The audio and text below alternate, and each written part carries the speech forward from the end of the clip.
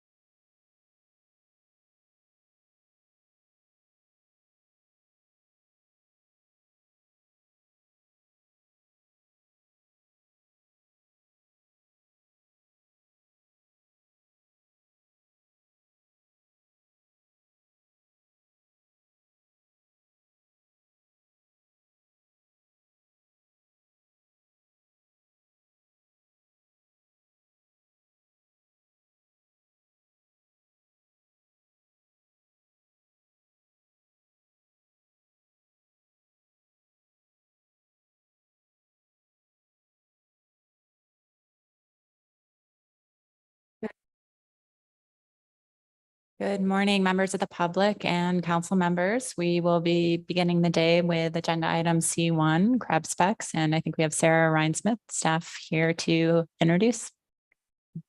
Thanks. Thank you, Madam Chair, and good morning, members of the council. For the record, my name is Sarah Rhinesmith, council staff. Today, I'll just be providing a brief introduction to agenda item C1, where we're discussing BSAI crab stocks. At this juncture, we're setting the final specifications for Eastern Bering Sea snow crab, Eastern Bering Sea tanner crab, Bristol Bay red king crab, and Pribilof Island blue king crab. And Katie Paloff, the crab plan team co-chair, will be providing the balance of the CPT report and any updates from that.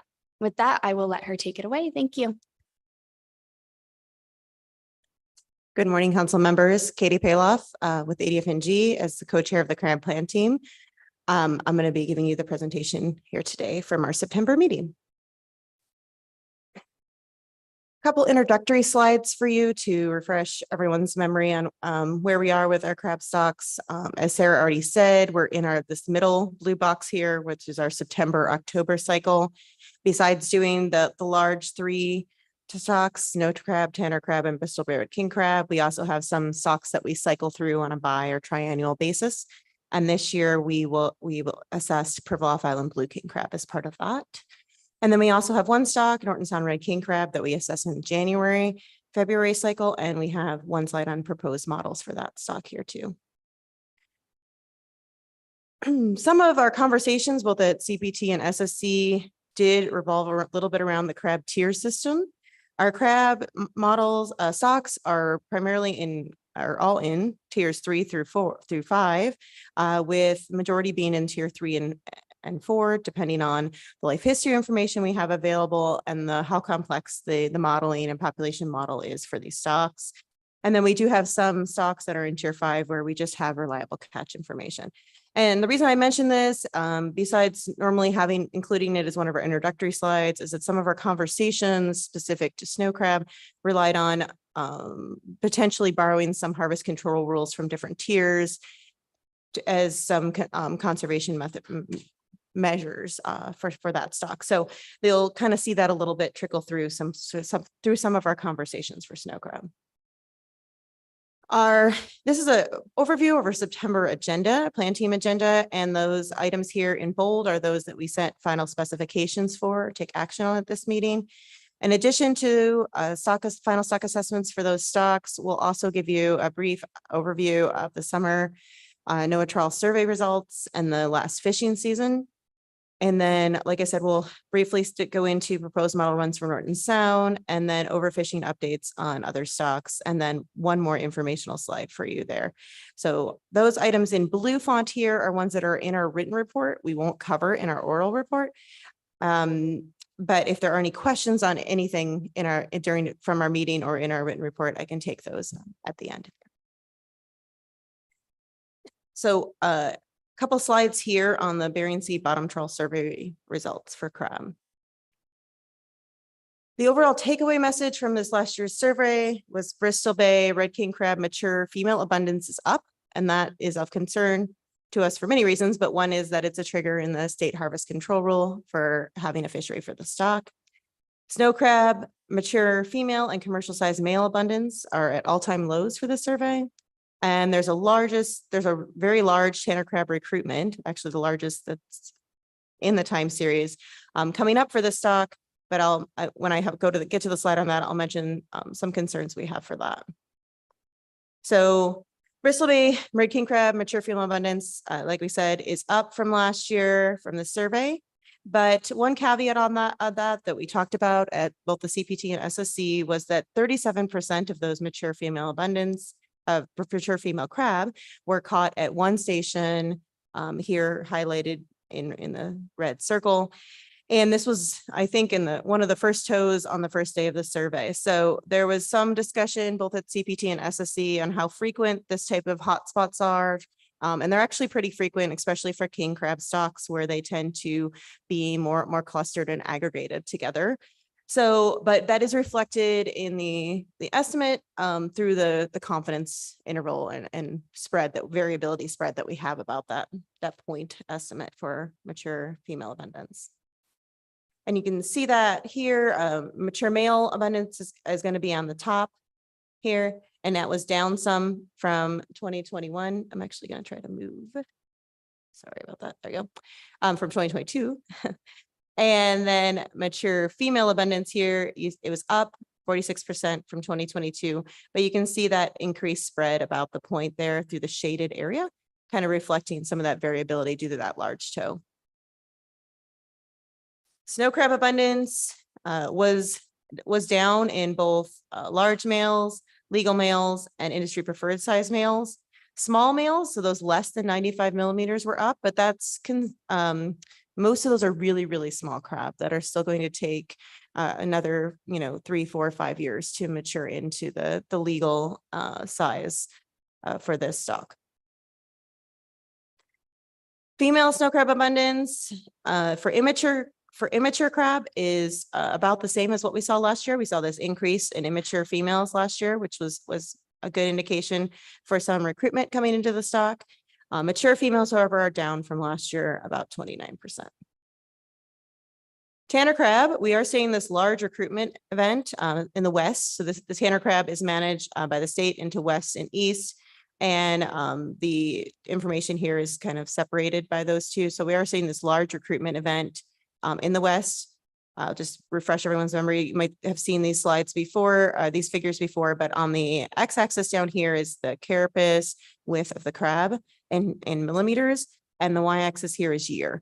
So this last point here is from 2023, but what you usually see, or what we would like to see for these recruitment events that you see like down here in the blue, is as time goes on, they propagate through the population, getting larger, growing, continuing to be part of the reproductive and population that we're seeing in the survey. And you see that we have had some recruitment events in the recent past for Tanner crab that haven't quite propagated through in the magnitude that we would have expected them to. So that is a flag and concern for this stock that we've been kind of trying to scratch our heads and formulate some hypotheses as to potentially what's going on there. And a lot of that is a lot of still hypotheses as to what's going on there. In general, Tanner crab abundance is up in the west and down in the east. You can see that here. The west is on the left here, east is on the right, and this is large males at the top and mature females at the bottom. That's consistent to some of what we saw last year too. So with that, I'll get into some of the status of the stock a little bit more when we look at the assessments, but I can pause and see if there's any questions on the survey itself. I'm not seeing any. Thank you. All right. The next update is a brief update on the 2022-23 crab fishery. We received a full report at CPT, both on the directed crab fishery from the state of Alaska and then bycatch in the groundfish fisheries from NIMS. In general, for Bristol Bay and for snow crab, the directed fishery was closed this last year. There was fairly low to average levels of bycatch, both in the groundfish fishery, and then for snow crab, there was some bycatch in the Tanner crab fishery, but low levels compared to the past. Tanner crab was open in both the east and west areas for the directed fishery, and there was pretty low bycatch in other crab fisheries, considering Snow and Bristol Bay were closed, and low bycatch in the eastern fishery for groundfish. There was some higher bycatch in the groundfish fisheries for the Western Tanner, but that's also where we're seeing that large recruitment event. So there's more crab, especially some smaller crab out there, but nothing that was concerning. The other stocks here, Aleutian Island Golden King crab, retain catch in the Western Aleutians was the lowest it's been since '98. But the Eastern Aleutians was close to a 10-year mean. Groundfish bycatch for this stock was very low. And for the Western Aleutian Islands red king crab, of course, that directed fishery is closed and the bycatch was low. So just some brief updates on that. And then I'll just keep going and then let me know if there's any questions. So the next couple topics are divided into the stocks. So for first, we have Bristol Bay red king crab. This is one of the stocks along with snow crab that you'll see today that has an ESP or ecosystem socioeconomic profile. And we get a report card on those in the years since they've been established. I just provided you a slide for that with some highlights there. Bottom temperatures and the spatial extent of the cold pool in Bristol Bay are near average. There's some concern still for declining bottom water pH, but there's still a lot unknown as to how deeply that goes into Bristol Bay and how much that would really affect crab if they're able to move away from them or even detect lower pH. Some other things that we've been tracking for Bristol Bay red king crab are sockeye salmon abundance, of course, in Bristol Bay, and potential for not only competition, but also predation on that. And then mature female spatial extent that's been above average since 2019. And that has to do with potentially increased use of habitat in the central Bristol Bay that have historically been avoided in years where waters have been warmer in the bay. One of the things that did come up in this conversation, and we brought up to the SSC also, was that we have socioeconomic considerations or indicators for these stocks, and those are really hard to evaluate when we have fishery closures. Right now, those are evaluated as missing data with a fisheries closure, but the CPT definitely felt that that did not encompass the magnitude of what a closure meant. And we felt that potentially reevaluating how those indicators are listed in the table as when closures occur, potentially through a 0 or through a very low level or something like that needed to be looked at. And so that was one of the things we added to ESP development, was a better way to characterize closures in the fishery with the socioeconomic considerations. Overall, Bristol Bay is a tier 3 stock. We do an annual stock assessment. It's in the GMAX modeling framework since 2018. I already kind of gave you some brief updates on, the status of mature males and females from the survey. The directed fishery has been closed the last 2 seasons, and that's been due to that mature female abundance threshold in the state harvest strategy, not due to the current status through the federal process.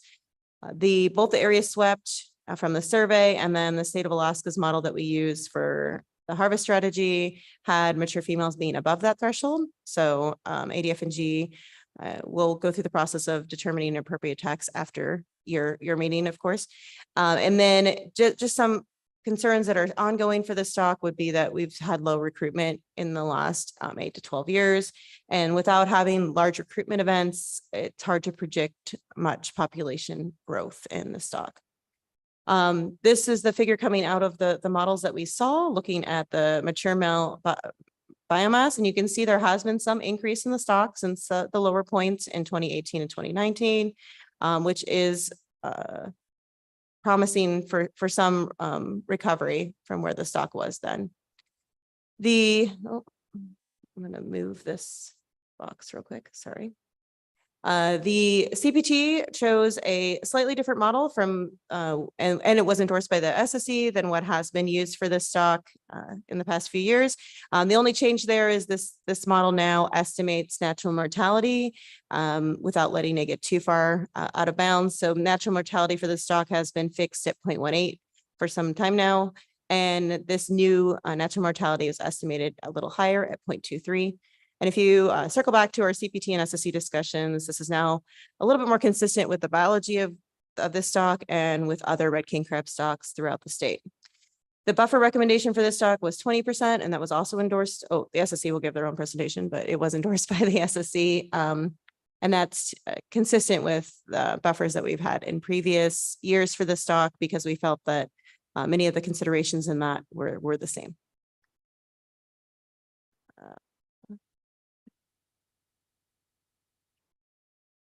Ms. Kimball. Thank you. Thank you for the presentation. I didn't get into the assessment, but you said that the mature female biomass threshold was met, which is 8.4 million. And I couldn't tell from the table in the presentation what the number actually, what the estimate actually was. So how far above that threshold are we? The survey data has us being at about 11 and some, not exactly 11, but I don't remember the exact decimal points, million mature female abundance and that million crab. And the state has a model that we use for setting harvest strategies, and that has us being, I want to say that's about 9 or so. So it's a little, it pulls that survey data point down a little bit, as to be expected with a model kind of tempering some of those extremes that you might see through hotspots and such. But both of those are above our, I can get you the more exact numbers if you'd like me to follow up with that. Yeah. It seemed like, were you moving on to another species? Okay. So how did the crab plan team, I wasn't able to listen to the whole meeting. How do they take into consideration the part of your presentation that showed that the majority of the crab were found in one station early in the survey? How does that work into the assessment? Through the chair, great question.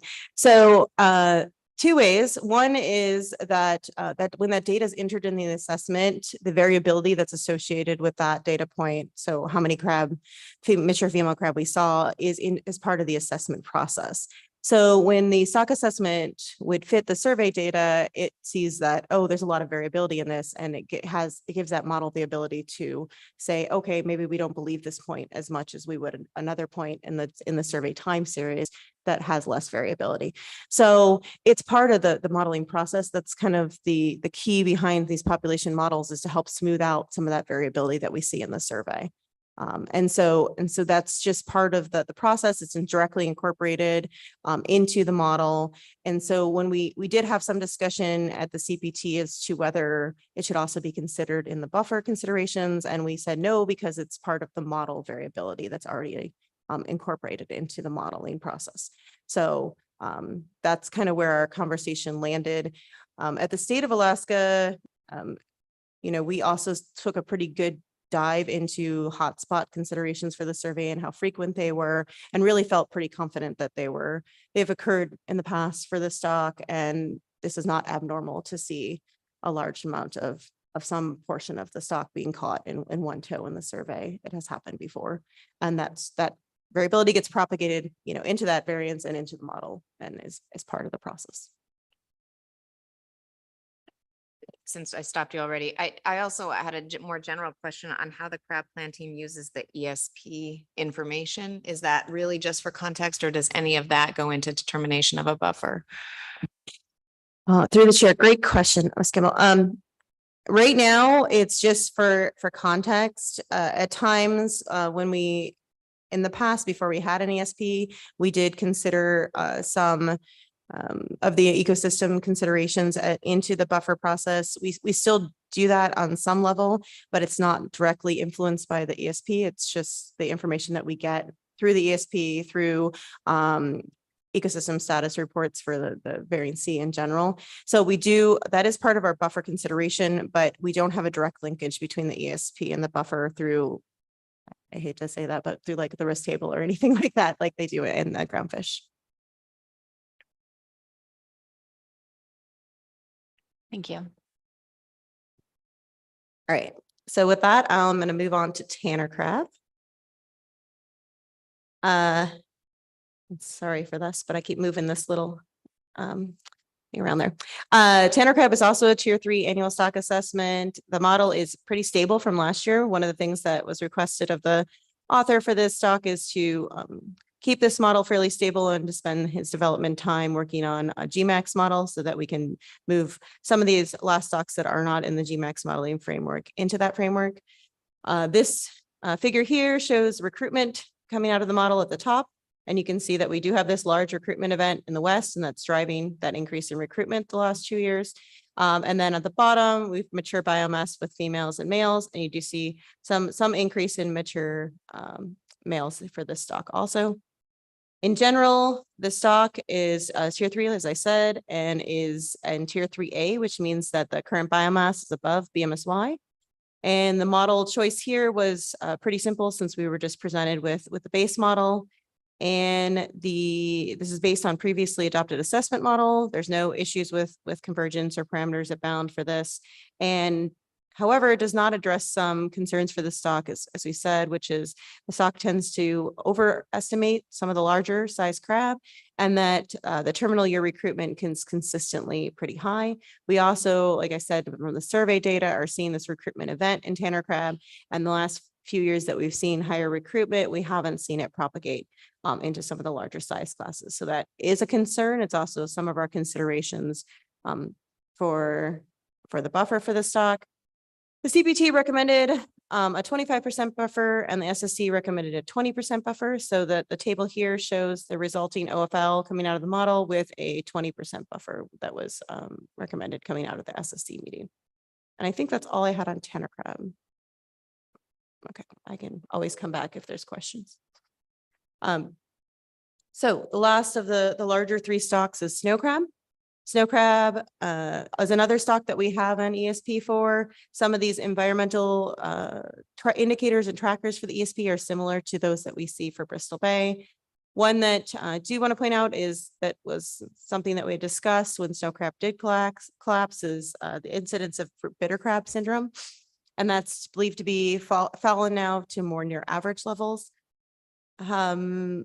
Mature male center of abundance is a little more northerly than average for this stock currently. One of the new indicators that we have through the ESP that was definitely of interest to the CPT was you have a juvenile body condition.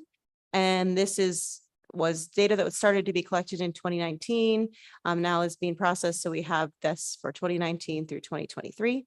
And this was poor in 2019, which we now believe was the beginning of that collapse. So potentially an indicator that we can be using in the future to look at kind of food availability and environmental ecosystem care availability as far related to juvenile body condition. Similar to Bristol Bay red king crab, the CPT spent some time talking about the socioeconomic considerations and how to incorporate those in a better way when we have closed fisheries. Snow crab is one of the models we do have in the GMAX modeling framework. It was declared overfished, as you all know, in 2021. It's currently under a building plan. The directed fishery was closed for the first time this last season. So the CPT's discussion really focused on two different aspects for this stock. One was the model choice, how the best model that really captures the population biology of the stock, and then what that means for our management decisions. And the reason these are two separate kind of categories here is that the model that best encompasses the biology for the stock requires improving both the maturity that goes into the model and the selectivity. And because of that, the resulting OFL and ABC, the harvest specifications, come out with a pretty high fishing mortality on very large crab. And the reason, I can get into more details if folks have questions on that, but one of the reasons for that is that now we're using the data to inform in the model instead of kind of a model fit. And so that makes more crab that are maturing at smaller sizes. And with snow crab and Tanner crab, when those crab mature, they reach a terminal molt, which means they stop growing.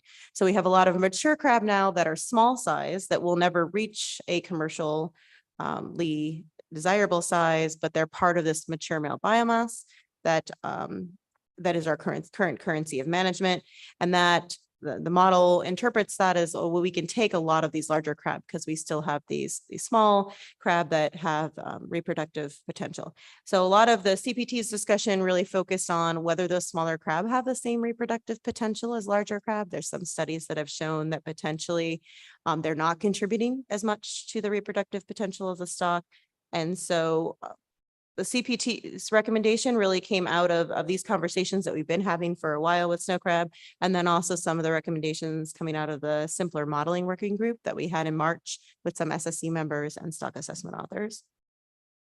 So both the, and I know the SSC will give you a report, but we kind of structured this talk for the AP also, and they don't get a report for the SSC. So there are some summarized SSC recommendations here that both the CPT and SSC supported the author recommended model. And so just to be clear, we both supported bringing the same population model forward for a couple different reasons. But in general, what we recognized in this model is, like I said, is a very high fishing mortality on larger mature male crab or the industry preferred size, and whether we think that's appropriate. So the long-term solution for the stock is really to look at the currency of management. So what are we using to as the mature male biomass? And right now it's this physically with Tanner crab and snow crab, one of their claws gets larger when they mature.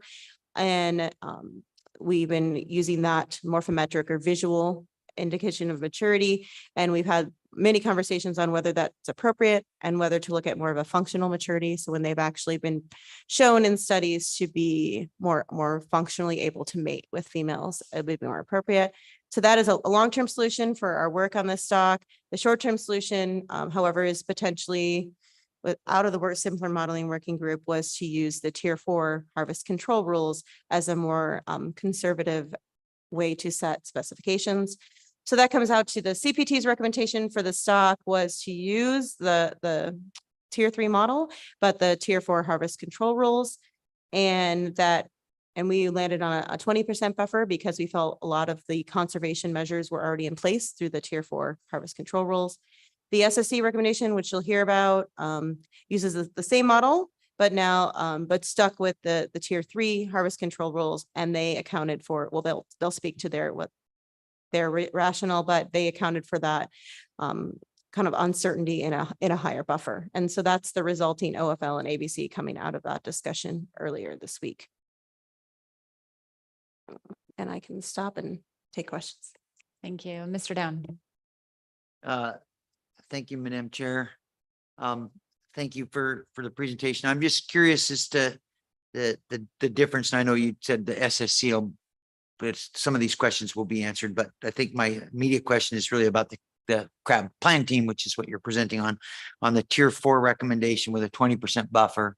The resulting OFL and ABC isn't listed here, but are they similar? I mean, these two approaches, it's just a matter of semantics, or is there a big difference between the resulting OFL and ABC? That's usually what people look at when they're looking at this. That's what people are genuinely interested in, and it's not listed there. So I'm just curious if those two are similar. Through the chair, Mr. Nance, they were not. Our recommended OFL and ABC, and I apologize that it's not on the slide, with the tier 4 specs was orders of magnitude smaller than what ended up coming out of the SSC. And I can ask Sarah can pull that up for me, I guess.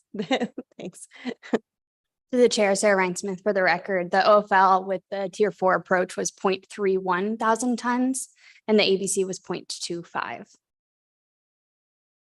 Thank you. I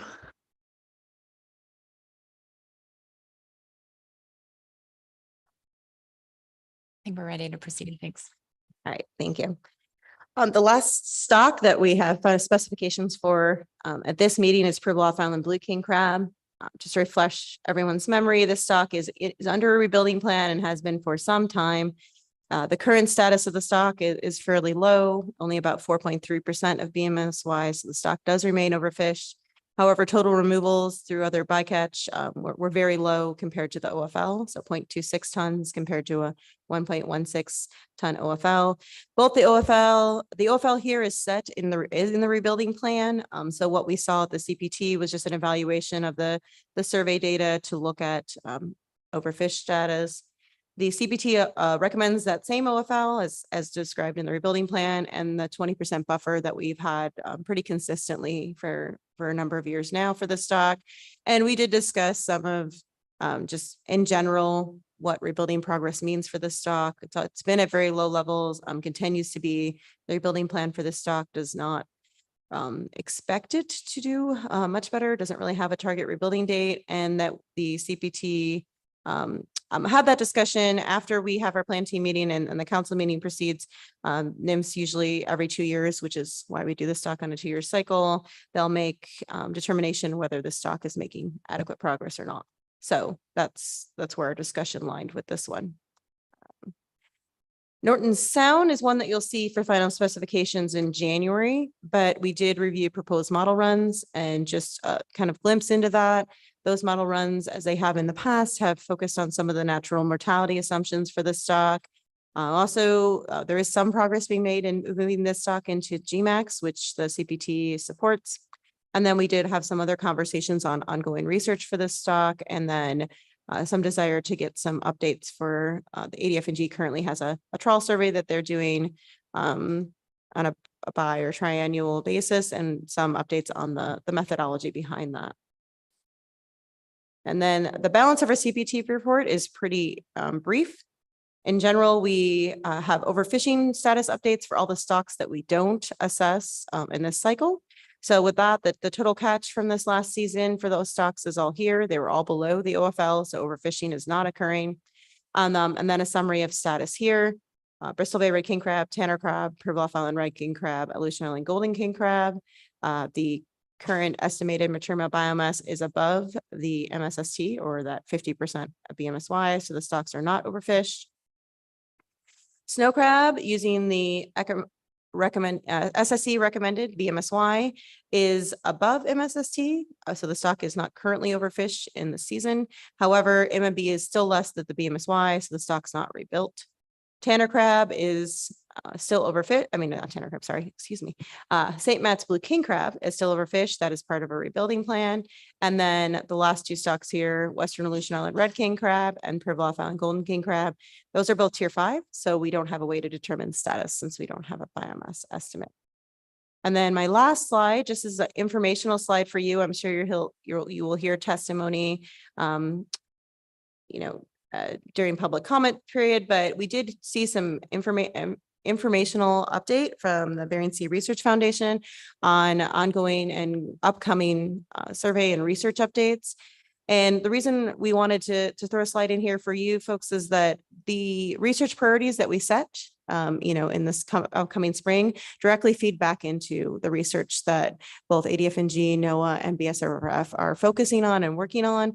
A lot of our research does encompass a lot of the biology that we need for the stock, and then research around some of the, collapse and hardships that are currently part of, unfortunately, many of our crab stocks in the Bering Sea.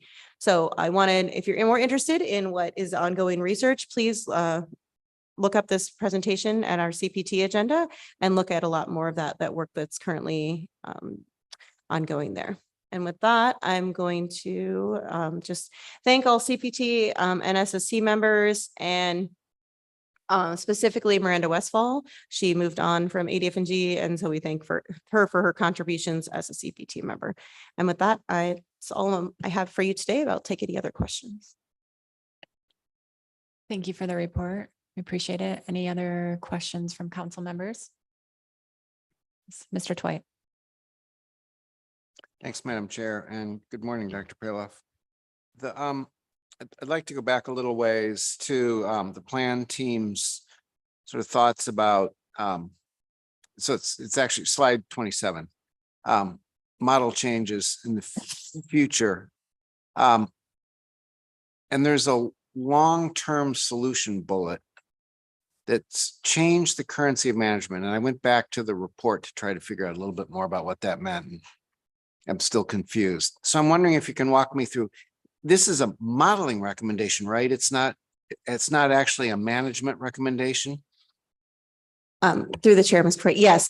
So currently, the way that the OFLs are set for our crab stocks is we set a harvest rate on mature male biomass, and how we consider what a mature crab is what we're talking about here. So it's a modeling consideration, but it's actually more of a biology consideration, is how we're determining what maturity is and what maturity is as part of the reproductively functional part of the stock. Currently, that's based on a visual indication of maturity for these male crabs that we're seeing in the survey. However, there's been some study done in Canadian waters showing that just because crab appear to be mature doesn't mean that they have success in mating. And so that's something that we want to make sure. So the reason for that is that if we have a lot of crab now that at smaller sizes that are maturing, and we're saying that we can take more of the larger ones because these small ones are still reproductively part of the population, we want to ensure that that's a valid assumption for the stock. And that's what some of these changes in the modeling are telling us. And so from the biology aspect of it, we want to ensure that we're harvesting on the portion of the crab that are part of the reproductive potential, the majority of the reproductive group or part of the mature males. So yes, it's not a management consideration. It would be a modeling and biology consideration as to how we're using the data that's coming into the model and into the harvest control rule. Thanks. I was able to track most of that, but what I wasn't able to do was sort of take what I could track and then kind of try to convert it into what's likely to look different once that's done in the model? Through the chair, great question.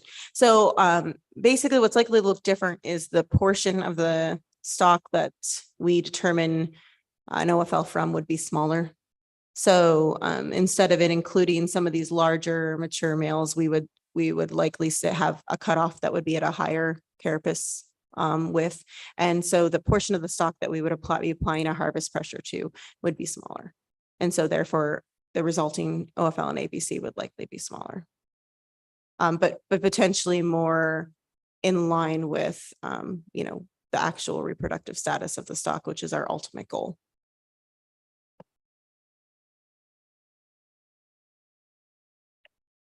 Thank you, Dr. Paloff. I'm not seeing any questions at this point. Ms. Rhinesmith, is there anything else that you have for us? Okay, so I think we're ready to transition to our SSC report.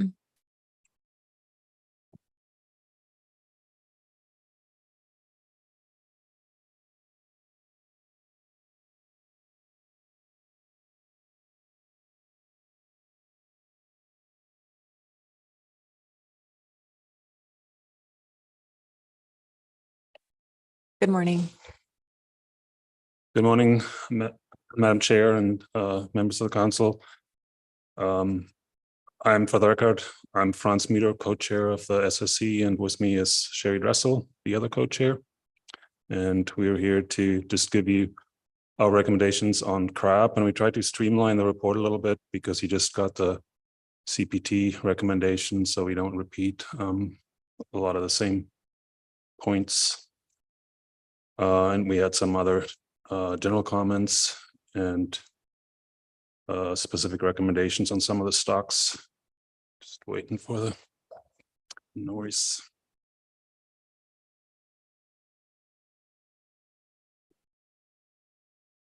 So just a couple of general comments. The SSC also thanks Miranda Westphal for her service on the CPT.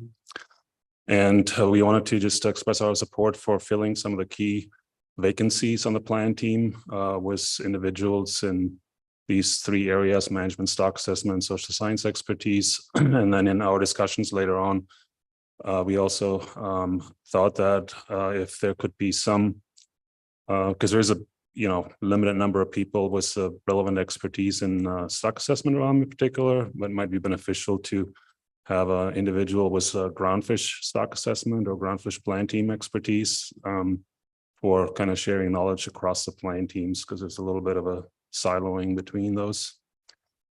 Then another general recommendation was that we suggest developing the risk table approach for crab stocks to provide just a more comprehensive, transparent, and defensible justification for the CPT and SSC recommendations on ABC buffers.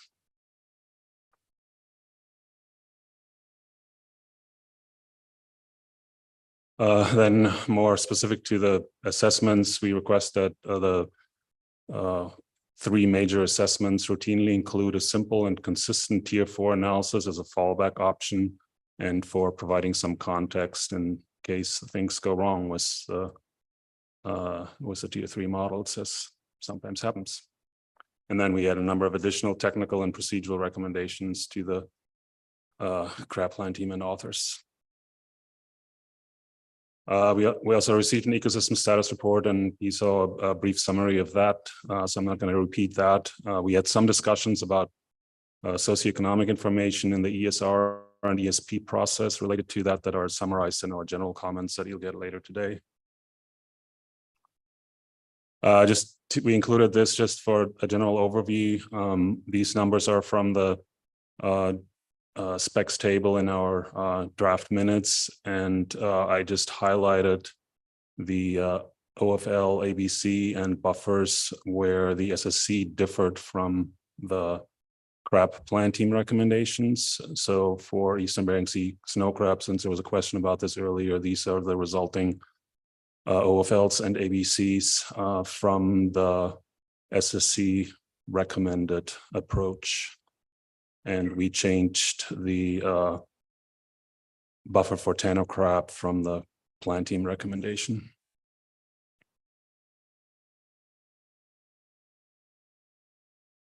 And here I just kind of dimmed the points that I'm not going to repeat because you just saw the CPT report, and I included them here mostly for a reminder to myself, and you can look through them if you need the reminder, but I'm just going to focus on the things where the essential recommendations and where we may have differed.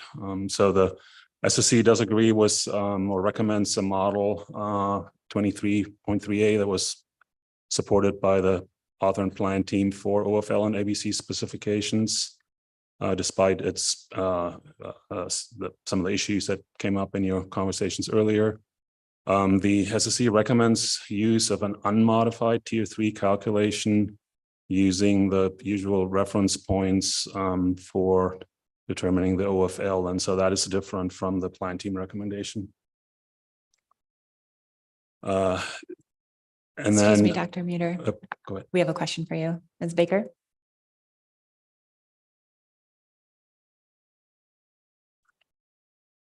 After the next slide. Thanks. Okay. So the SSC recommended for additional precaution because of the concerns about that model relating to the biology of the stock and the nature of our harvest control rules that weren't really specifically designed for this kind of situation. We recommend a 50% buffer due to those concerns. Primarily that what would result in a really high fishing mortality rate, where the usual rule here would effectively remove all of the exploitable crab from the population. And I just wanted to highlight that that's an issue that wasn't really anticipated when the harvest control rules were developed, and it's related to the large number of small males that are mature but are protected from fishing mortality, because fishing mortality doesn't really kick in until the industry preferred sizes. And as you heard earlier, the reproductive contribution of these small crabs relative to the large mature males is unknown. If they were, equivalent to large males, there would be less of a concern. But as you heard, there's some concern over the smaller crab not being able to contribute to reproduction. And so the 50% buffer was sort of adopted as a compromise between accepting the full tier 3 ABC and going to the what we felt was an overly conservative approach, where you use the kind of tier 4 recommendation that we had actually endorsed earlier, or recommended earlier, that would result in a really low ABC. And we just noted here the 50% buffer results in an ABC that's a bit lower than last year's ABC, which would be consistent with a kind of a decline in at least a larger portion of the snow crab. I'll pause here. Oh, I guess there's one more slide on snow crab. Thank you. So we support the CPT recommendation, strongly support the CPT recommendation. That's really the crux of the problem here is to appropriately capture the reproductive potential of the stock. So we support evaluating other metrics for reproductive output. And then really from a modeling perspective, addressing the concern about the consequences of this high F35% fishing mortality on the large mature males that would result from our usual tier 3 approach is really the highest priority for this assessment. This is the last slide on snow crab, so I'll pause here. Thank you. Ms. Baker? Thank you, Madam Chair, and thank you for the report. Sorry, I jumped the gun a little bit there. I appreciate the explanation of the SSC's discussion and rationale, but I'm trying to really distill that for those of us maybe that don't follow the details as much, or some members of the public. And so we also got a really great report from the crab plan team. But one of the things I took away from that was a recommendation from the simpler modeling working group in the short term in terms of management approaches to use the tier 4 approach that to set OFL and ABC. And Dr. Meter, thank you for, explaining the rationale, but I think that's been a sticking point, at this particular meeting in as concise and simple a way as you can. Why did the SSC not select the tier 4 approach and instead went with the recommended tier 3 approach with the larger buffer? I think that's a really important and difficult point for people to grasp. Yeah, thank you for the question, Madam Chair, Ms. Baker. That's obviously something that we kind of struggled with a little bit, because we had made the recommendation to bring forward the tier 4 approach from the modeling workshop, or the SIMPRA modeling workshop. And there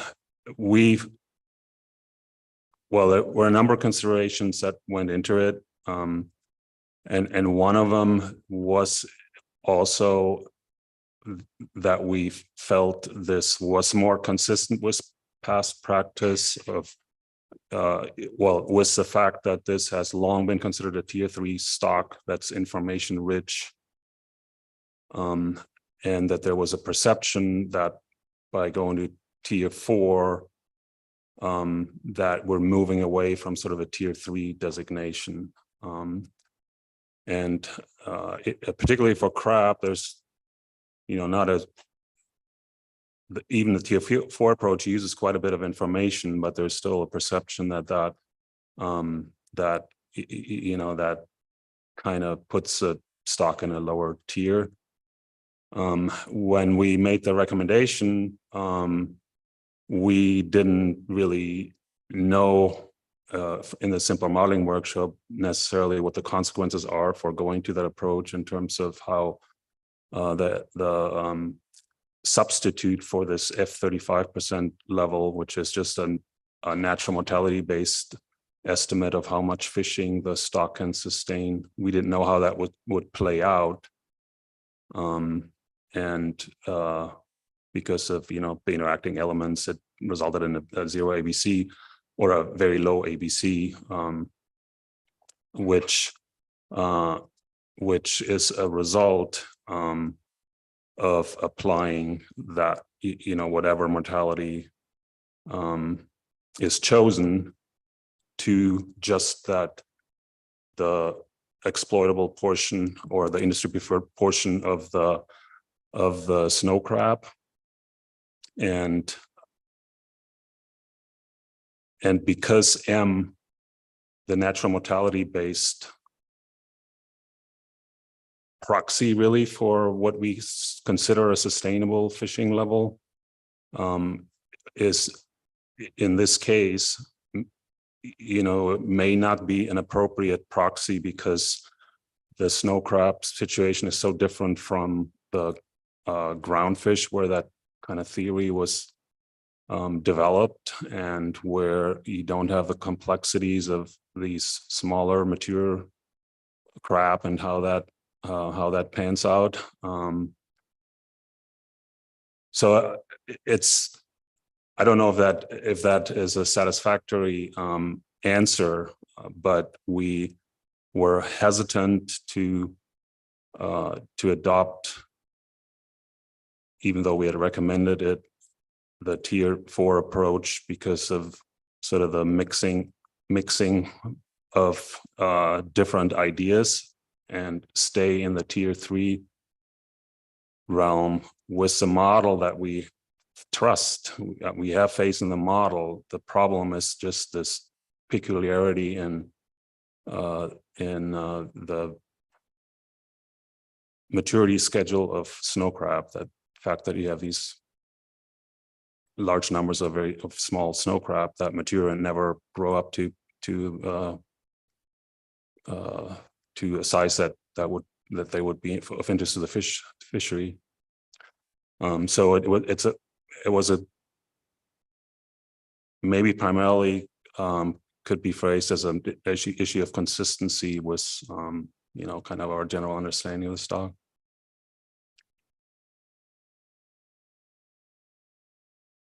Ms. Baker.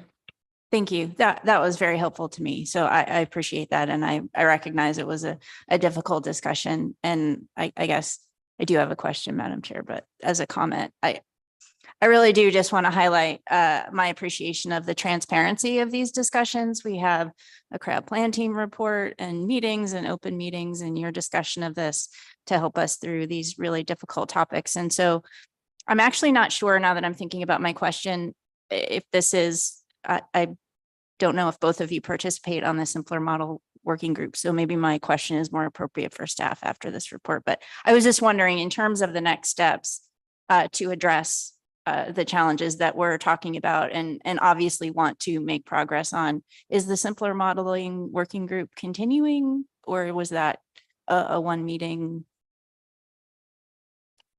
No, that was, there's no plans to continue that. But I think fundamentally, we know what the problem is. And the author is trying to, and the plan team is trying to solve that through coming up with a better metric of reproductive output that, lines up with our current understanding of sort of the reproductive potential of snow crab, and to address, and that's a little more difficult, addressing the fact that this reference point that was developed really for ground fish and, crab species that have a, different life history. So there's some work to be done to try to work out a better approach, more suitable to particularly Caenorhabditis crab. And that discussion, I believe, is on the agenda for the January crab plan team meeting. And maybe you have better understanding. I think that's when they would take that up. Dr. Dressel. As Franz noted, my name is Sherry Dressel, co-chair of the SSC. So through the chair, I think that, and this is sort of saying what Franz said in a different way, there's kind of two different pieces. One is the model and getting it to represent the biology of the stock. And the CPT and the SSC agreed that it actually agreed on the model this year. Then there's the harvest control rules. And one of the things that I hadn't realized before this was that the harvest control rules, like Franz said, were, for ground fish, but they were put into place before it was known that there was a terminal molt for Caenorhabditis crab. And because of that, if they're maturing and never making it into the fishery, all of a sudden your harvest control rule isn't doing what you're intending for it to do. And also, if there's different reproductive potential, amongst small crab and large crab, that also is sort of an issue. And so a lot of this is trying to figure out how we deal with the harvest control rules to represent what we want them to and need them to, and acknowledge the different biology of this critter. So in some ways, I think that this also, I don't know that it's mentioned specifically, but it's also a consideration for harvest control rule examination and what is the best way forward. And so we and the crab plan team in the simpler modeling workshop and now are struggling to find the most representative, consistent way. And it ends up being very complicated and obtuse. But we're trying.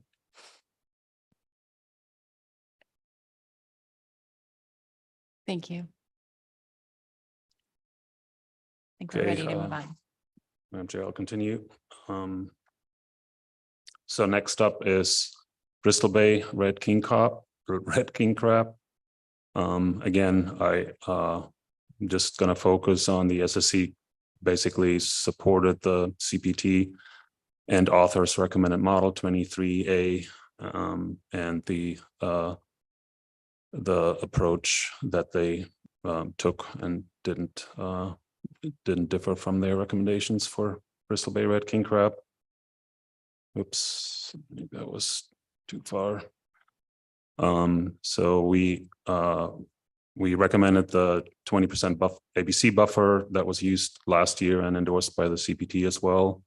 And that's again because of strong concerns of the retrospective pattern. The way natural mortality and survey catchability are really very tightly constrained in the model, and then poor fit to the BSFRF data, that we had some specific recommendations and a number of other recommendations to work on those and other issues. That's it for Bristol Bay Red King Crab.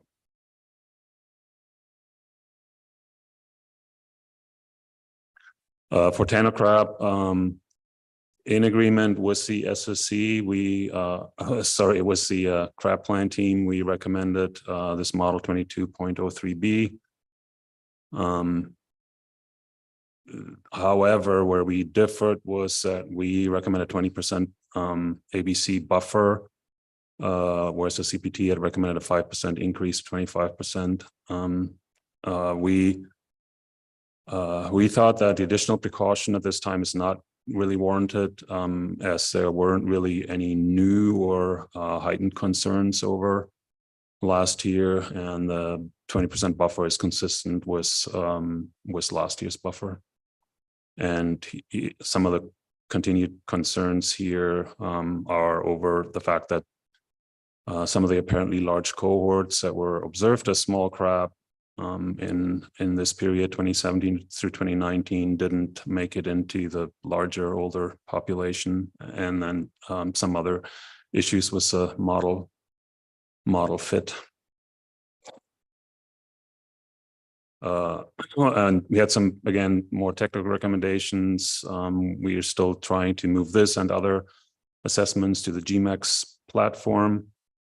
And then we also recommend evaluating whether some of the recent changes that have been implemented in the snow crab assessment can actually be of value in this model here. And that refers to things like directly incorporating the way the annual molt to maturity data that's being collected for both snow and Tanner crab can be included in the model, and then also the way the BSFRF data is used to inform the survey selectivity in the NIMS trawl survey.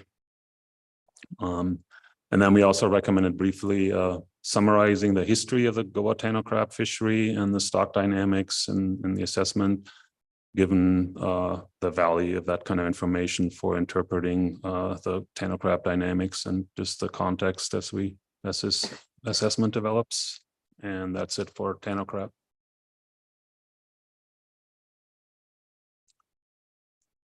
For Pribilof Island blue king crab, we agreed again with the crab plan team and author recommendations, and for this stock, we, that, as you know, remains overfished and doesn't really show any signs of recovery. We suggested that the frequency of the assessment can potentially be reduced, while, of course, the survey catches of blue king crab would be continue to be monitored, and that could be something that the crab stock prioritization meeting in January could take up.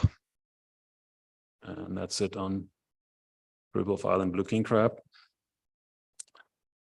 And then on the overfishing update, you saw the CPT provided updates for these 5 stocks that went through the spec setting process earlier. We reviewed and support those determinations.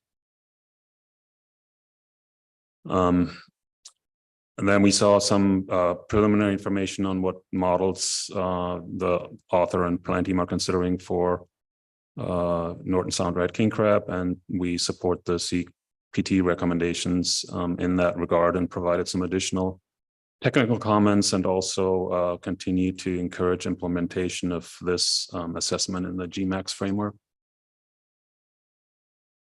And that's it on Norton Sound red king crab.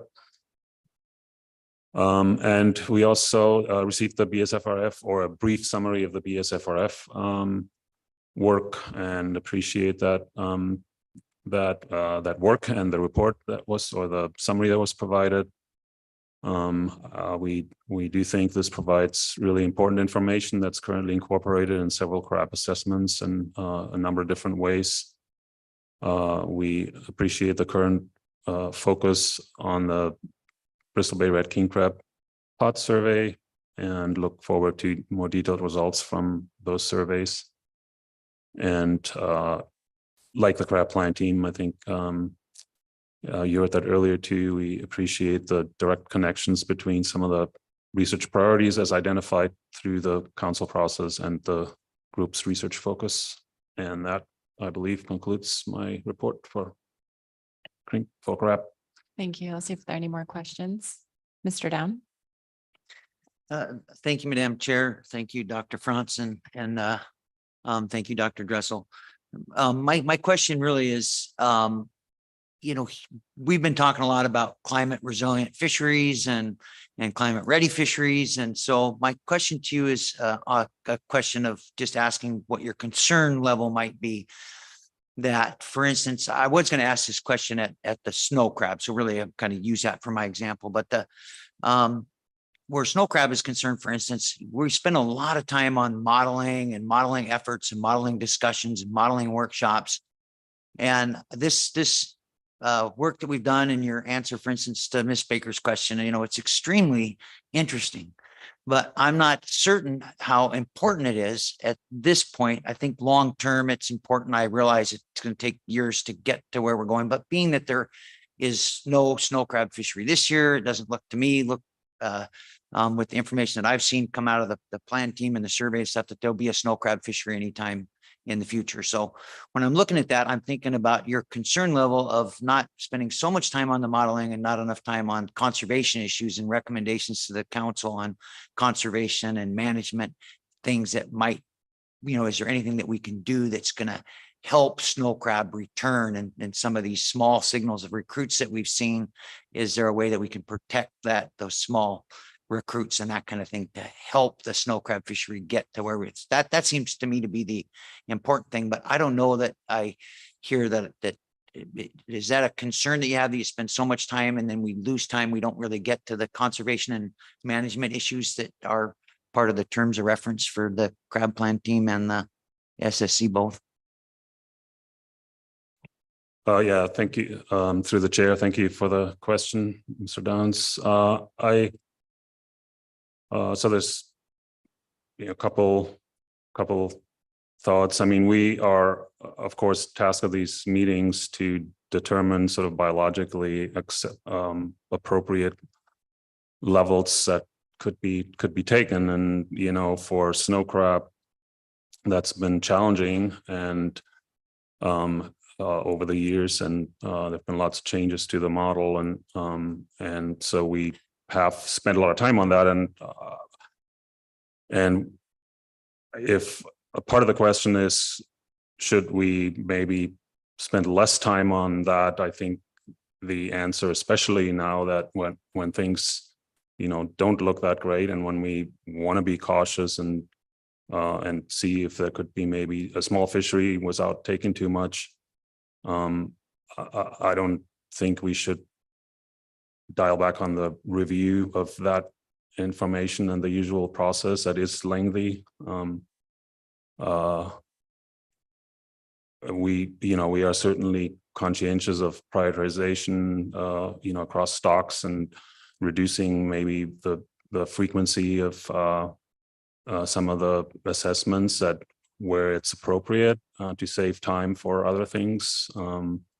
But I would certainly not advocate at this point for reducing the attention that we pay to snow crab. With regards to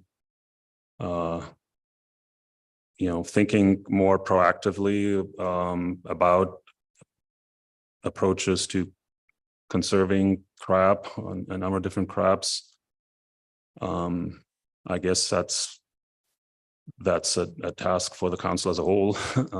We are certainly willing to review the appropriate science that's available to inform any conservation measures and so forth.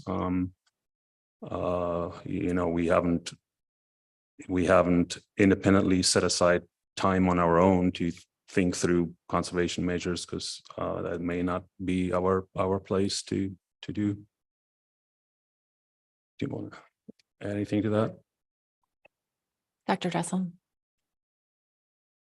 Yeah, I think my response is very similar. I mean, we're tasked on the Magnuson Act to set these limits. And so that is our job and we have to do it. And so the question is, if we could do it faster, would we? Absolutely. But when crab are at these low levels and we're struggling with the harvest rates and the models, I mean, we're trying to estimate really quite precisely where this stock is, because the question that's so critical is, can you have a small harvest or not? And we're dealing with really small amounts. And so I think that we have to do this. I think that there are, and this may be, there are many ways in which I think the council is, that you all are looking at conservation measures. And so we certainly value those and know that they're important, and we'll work on them as you ask us to, in the context that you ask us to. I guess I just want to say, I don't think that we are choosing not to focus on conservation measures. We're trying to fulfill our role.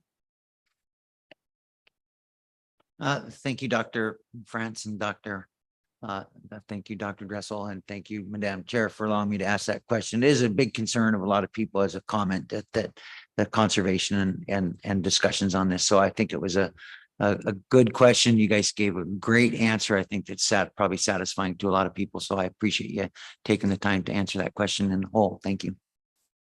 Thank you, Mr. Down. Thank you. Ms. Vanderhoven and then Ms. Kimball. Thank you, Madam Chair. Thank you both for the report. I don't need you to go to the slide. I was a little slow on the uptake this morning, but one of your first slides with your general comments, I was curious about the bullet regarding crab planting vacancies and the recommendation to look at including a social scientist. And I tried looking through your minutes to see if I could answer my own question, and there wasn't enough information there. Did you discuss any particular areas of social science that you were looking? And we have a social science plan team, and so I wasn't sure why you were looking for somebody for the crab plan team rather than the social science plan team. Through the chair, thank you for the question. That may be a better question for the crab plant team. It was the crab plant team recommendation to add somebody with that expertise, and we did feel that would be helpful, and specifically it would be non-economic social scientists. And part of that reason for that was because they currently lack any expertise in that area, and that I assume this will come up maybe in our general comments this afternoon as well, because we're kind of struggling with the input and review of socioeconomic information into the council process to review that at the appropriate stages, and some of that currently is happening through the ESP process, the ecological and socioeconomic profiles, and those are filtered through the CPT, and they lack the expertise to fully review and vet those. Thank you. Ms. Kimball. Thank you. And Ms. Vanderhoven, as part of my question, I hope we are going to have that conversation later, because I think the lack of social science expertise on the plan team is driven by the fact that you're reviewing social science information through the ESPs, but you're not using that information to set OFLs and ABCs. So there's some confusion in when that information comes forward and why. So anyway, I'll leave that for now. But my question was on the bullet on the risk table approach that the SSC suggests developing that for crab. And we very specifically through the council took a pause on that as we worked through our use of that for groundfish. And so I wondered if the SSC had a conversation about, how to get our lessons learned on this, what was supposed to be a very standardized framework for adding uncertainty into the process that wasn't already captured by the models or by the tier system. And we've obviously gone through some growing pains through the groundfish plan teams in getting there. And I think we've made a lot of progress. So I understand the SSC's intent of being more transparent when we reduce from max ABC, but how do we avoid, I don't see a ton of crossover between groundfish plan teams and crab plan teams. How do we avoid that couple years of kind of inconsistent use that we were struggling with if we apply this to crab? And I really just wanted to hear the SSC discussion about why we thought we were there for crab. Through the chair, yeah, thank you for the question. We don't think that really would change what we're doing already currently. It would just formalize it more along the lines of what we now do for groundfish, which in our view has worked, in recent cycles, well, to just lay out the available information that might be relevant. And we can use that to sort out what is relevant or what's already incorporated in the model. And it's been a structured approach that works for groundfish, and that, effectively we're using the same process for crab, but not in a risk table format exactly. So I don't think it would change the way we're doing things really. Dr. Dressel, did you have something to add? Yeah, through the chair, Ms. Kimball. For crab, one of the other things that they've done is they have actually come up with tables for their stocks where they list things that are very similar to the risk tables. And we have found those incredibly valuable for reminding us why they and we have made different recommendations in the past. So they've done that. And they also, for I think 1 or 2 stocks, they did draft risk tables. And so they've had a little bit of experience with it. And it's kind of, we've just found it so valuable that it seems like it would be worth taking a step. I do, as far as growing pains, when they worked on the draft risk table, I'm sure that there will be some. My hope is that since groundfish has gone through this, that they will be less. Thank you. And it might not be an appropriate question for you, but maybe council staff, but are you aware that we have any kind of record of like the lessons learned with risk tables, the questions that plan team authors asked and then were responded to? And I'm thinking of very kind of basic things like a number that gives you a concern doesn't necessarily mean you need to reduce from max ABC. I mean, they've had hours of conversation about that a positive change doesn't necessarily mean you have a heightened concern that makes you reduce from max ABC, because some changes aren't necessarily negative, but they were still causing consternation in the process to know whether we address that through a reduction. So and I can ask council staff, but are you aware of anything like that we put together that we could use in application to the crab plan team approach? If you are, go ahead. I think that the best reference would be in our June 2021 meeting, we had the risk table. It was a report of the risk table workshop. I believe that was at the same time that the council decided to wait for crab. But I think that those questions are outlined in that workshop, and then we've been working on it since. But that I think is the best written reference to that information.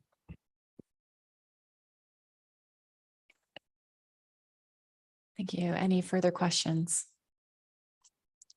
Appreciate your report. So any questions for staff before we transition to our AP report?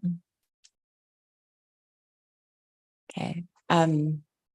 So for members of the public wishing to testify on C1, please sign up before the end of the AP report. Thank you. So Mr. Wilkins, welcome.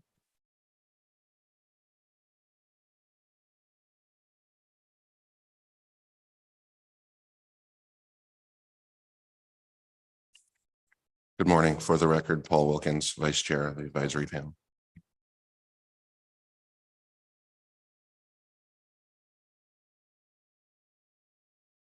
Okay, the Advisory Panel's C1 motion. The AP recommends the Council adopt the 2023 Crab Safe Report, as well as the 2023-2024 OFL and ABC as recommended by the SSC for EBS Snow Crab, Bristol Bay Red King Crab, EBS Tanner Crab, and Pribilof Islands Blue King Crab. And that motion passed 15-0. Thank you, Mr. Wilkins. Any questions? Mr. Wilkins. Okay. Thank you. Thank you.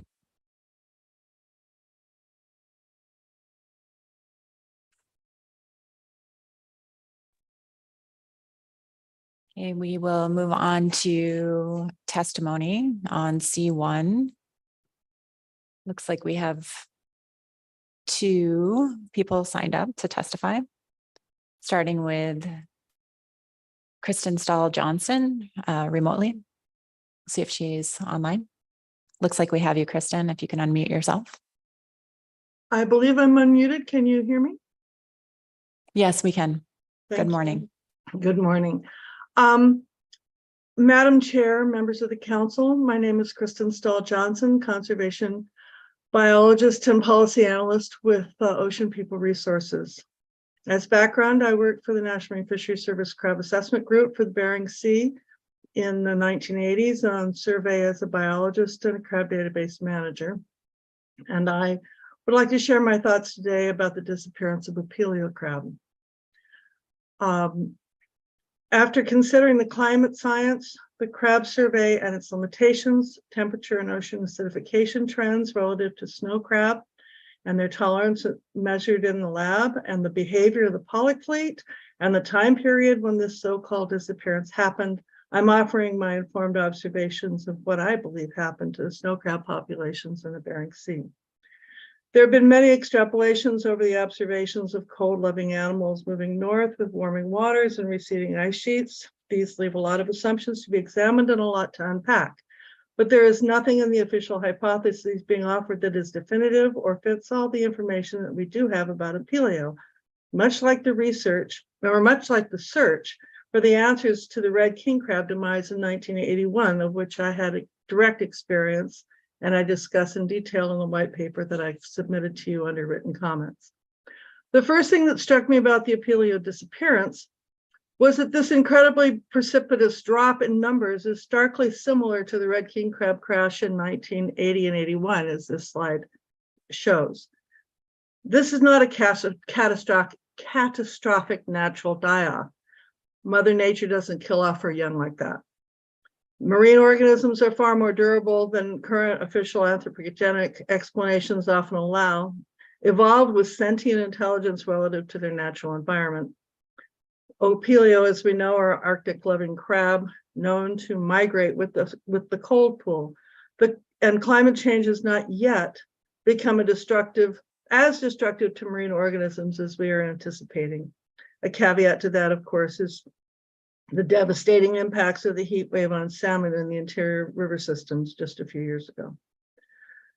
The next obvious piece of the puzzle was the time slot in which this disappearance happened, 2020 and 2021, the COVID years. The pandemic provided the best economic years ever for the polyp fleet, according to National Fisherman Magazine. With the general market looking for cheaper sources of protein, the polyp market soared, providing them with the highest prices ever for this during the same years as the Apelio crashed. Next slide, please. Since the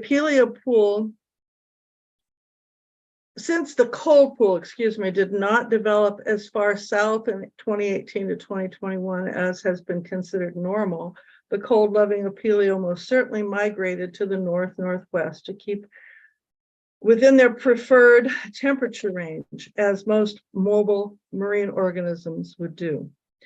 It is very possible that a good portion of them moved beyond the range of the annual survey into the Chukchi or the Anadir.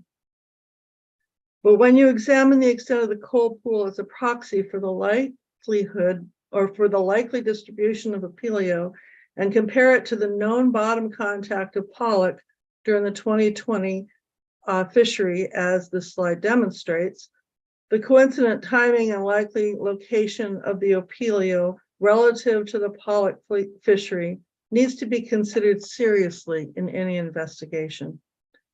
Importantly, massive aggregations of pollock need those super cold water temperatures, much like the Apelio prefer, supersaturated with oxygen in order to gather in such huge densities for spawning, which is what makes them easy targets for the trawlers. I believe there was a catastrophic collision between the insatiable pollock fleet fishing hard to take advantage of the high price, high demand market and the movement of the Apelio as they migrated to stay within their cold temperature zone. Very similar to the outcome of lifting the protections from trawling for Bering Sea king crab in 1977 and their subsequent disappearance. What about the observers? That's $1 million question and a much longer discussion. But how many Apelio could make it on board after being sorted through those very large forward meshes? Do I believe in nihilists that say climate change has and will destroy everything and we can't turn it around? Not in your life. But there is nothing in the science leading up to this moment that says that climate change is responsible for the loss of Apelio. It is all conjecture and a perfect foil to deflect exposure away from the wantonly destructive and wasteful practices that the pelagic trawl fleet has hidden for far too long, and that has been a devastating consequence to all our crab fisheries. It is amazing to me that in my lifetime, 50 years as a fishery scientist, that I have seen the demise of all the iconic fisheries in Alaska, and that are worth far more than the pollock fishery ever has been. And we are still not paying attention to what the real reason for these losses are. And that is something that the council needs to pay far more attention to. Thank you very much. Thank you for your testimony. I'll see if there are any questions from members of the council. Seeing none, thank you for joining us this morning. You're welcome. Okay. Next up is Jamie Goen.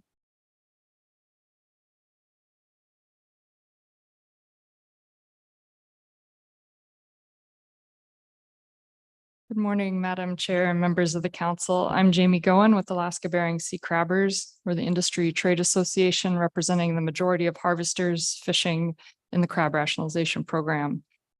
I'll focus my comments on observations about science and process from a stakeholder perspective. And I'll note Mr. Downs' question to the SSC kind of beat me to my public testimony here. ABSC appreciates all the work of the crab plan team and stock authors to produce the models and assessments for Bering Sea crab stocks. We recognize that these are a necessary part of the process to establish OFL and ABC. However, given collapsed crab stocks in a fishery in crisis, these models that are admittedly rife with issues are not going to help solve the problem at hand. And yet the crab plan team spent a majority of their September meeting discussing these models. And at this meeting, the SSC spent over a day on them. In the meantime, the crab industry and communities are going into our third year of a financial crisis, with second and third generation fishing families losing boats, selling homes, and pulling their kids out of college. While the crab experts and leading scientists in Alaska spend the majority of their time trying to figure out which of the broken models spits out the best OFL and ABC. Fishermen are troubled by where they see the government and the council spending their time and energy while we're in a crisis. Instead, what if the crab plan team and SSC spent a quarter or less of their time at their meetings focused on the stock assessments, which could be as simple as updating last year's assessment with the current year's data, and more of their time on the science available or needed to inform conservation and management strategies to help protect crab stocks, identify essential habitat by management unit, facilitate recovery of these stocks, and help build a resilient crab fishery and related communities. In my opinion, The focus of the science is misguided right now, and the scientists are not using the best available information to give scientific advice to managers to address the crisis at hand. So how could this be improved? We are asking for a shift away from so much time on stock assessment models right now and spending more time on conservation and management measures that could help these stocks and the industry. And by that, I mean not just measures to protect crab, but also measures for the human side of the equation to make fishing communities vibrant and keep fishermen fishing. We need more scientists informing the human dimension as well. Given the crab crisis, more attention is warranted to find proactive ways to help these stocks and the stakeholders that rely on them. And that comes from the science experts, the CPT and the SSC, providing guidance and options to the council. The upcoming Red King Crab Savings Area action at the council in February would be a good test case of conservation and management measures to see if as much time and energy is spent on it in both the crab plan team and SSC ahead of council decision as was spent on stock assessments in the fall. Alaska Bering Sea Crabbers asked the council to give direction to its crab plan team and SSC to provide advice on conservation and management measures for crab that could help these stocks recover. These bodies should be spending at least equal time on science to support conservation and management as on stock assessments. We ask the council to empower these bodies to lean on the science available and provide you conservation and management advice to help us get out of this crisis. We look forward to the CPT and SSC having a robust discussion of and input into the Red King Crab Savings Area action before the February meeting. And with that, happy to take any questions. Thank you, Ms. Goen. See if there are any questions. Mr. Down. Jamie, my question is really the response that you've got from the crab plan team members. So Alaska Bering Sea Crabbers testimony is that you'd like some help from the council directing the crab plan team and the SSC, but you heard the answer that we got from the SSC to my questions, which is that they're doing all they can with what they're tasked to do under the Magnuson-Stevens Act. I think that was a summary of what we heard from Dr. Dressel and Dr. Franzen. So with that answer, what exactly would the council do here to help? I think what we heard from them is they feel like they're tasked with this, the time that they've got, and they need to be doing this. And so using last year's model and just updating it, that would, is there other items that you've got that you'd recommend? So I guess my real question is, can you be more specific on what you'd like the council to actually say based on what the answer that we just got from the SSC on this? So Through the chair, Mr. Down, the answer I heard from them was that they're following direction from their council to focus on stock assessments in OFL and ABC setting. What I'm asking is that the council give them direction to spend at least equal time on coming up with conservation and management measures to help the stock and the fishing industry and communities come out of this crisis. What can we be doing?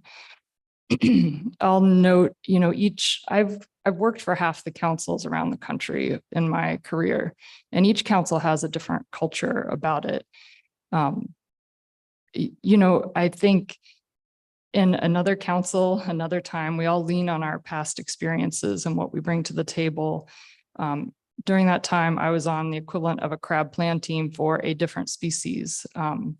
Those species came into a point of crisis. Several stocks were declared overfished, and the equivalent of the crab plan team became what was essentially a SWAT team to provide advice to that council on what could be done to help these overfished stocks and keep the fishing industry fishing to help keep communities vibrant during that time. I haven't seen that type of action in this council where when a crisis hits, their experts on that species become the SWAT team to help the council come up with decisions.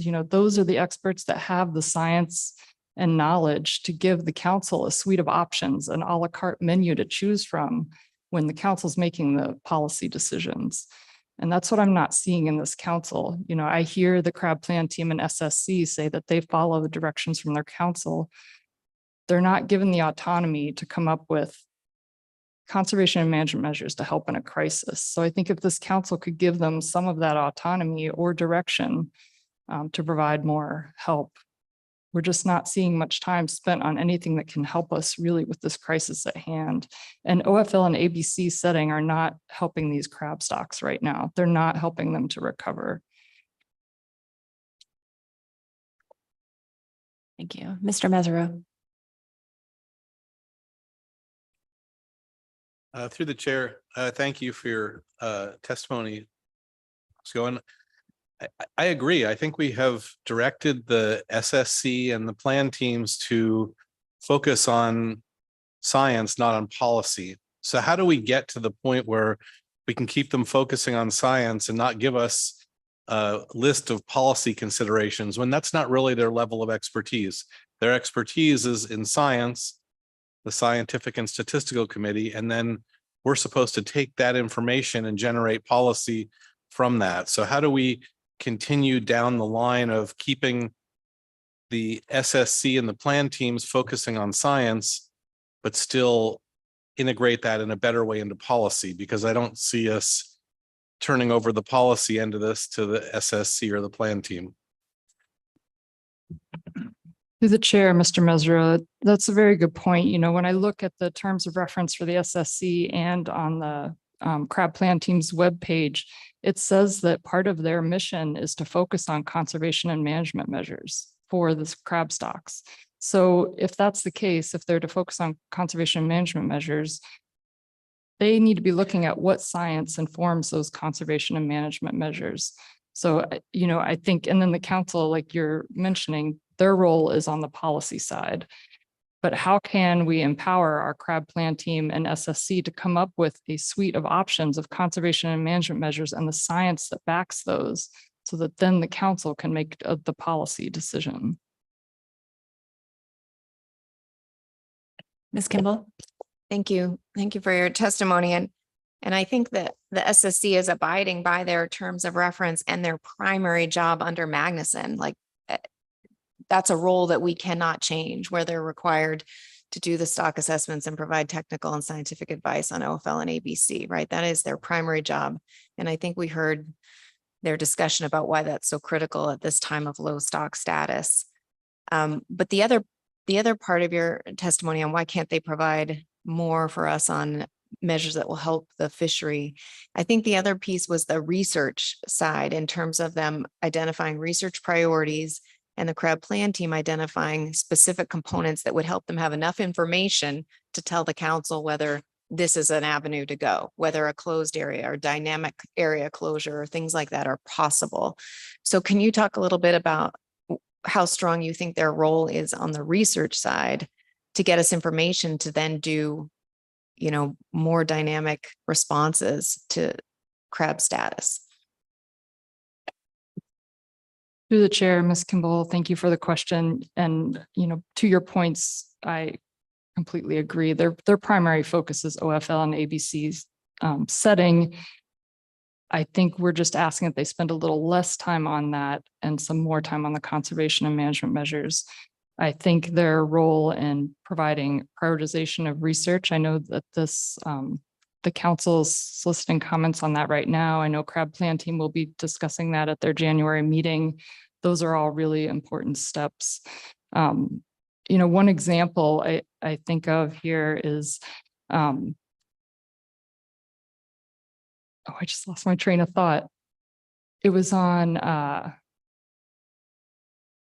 well, one thing I think of is the prioritization of bycatch species. You know, we know for PSC limit species, salmon is the top priority because of Endangered Species Act requirements. But then when sectors are avoiding the other PSC limit species, they prioritize halibut and herring over crab. But we know crab is at a conservation concern. So how can these bodies help give the information to elevate crab in the PSC limit priorities when those fisheries are trying to avoid different bycatch species? So focusing on which species are at a conservation concern or have Endangered Species Act requirements, and how we can better manage the suite of them using the science available and give those recommendations to the council.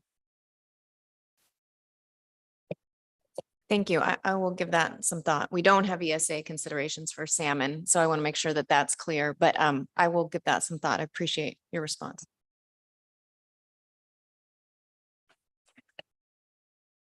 Thank you, Ms. Goen, for your testimony. Appreciate it.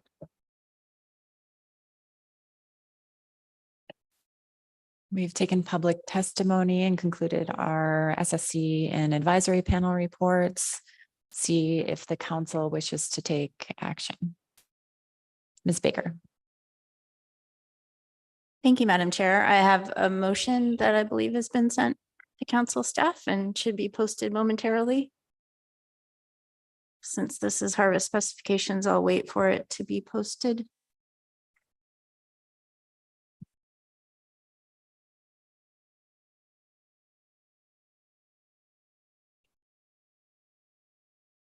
And the motion is the council accepts the crab safe report and adopts the following OFLs and ABCs as recommended by the SSC.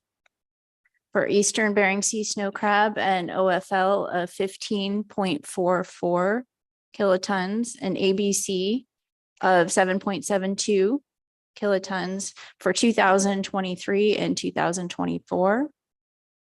For Bristol Bay Red King crab, an OFL of 4.42 kilotons, an ABC of 3.54 kilotons, and that's also for 2023 and 2024.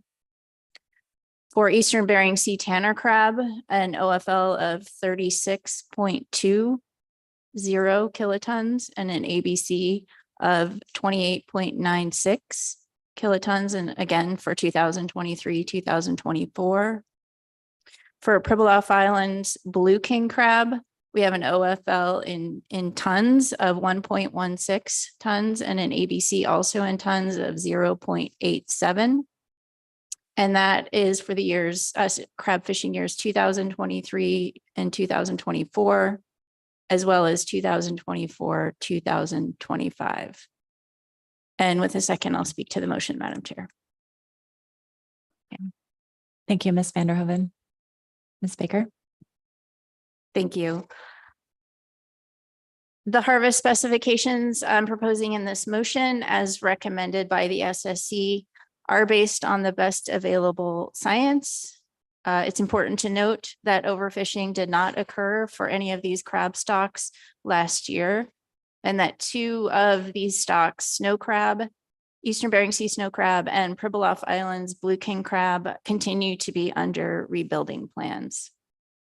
And I think in terms of the discussions we've had under this agenda item, it's clear that the council and industry and the public is, of course, quite concerned about the Bering Sea crab stocks and continued low abundance of many of the stocks due to low recruitment and recent marine heat waves.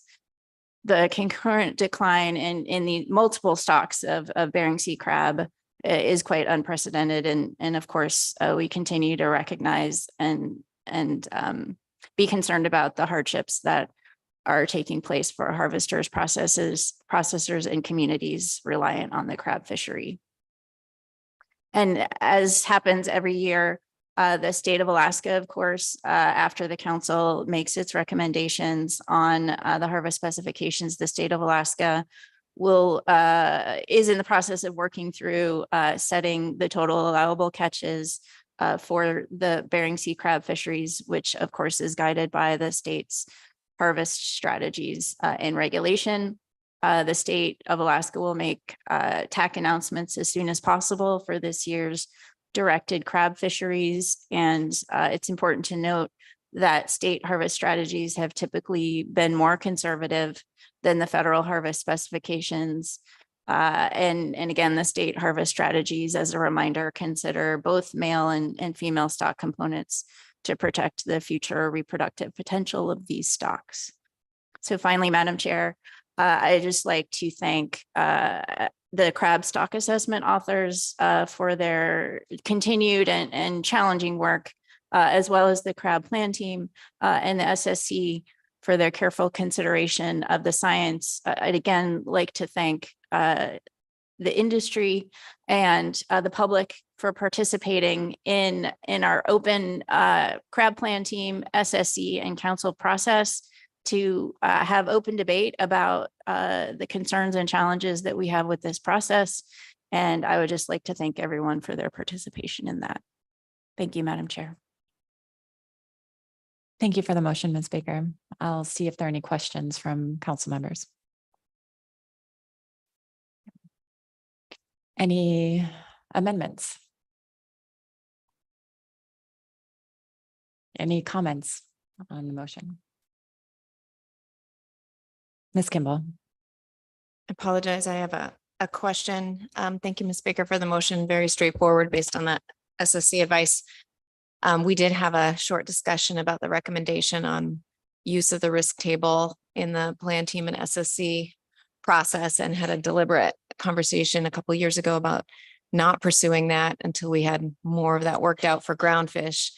I didn't know if you'd given that consideration in this motion or if the absence of that was purposeful. Could you answer that? Thank you, Madam Chair. Thank you, Ms. Kimball, for the question.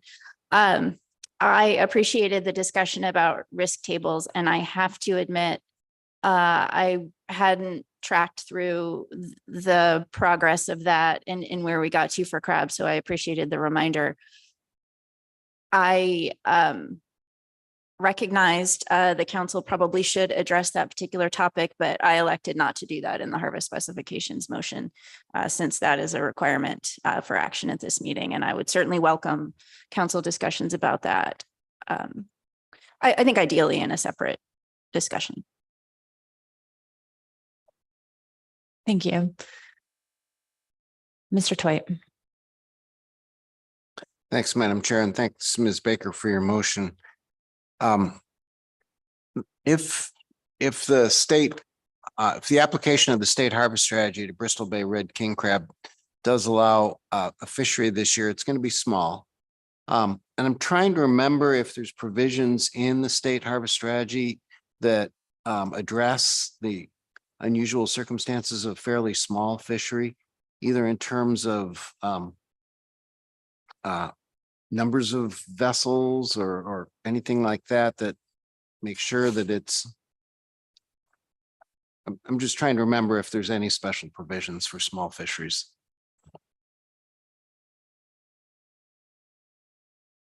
Ms. Baker.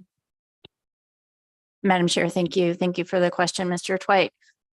Not specifically for that fine scale detail. As we discussed last year, the state does have authority in the FMP to take into account several factors when setting crab tax, but they are a bit more general, perhaps than the one that you mentioned.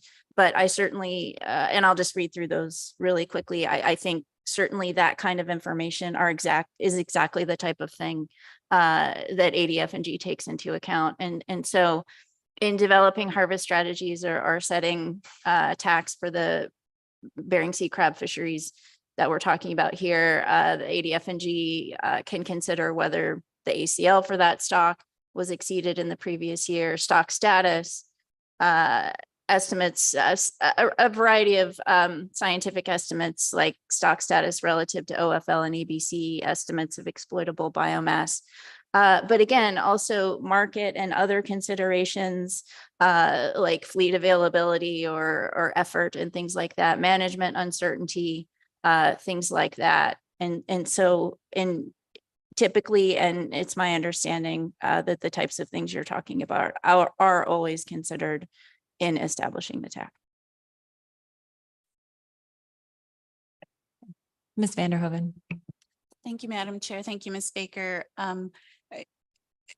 I guess having a well-established cooperative system would probably alleviate concerns that we would have in an unrationalized fishery with perhaps too many vessels participating and not being able to stay within harvest limits. So is it safe to assume that that would be factored into the state's considerations? Ms. Baker. Through the chair, thank you, Ms. Vanderhoven, for the question. The short answer is yes, absolutely. I think the management style under which we manage the crab fishery is certainly taken into account in terms of effort and harvest. Okay. Thank you. Any further comments? Mr. Dunn. Thank you. I was just waiting for the questions to, now we're on comments again, and so, but I'm happy that the questions got asked and answered. They were, but I'm going to support the motion, of course, but I remain concerned about the conservation of snow crab in particular, but and Bristol Bay red king crab, which is on our agenda. So I'll hold any comments on that until that time in February. But for snow crab, for instance, you know, I just am going to continue to think about what we can do as a council to direct our SSC and to direct the crab plan team to begin to look at some of these management issues. Again, I know we've been through this, but you know, for instance, we have a floor on snow crab that's set at 4.35 million crab, and it, you know, it's in my opinion, you know, this is it's a bit embarrassing for the council to continue to have this low, this floor that is nowhere near where it probably should be to incentivize the avoidance of crab bycatch. And I think we all realize that it's just a matter of time and agenda and those kind of things. But I'm going to continue, and I'd like to encourage other council members to do the same as to what can we do about this and you know, this is a number that was set decades ago in negotiations that today are vague in anybody's impression. So these kind of things need to be considered. You know, we need to do everything that we can to ensure that we've taken the proper conservation measures to return a snow crab fishery to the Bering Sea. So I could go on a few other things, but that's the one thing that really stands out to me, is that there's conservation efforts, and we need our SSC and the crab plan team to comment on these things and give us some kind of an idea of maybe where those the floors and ceilings should be on PSC limits for snow crab and other crab. Thank you. Thank you, Mr. Down. Any further comments? Okay, I appreciate that. Because we're at specifications, I think we need to do a roll call vote. So I'll go to Mr. Witherell. Calling the roll on Bering Sea Aleutian Islands crab specifications for 23-24 and for 24-25 for Pribilof Island blue king crab. Ms. Baker, Yes. Mr. Down, Mr. Jensen, Yes. Ms. Kimball, Yes. Mr. Kurland, Yes. Mr. Mesro, Yes. Mr. Sukata, Yes. Mr. Twite, Yes. Ms. Vanderhoven, Yes. Mr. Seaborn, Yes. Ms. Drobnika. Yes. Motion passes unanimously. Okay, we are, I think, at a good, excuse me, any further action or comments on this agenda item? Ms. Kimball. I do have a motion. I sent several versions, so it is the most recent.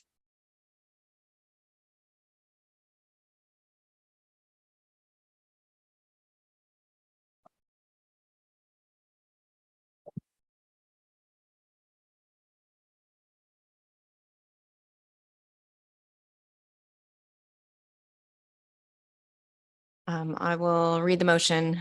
It's on C1. The council supports developing the risk table approach for crab stocks to provide a more comprehensive, transparent, and defensible justification for SSC recommendations on ABC buffers with the following guidance and any lessons learned from the groundfish plan teams as provided by staff.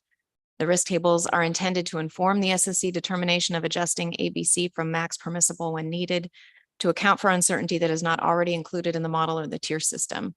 Previous reductions to max ABC should not be the basis for reducing max ABC unless relevant risk factors for a stock continue to be present. The council recommends that the consideration of risk and its incorporation into the assessment process continue to be regularly reviewed by the council and the SSC. And with a second, I'll speak to it.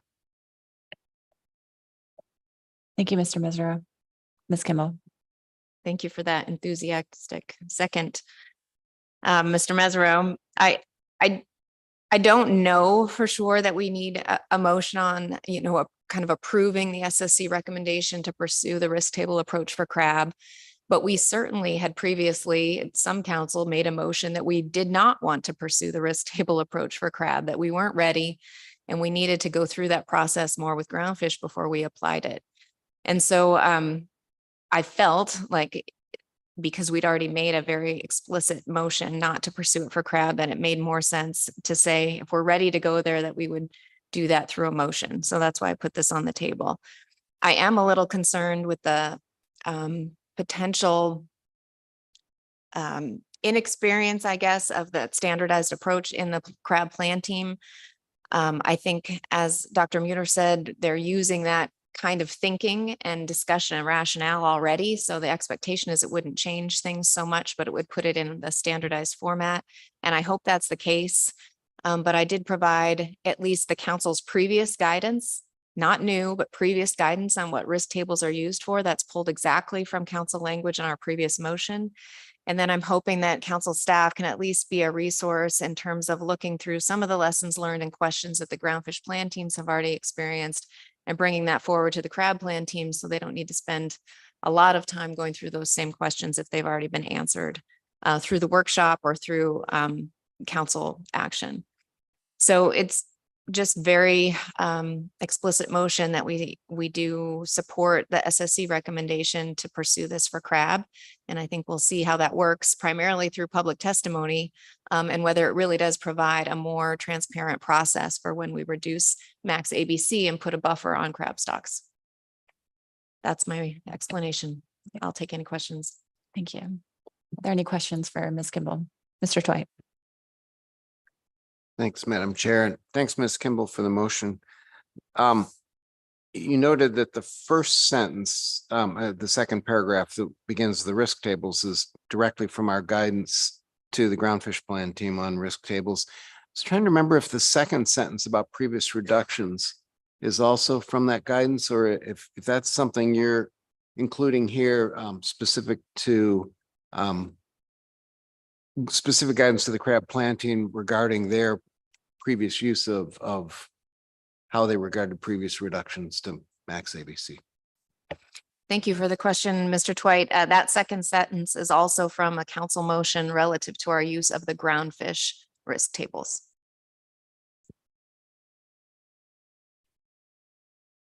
Thank you. Any other questions? Okay. Any comments on the motion? Mr. Twite? Thanks, Madam Chair. I really support Ms. Kimball's approach here and the motion as she drafted it. I think we're coming to understand as a council just how effective risk table approach has been in for the groundfish plan team and for our specs process, both in offering us a pretty powerful tool to adapt to the impacts of climate change, but also equally, and the SSC co-chairs sort of reiterated this as well when they were discussing the risk tables with you in this context, provide us with an unambiguous record of how it is we applied some of these additional criteria that aren't directly accounted for in models or in other ways. And so given the significance of risk tables as a tool, I think it's important for the council to weigh in support. And I think you're repeating previous guidance is also really useful. I was particularly struck by the previous reduction sentence, that second sentence, just because I think that is actually particularly relevant guidance to the crab plan team concerning the council's perspective on that. And I think it'll really enhance the use then of the risk table as a tool. I notice it looks like you're sort of avoiding providing sort of definitive timelines, and it sounds like from the SSC discussion of this that the various crab stocks are sort of at different states in terms of readiness to adopt the risk table approach, and I think the motion really gives both the plan teams and the SSC the leeway to incorporate them as the SSC determines that they're appropriate. But it sounds to me as if for at least several of the stocks, they're appropriate now. And I think the motion really strongly encourages the SSC to finalize those at this point and begin to add them into the process. So this is a very well crafted motion and appreciate your efforts on this.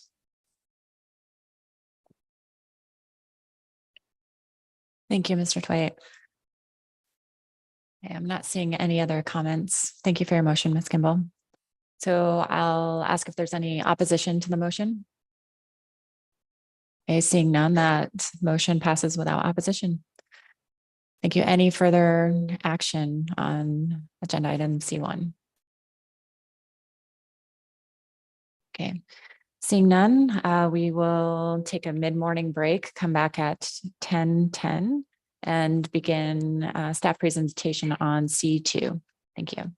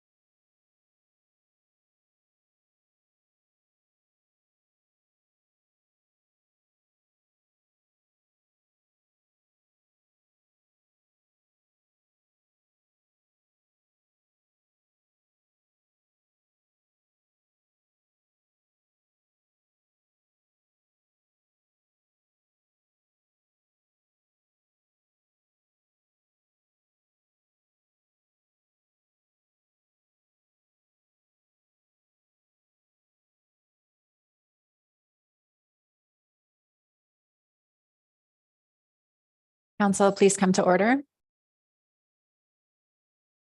So we are ready to begin our presentation on C2, the draft 2024 annual deployment plan. We have Sarah Cleaver, staff, here to help introduce this agenda item. Thank you.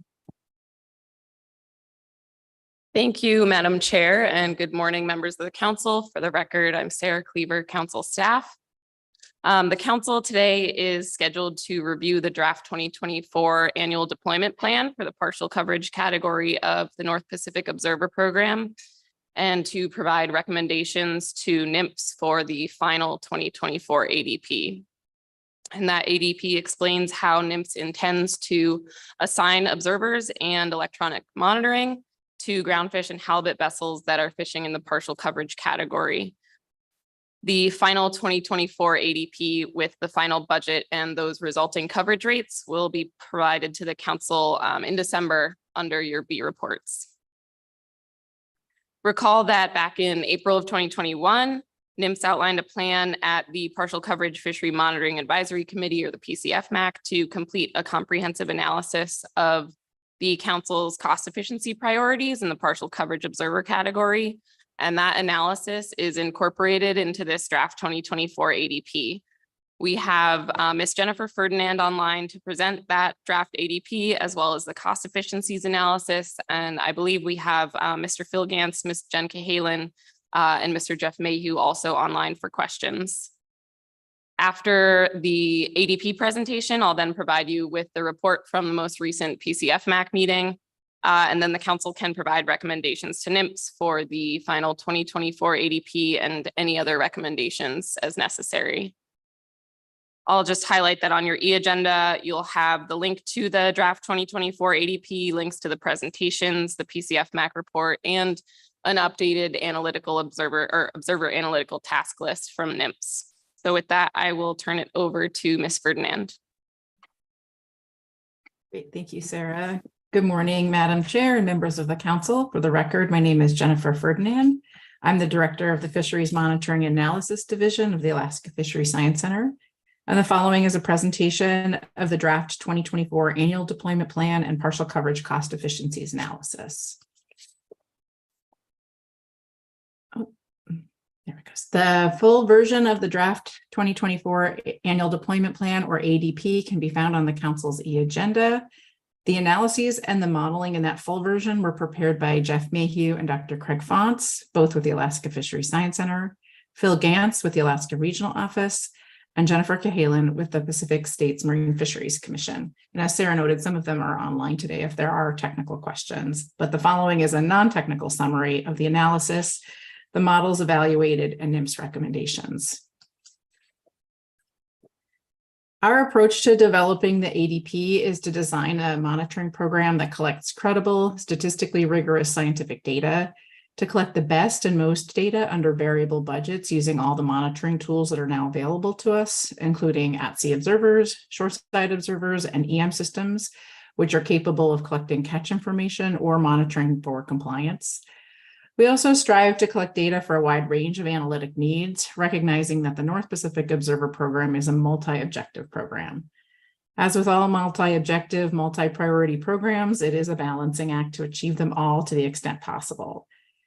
We specifically designed the ADP to meet the council's priorities, including efficiently distributing monitoring such that more monitoring is achieved for the available budget. The council's prioritized increased monitoring on trawl fisheries for prohibited species catch or PSC accounting, and we evaluated each of the deployment models for this criteria. Finally, the council and its monitoring advisory committees has prioritized monitoring that has the least impact on fishing operations. And I'll briefly review the myriad ideas that were explored, which were not pursued because of this priority.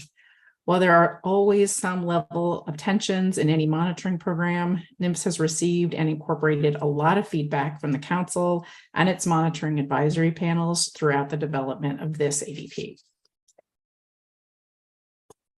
In summary, the challenges for this ADP were to meet the data needs of users with a wide range of analytic and management objectives, and to collect data that reflects the full range of fishing activities such that we collect samples which represent the characteristics of the larger population.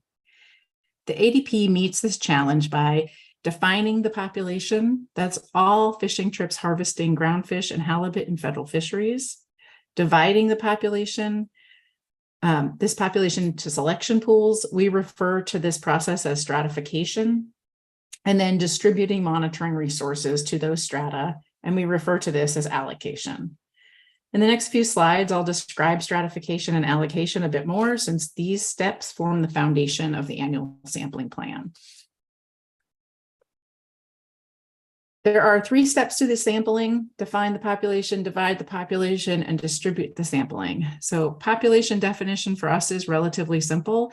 It's all the groundfish and halibut fishing trips that are not in full coverage.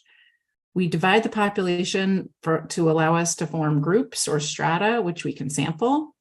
Strata need to be defined by trip characteristics which are known before any sampling occurs. Every sampling unit, which is a trip, can be in one and only one stratum. Stratification is used when you want to focus sampling on a particular objective, and it can be used to control costs because you can focus more or less sampling on specific strata that you are interested in. Characteristics of trips that are known in advance and therefore can be defining characteristics of a strata include monitoring method, gear, and FMP where the harvest is planned.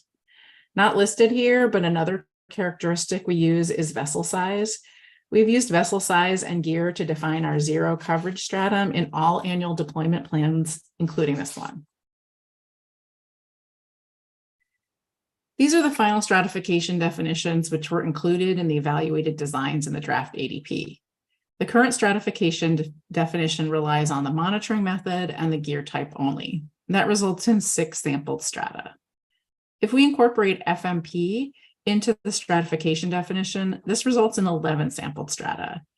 This stratification design has the potential to reduce the likelihood of data gaps because you can target very specific strata for sampling. However, this didn't address a trend of harvesters using 2 gear types per trip. Specifically, NMFS has seen a growing trend of operators using both hook and line and pot gear in a single trip. And members of the Partial Coverage Fishery Monitoring Advisory Committee informed us that this trend is likely to continue and even grow. If, therefore, we combine pot and hook and line gear into a single gear definition called fixed gear and still incorporate FMP, this results in 7 sampled strata. This final definition should help maintain the integrity of the sampling rule that a trip should belong to one and only one strata, and still have the potential to reduce data gaps by allowing focused sampling. Now that we've defined our population and divided our trips into separate strata, the next major component of a sampling design is to distribute or allocate sampling effort. This determines how much sampling is to occur in each stratum. The analytic team tested 4 allocation methods. The first 2 have been used in past analyses and are likely familiar to you. And the next 2 are novel methods that were developed with the goal of reducing the prevalence of data gaps. As noted, when discussing stratification, not all strata contain the same number of trips, and some strata contain trips that are highly variable in characteristics, which were not used to define the strata. For example, some strata will contain trips that occur tightly grouped in space and time, as we would expect to see in like an open access trawl fishery, and others would contain trips that are widely dispersed in space and time, as would be expected, for example, in the halibut IFQ fishery. The 2 novel allocation methods leverage this concept and allocate samples so that monitored and unmonitored trips are interspersed or distributed among one another and overlap in space and time. The more interspersion, the more representative the sample is likely to be. These 2 allocation methods guard against getting clumps of monitored trips reflecting one particular fishing activity while not capturing another type of fishing activity. The first method, the cost-weighted box, or CWB, this allocation method also prioritizes monitoring in low-cost strata, while the second method, the proximity allocation method, protects against low sample sizes, meaning very few monitored trips within a stratum. Both cost-weighted boxes and proximity rely on boxes, which are defined in both space and time. Our boxes, and they're in scare quotes on purpose because they are not only physical spaces. We are not relying on NIMS areas or other management areas, which are of various sizes, and you can see those in the red lines on this slide. Instead, a box is defined by a 200-kilometer wide hexagon and a 1-week period of time. And you can see them on in the blue bee hive shaped on this slide. When we look to see if there's if we look to see if there's the likelihood that there are samples near other trips, we're also looking at neighboring hexagons. So a neighborhood is 600 kilometers in space and 3 weeks in duration. In this example, a sample in the green box is interspersed with other trips in that strata that occur in the green and purple boxes. While in this example, you can only see the spatial aspect of our boxes, it's important to remember that the sample is also interspersed with trips that fished a week before and a week after that sample. This is a summary of all the allocation methods. The draft ADP evaluated each allocation method under 3 budget scenarios: a high of 5.25 million, a medium of 4.5 million, and a low budget of 3.5 million. This range is representative of various fee revenues over the past few years, with the high budget of 5.25 million representing the inclusion of federal funds supplementing fee revenue. Under all the budget scenarios tested, after allocating budgets to the EM strata, there were insufficient funds to reach the 15% baseline in the observed strata. Similarly, when fixed gear EM was integrated into the allocation algorithm, rather than using a policy-driven 30% coverage, there was still insufficient funds to support sampling at a higher rate than 15%. So this middle purple row becomes the same allocation as equal rates that you see at the very top. And so it wasn't tested further.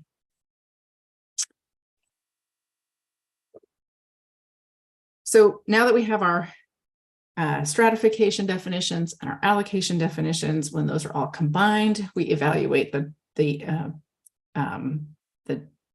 deployment design.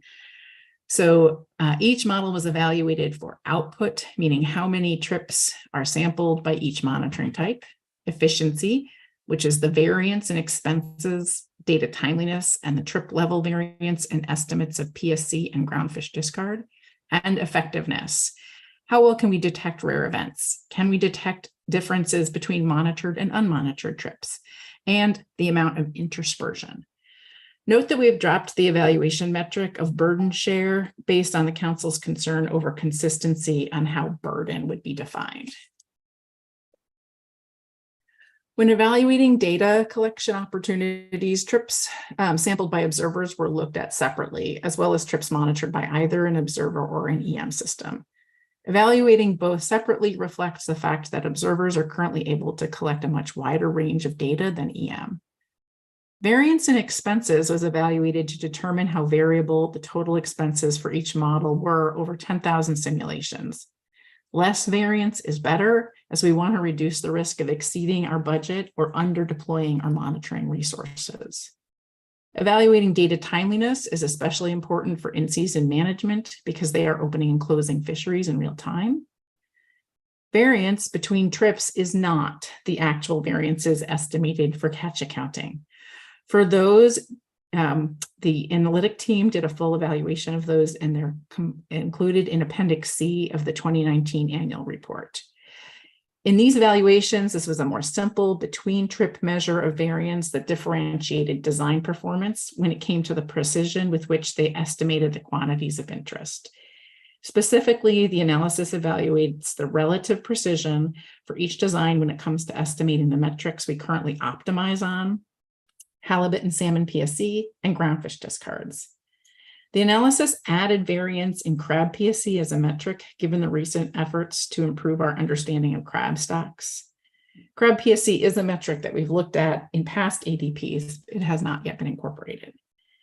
Each design was evaluated as to its power to detect rare events, specifically short-tailed albatross and stellar sea lion incidental catch. This is reflective of some other mandates met by our monitoring program that are outside of Magnuson. The designs were also evaluated to the ability to detect monitoring effects, distinguishing differences between monitored and unmonitored trips.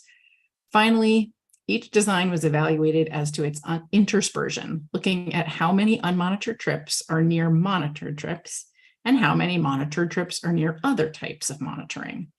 This latter comparison will help identify designs that provide for data dependencies across sampling methods. For example, hook and line EM gear currently relies on observer data for weight information. It's important to note that the selection rate, which are set in ADPs, are not an evaluation metric. While selection rates influence many of these evaluation metrics, selection rates in and of themselves are not a measure of program performance. We had proposed a colored heat map for each of the designs and metrics, and this is the mock table that we presented to the Fishery Monitoring Advisory Committee in May and the Council in June. At that time, we noted, and I'll note again, it's unlikely that one design will be the best across all of the metrics. Scores and rankings will change with different budgets, and we want the best design that works on both small and large budgets. Even if a design scored poorly on a metric, it might still be recommended because it scored well in some other metric or when all metrics are considered. Don't panic. I don't expect you to read this. This is one of the heat maps that resulted from the evaluations, and I wanted to orient you to these tables because they are used extensively in the analysis. The three stratifications we analyzed are represented by the top 3 column groups, and they are labeled along the top. And then within each stratification, there's one column for each of the 4 allocations analyzed, and those are labeled along the bottom. The performance metrics are the rows labeled along the left axis. The takeaway from all of these heat tables is that the more purple a cell is, the better the performance was in that metric. The more red a cell is, the worse the performance was in that metric. And the metric is scored across all the budget scenarios, high, medium, and low. These were the 3 budgets that were evaluated. These are not real budgets. These are not considered to be the 2024 budget. I'll get into that later in the presentation. These are just markers as high, medium, and low because we really want to choose the model that works under a wide range of budget scenarios. These heat maps are found in the draft 2024 ADP for each budget scenario and evaluation metric, but I'm not going to go into these heat maps in detail here. One takeaway on this slide is that it shows that the colors change with each budget level. Typically, performance tends to get better or more purple as budgets increase. While more money in general means better results, there are a few exceptions. Data timeliness actually gets worse with larger budgets because more fixed gear EM trips are monitored with the same number of video reviewers. This is a resolvable issue, but we held all assumptions the same across all designs and budgets. Short-tailed albatross and stellar sea lion bycatch are rare events, which are always difficult to detect at coverage rates less than 100%. So they never turn purple, but they do get less red at higher budgets. Remember, the takeaway is we want the design that does well across the most metrics at different budgets because fee revenue fluctuates from year to year. After running all the evaluation criteria, the analyses showed the following performance under the 3 budget scenarios examined. Current stratification, that is stratification by gear type and monitoring type only, and status quo allocation, meaning a 15% baseline, and optimization to reduce variance of salmon and halibut PSC and groundfish discard estimates for observed strata, and a policy-driven EM sampling rate of 30% for the fixed gear EM stratum and 33% for the trawl gear EM stratum, resulted in much more EM sampling than observer sampling. This approach had the benefits of being most cost efficient, collecting the most samples, largely from trawl EM strata, which allows for trip level sampling only, and had the lowest CV for between trip Chinook PSC estimates. However, The status quo design doesn't address the growing trend of multiple fixed gear types on the same trip. It cannot detect differences between FMPs. It results in very few biological samples and tissue collections from at-sea observers. It has low interspersion of observed trips to EM trips and observed trips to zero coverage trips. It performed the worst in powers to detect stellar sea lion bycatch, relatively poorly at detecting short-tailed albatross bycatch in the Bering Sea and Aleutian Islands FMP. It had high between trip CVs for Pacific halibut PSC and crab PSC, and EM data is too slow to be useful for quota management.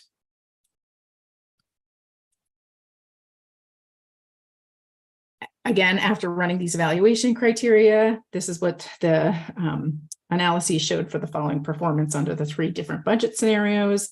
The fixed FMP stratification, that is stratification by monitoring type, FMP and gear type with pot and hook and line combined, addresses 2 of the shortfalls seen in status quo: the ability to use mixed gear types on the same trip and accounting for FMP differences without resulting in strata with very little fishing effort. When combined with either of the 2 new allocation methods, cost-weighted boxes or proximity, these designs also improve EM data timeliness, avoid over or undersampling because cost and effort are included in the allocation algorithms. They show relatively good interspersion, especially in the Bering Sea Aleutian Islands. They have improved power to detect albatross in the BSAI and decreased between trip CVs of Pacific halibut and crab PSC. Compared to the status quo, these designs did have an increased between trip CV of Chinook PSC when the trawl EM was assumed to be operating under a regulatory framework and not under the exempted fishing permit protocols.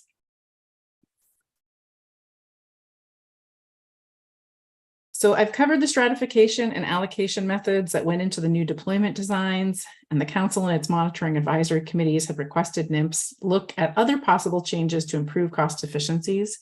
So I'll cover those now. First, we were asked to look into increasing the number of vessels in the zero selection stratum in order to increase the coverage rates in strata that remain available to monitoring. We would expect this to decrease the precision of estimates because data from very few vessels is likely to be more variable than data from many vessels. We don't know what effect this would have on the accuracy of estimates. It's generally best to get a sample from all segments of a population. The presence of a zero selection pool is known to decrease the accuracy of estimates compared to having all vessels available to sampling, but it is a logistical concession that had to be made to accommodate vessels that are not capable of carrying an observer. As technology advances, it would increase the accuracy of estimates if affordable monitoring could be achieved on smaller vessels using EM, and it's unknown as to whether or not monitoring effects disappear at coverage rates less than 100%.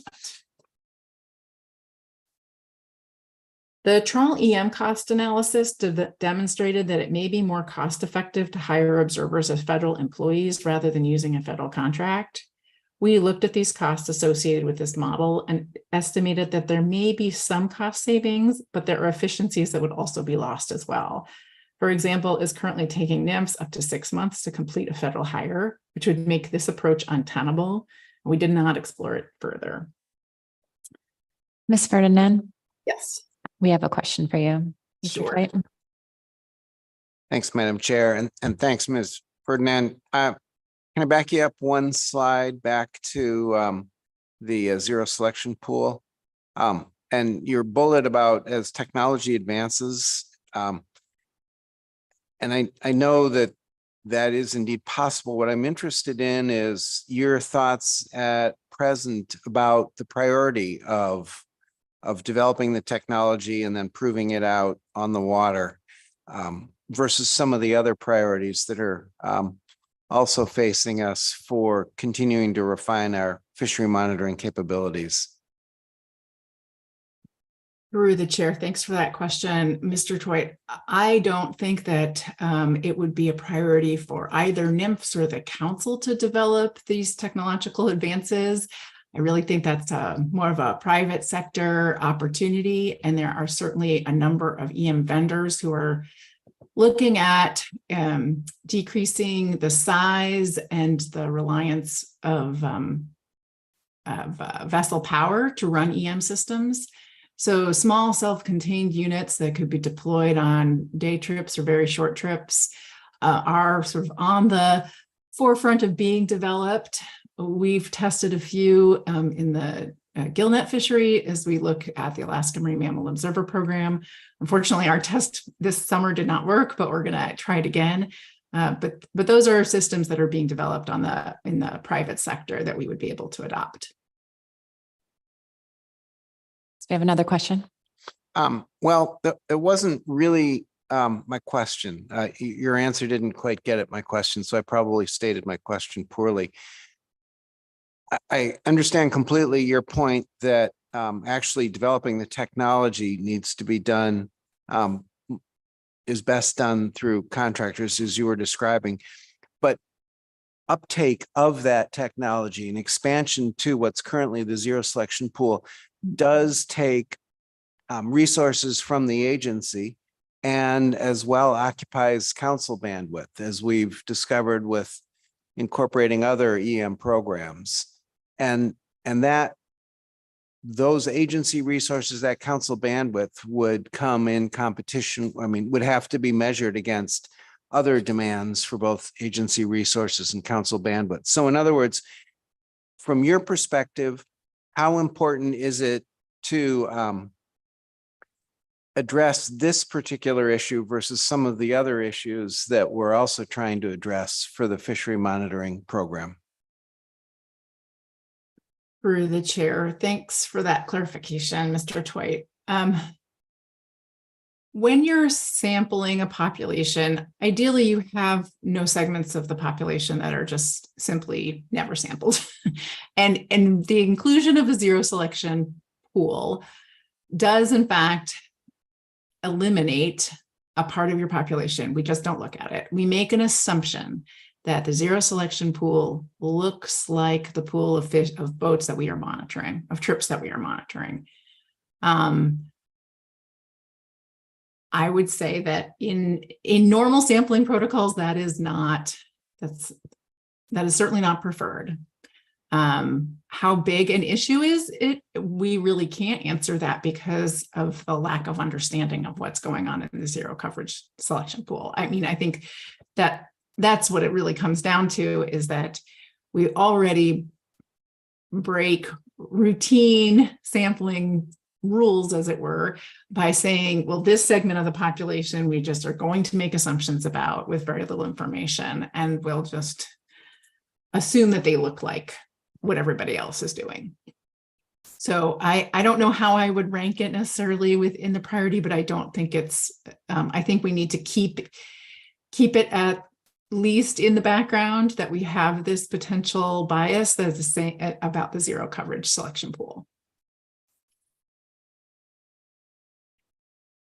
Thank you. I think we're ready to move on. Okay, going back to what we were asked to look at that doesn't have to do with the sampling design. We were asked to investigate cost implications of speeding up the review of fixed gear EM imagery. Currently, Pacific States Marine Fisheries Commission has 3 staff members who review video from fixed gear trips in Alaska. This staffing level is sufficient to achieve a 1-week turnaround time for video review for much of the year. However, there are times of the year when up to 10 reviewers would be needed to maintain that 1-week turnaround time.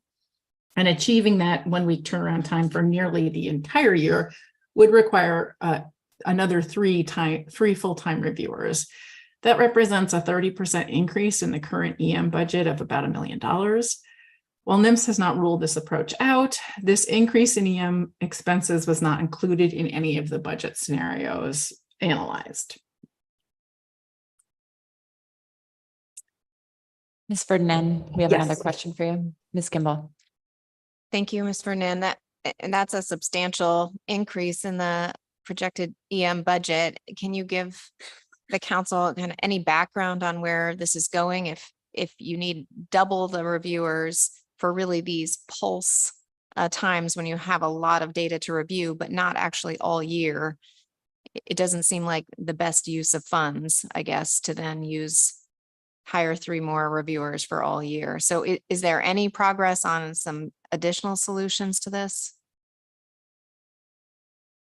Through the chair, thanks for that question, Ms. Kimball. We've looked at, well, first I just want to clarify that the additional 3 reviewers would be required to maintain the 1-week turnaround for the vast majority of the year. So it wouldn't really be a pulse issue. It's that 6 to 10 reviewers in addition, an additional 6 to 10 reviewers, or a total of 6 to 10 reviewers for that pulse really busy times of year to still maintain that 1-week turnaround. And we aren't suggesting moving to 10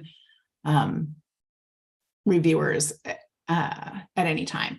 So, but you're right, a 30% increase in the EM budget for EM imagery review is significant.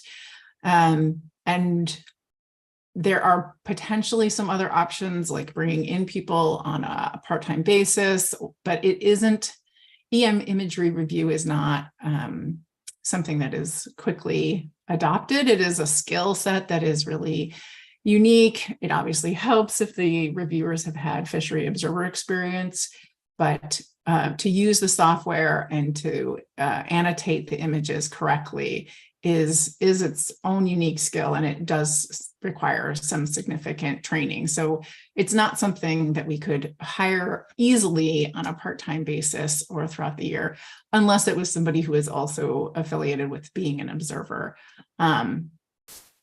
However, because so many observers are working at the same time as EM vessels are fishing, it's all the same fleet, it's all the same fishery. I don't know how much bandwidth they would really pick up by having seasonal employees, but certainly something that we've looked at and will continue to explore. So this isn't really, we're not making a recommendation at this point associated with this timeliness issue. I'll note we have also looked at the possibilities of using machine learning algorithms to identify at least very common species. That is extremely challenging in an operational program, and it is not something that we are ready to implement even in the next few years. I think we have a couple more questions for you, Ms. Vanderhoven. Thank you, Madam Chair. Thank you, Ms. Ferdinand. On that same point, I've kind of lost track of where the West Coast EM program is with their electronic monitoring, and because I thought Pac States was doing their review or planned to do their review as well. And so I guess I'm looking at that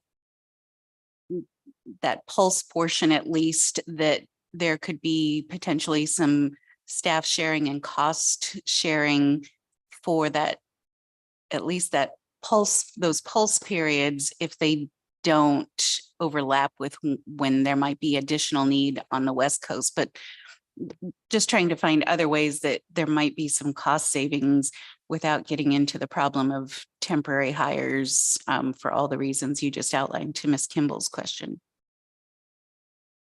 Through the chair, thanks for that question, Ms. Vanderhoven. I too have lost track of what is going on with the West Coast EM program. My understanding is that vessels may opt in to using Pacific States as their reviewer, but they are doing a third-party model as well, where vessels, I believe, can use any other EM reviewers, and then the agency is doing an audit. I'm speaking hesitantly because I may be not correct in that. That was where I last heard things were going. But to get directly to your question is, if Pacific States maintains reviewers for the West Coast program, we have ebbed and flowed with and pulled some of them in the past. Some of those reviewers have been pulled off of West Coast during quiet times for them and put onto Alaska, and possibly even vice versa. So I know Pacific States is very capable of flexing their staff and making sure that those all of the EM imagery eventually gets reviewed. I think the biggest challenge is that sometimes they go into the year with a big backlog, and then it takes them quite a bit of time to kind of get to this year's data. So it's twofold. It's eliminating any backlog associated with those pulse fishings, and then also maintaining the 1 week turnaround to the extent possible throughout the year. I think no matter how we get there, more people would be needed at the end of the day. And even when the West Coast reviewers do come in, the West Coast doesn't pay for those. We pay for those folks. And so we still would wind up incurring more expenses associated with our review. It may not be the full $300,000, but it would still increase the EM budget. And Ms. Baker. Thank you, through the chair. Thank you, Ms. Ferdinand.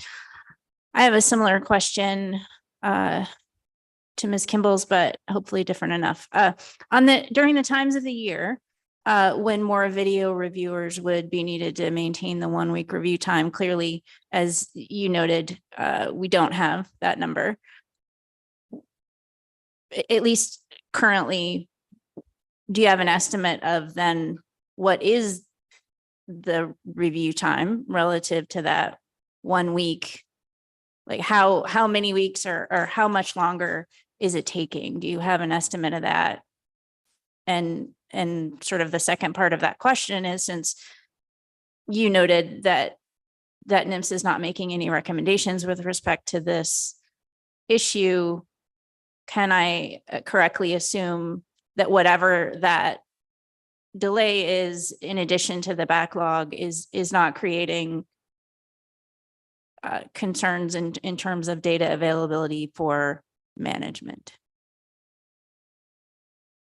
Through the chair, thanks for that question, Ms. Baker. I think it was a couple of questions in there. So the first one was how delayed is the EM review once things sort of stack up? And it's really hard to answer that question because we prioritize, we work with Pacific states to prioritize new trips before old trips. So once a trip is already quite old, let's say it gets delayed and isn't able to be reviewed right away or within that 1 week turnaround that would be helpful for in-season management, sometimes that trip got kind of put on the back burner for review. And therefore, they're focusing on trips that would be helpful to in-season management and then picking up the older trips when they have capacity. So a single trip may be delayed for many, many months, but that's because we asked it to be that way and not because, it's not, they're not taking them in order as they come in and therefore delaying even new data. I could probably explain that better, but hopefully that made sense. And then I've lost track now of the second part of your question. Shoot. I'm sorry. Through the chair, could you ask it again, Ms. Baker? Sure. Thank you. Through the chair. Apologies for doubling up there. Since I think you noted earlier when reviewing the slide, NMFS is not making a recommendation for any action related to fixed gear EM review timeliness. I'm assuming that means under the current situation that you've highlighted here, NMFS does not have concern about data availability for management purposes. And please just let me know if I'm correct or incorrect about that. Through the chair, thank you for reminding me, Ms. Baker. Right now, NMFS doesn't have any major concerns about data availability. Ideally, more would be available for in-season management because it would reduce the number of post-season adjustments made after all the EM imagery is reviewed, but it isn't our highest priority. Thank you. And Mr. Twite. Ms. Baker asked my question. Thank you. Thank you. I think we are ready to proceed. Thanks. Okay, thank you. Okay. The Partial Coverage Fishery Monitoring Advisory Committee had discussed the idea of developing a program in which vessels would procure observer coverage directly from any of the 3 NMFS permitted observer providers themselves, thereby eliminating the Federal Observer Services contract. While NIMS does not currently have the ability to reimburse vessels or non-contracted observer service providers for coverage, the underlying idea is that coverage obtained through a direct negotiation between a provider and a vessel would be reimbursed with funds from the landing fee. In 2017, the Observer Advisory Committee, the name of it then, they reviewed a discussion paper that evaluated this approach. And the paper outlined legal issues, explained the complication of setting a voucher amount that's equitable, and discussed ways that this model could introduce bias in the sampling. In 2022, the PCFMAC discussed this approach again and decided that it did not want to divert NIMS staff resources to evaluate it. The committee recommended that if the council were to initiate a new task, it would be developed by council staff and considered separately from the 2024 ADP and the cost efficiencies analysis. It should be noted that if this type of arrangement was enacted, it would have no impact on the deployment designs developed in the draft 2024 ADP. These deployment designs would work regardless of the observer service delivery model.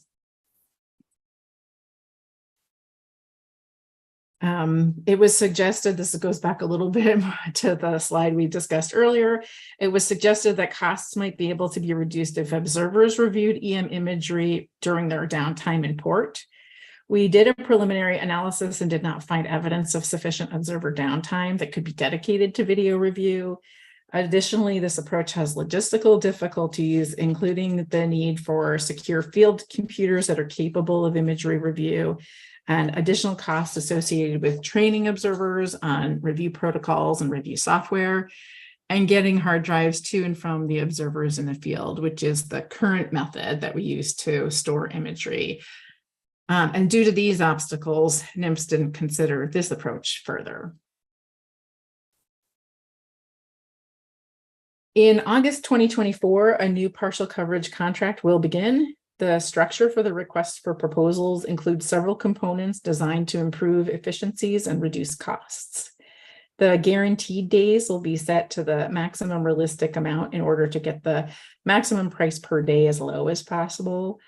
Plant days to support EM on trawl vessels will be incorporated, and this is expected to reduce travel costs and may add flexibility for the provider to reduce lodging costs.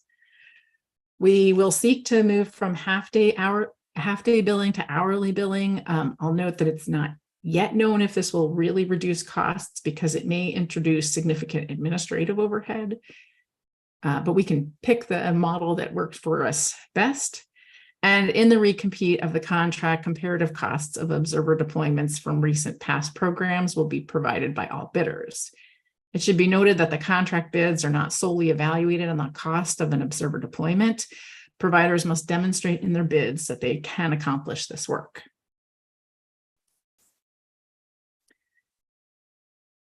We looked at some biological data collection options. Because fixed gear EM data results in catch information by number, but not weight, NIMS uses information from at-sea observers to provide average weights to apply to the numbers derived from EM. We were asked to look at using fishery independent longline survey data for weights to inform fixed gear EM instead of relying on observer information. Stock assessment authors, specifically the sablefish assessment author, was consulted and several concerns were raised. First, this approach would be problematic for the growing EM sablefish pot fishery because of gear selectivity differences. Essentially, it would be using weights derived from hook and line gear and applying them to counts from pot gear, which is not otherwise done. Average weights in the fishery may be higher than weights in the survey because the fishery is targeting larger fish at ideal depths where the survey is not. And then weight data is really only one component of observer data used in assessments. The loss of catch at age data will add more uncertainty to the assessments, especially for fisheries which are rapidly changing, like the sablefish fishery. Observer data is a highly influential data source in the assessment to inform age class strength. And the assessment is still attempting to estimate contemporary selectivity differences from the historic single gear hook and line fishery. Lastly, if the full retention requirements for sablefish were to be removed, the assessment would have no data to understand discard information. We were also asked if biological data collections could be enhanced by opportunistically deploying idle observers for focused collections. NIMS did not pursue this idea because opportunistic deployments do not add value in a statistically rigorous sampling plan. C days are more expensive than idle days, so they should be used to add value to our data collections. And finally, predicting where and when observers may be idle is challenging, and doing this introduces the risk that an observer would be out on an opportunistic deployment when they were actually needed for a random deployment as chosen by the odds system. In addition, a question was asked about biological data collections. It was that if NIMS should specify different observer sampling protocols regionally or temporally based on data needs.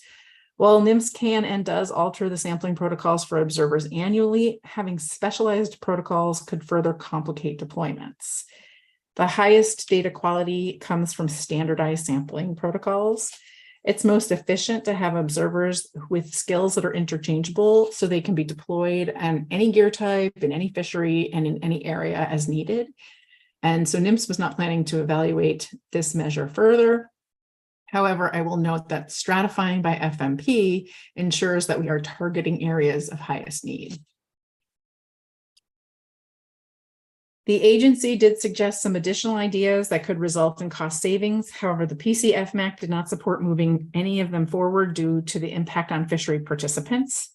These included requiring vessels to pick up observers or drop off observers in specific ports, moving to a multi-trip or vessel selection type model for deployments, which could reduce travel costs and down days in ports, and extending notification before a trip beyond the 72 hours to provide more planning time for the observer provider.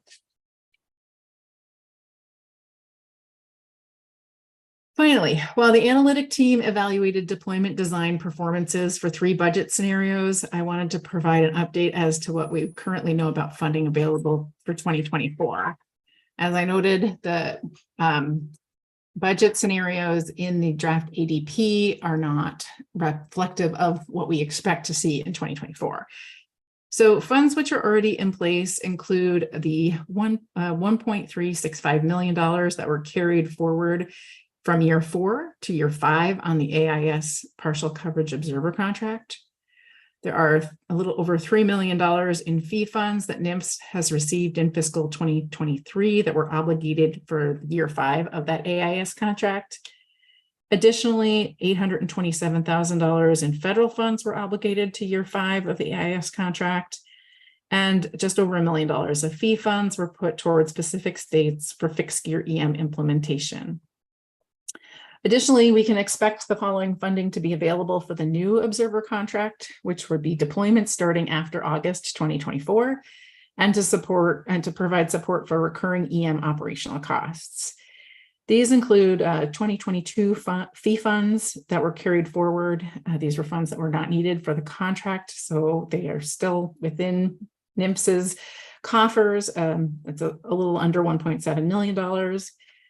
The 2023 fee funds assessed to date is $3.26 million, although the Alaska region is projecting a total of 4.7 to be assessed in 2023. We are expecting federal fiscal year 24 funds in the amount of $700,000 to support EM, trawl EM. And industry is applying for funding to finish the final year of the trawl EM exempted fishing permit as well.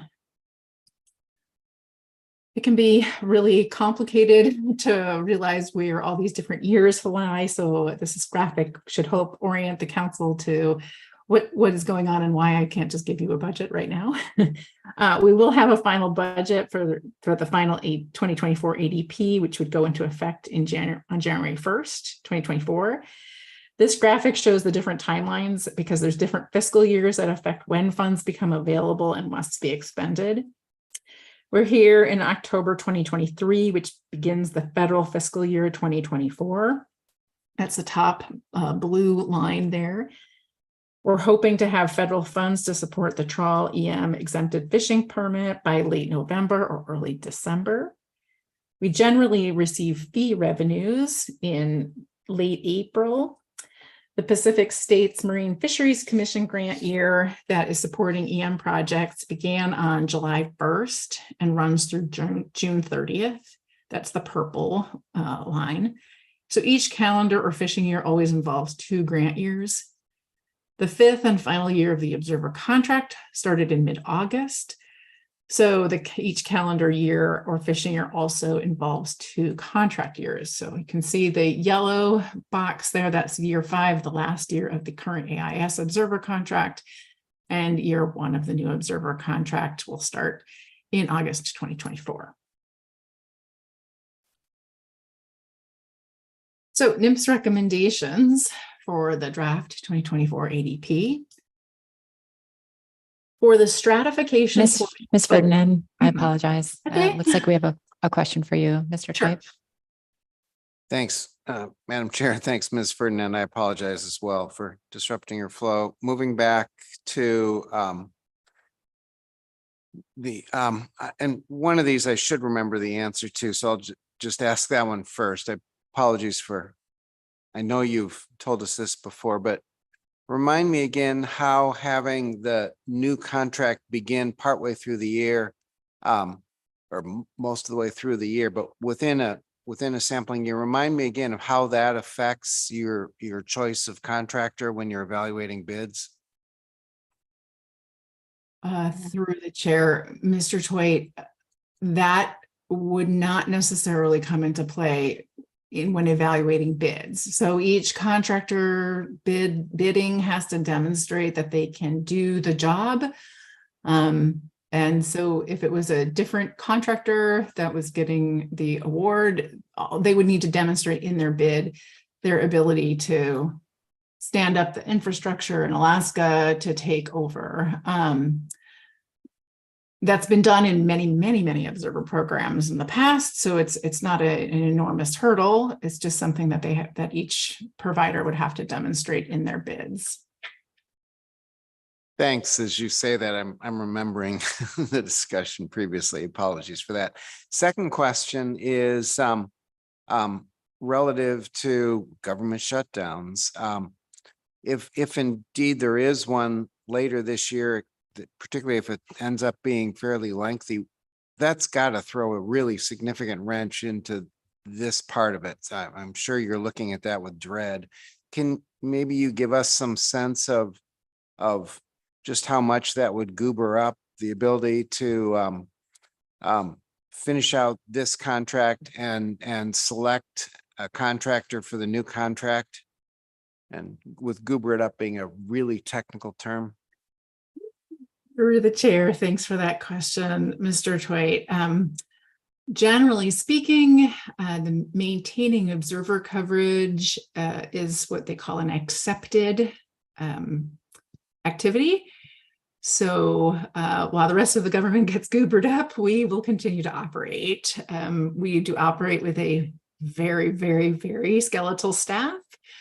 For example, in this last run up to a potential shutdown, I think I had 7 staff members who were accepted. That means they could continue working on very specific tasks, but including the support and maintenance of the observer contract. So I would work very hard to maintain it and hope that it would also be accepted. Of course, those are decisions that are made way outside of my hands. I just make the, I just help to justify it and make the argument.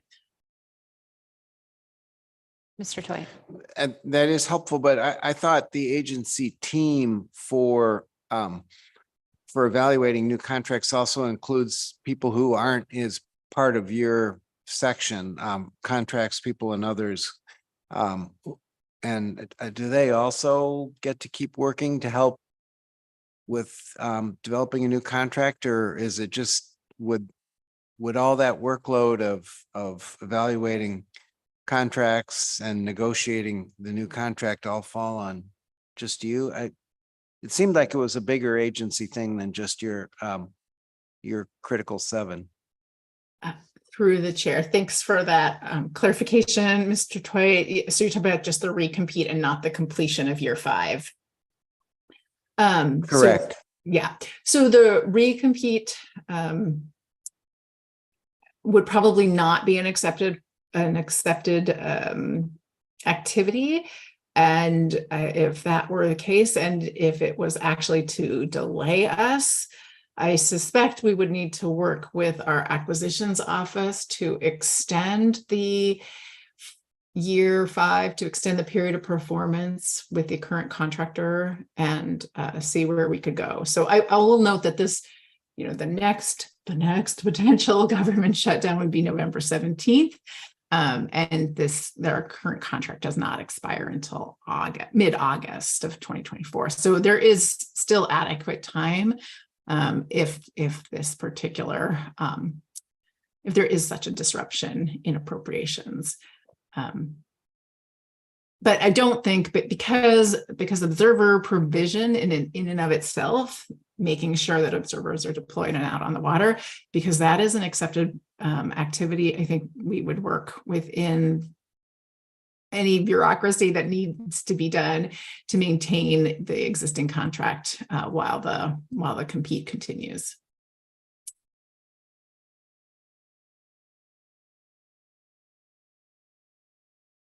Okay, thank you. I think we're ready to proceed. Thank you. Okay, so moving on to NIMS recommendations for the 2024 annual deployment plan. For the allocation portion of the deployment design, NIMS, I'm skipping ahead. For the stratification portion of the deployment design, NIMS recommends the fixed FMP stratification design based on monitoring method, meaning observers, EM fixed gear, and EM trawl. The FMP splitting the Bering Sea and Aleutian Islands from the Gulf of Alaska, and gear type fixed, meaning both pot and hook and line gear in a stratum, and trawl. This would result in 7 sampled strata. The 8th stratum remains the zero coverage pool, is just not reflected on this slide. For the allocation portion of the deployment design, NIMS recommends the proximity allocation method, with the exception of the pelagic trawl electronic monitoring exempted fishing permit. Both the cost-weighted boxes and proximity allocations provide the most effective data from both EM and observers and collect it most efficiently at the variable budget levels. However, cost-weighted boxes is very sensitive to cost assumptions. The PCF MAC recommended that NIMS revisit EM cost assumptions for both fixed gear and trawl EM. And we're working on this, but we're unable to complete this work between the PCF MAC meeting and the October council meeting. There are also cost uncertainties associated with the rebid of the observer contract. And finally, there are cost uncertainties with the transition of trawl EM from an EFP to a regulated program supported by fees in 2025. Because of all these uncertainties, we believe that proximity is the better choice for 2024. We recommend. Yes. Ms. Kimball has a question. I think I'm jumping ahead. I'll let her go through the next slide. Thanks. We recommend maintaining the status quo sampling rate of the electronic monitored deliveries by shoreside observers at 33% for the trawl EM stratum. Trips in this stratum would also continue to be 100% monitored by an at-sea EM system to confirm compliance with minimizing discards. This approach will also provide us a better idea of the total number of boats and trips to project when using the allocation method with the regulated program in 2025. It also addresses the concern that we had over the proximity and allocation method associated with the CVs for Chinook salmon variants. So, okay, I'm not getting stuck. So Ms. Campbell does have a question. Okay.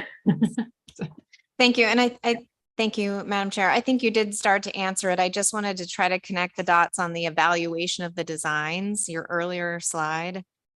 And the only one that got a thumbs down in the proximity allocation design was this increasing the between trip CV for Chinook PSC.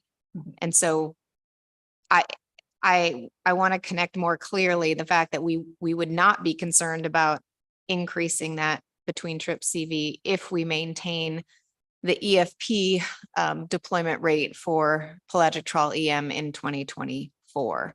If we keep our sampling rate of 100% coverage on the boats for cameras and then 33% shoreside sampling, we don't have that same concern. And I just want to confirm that.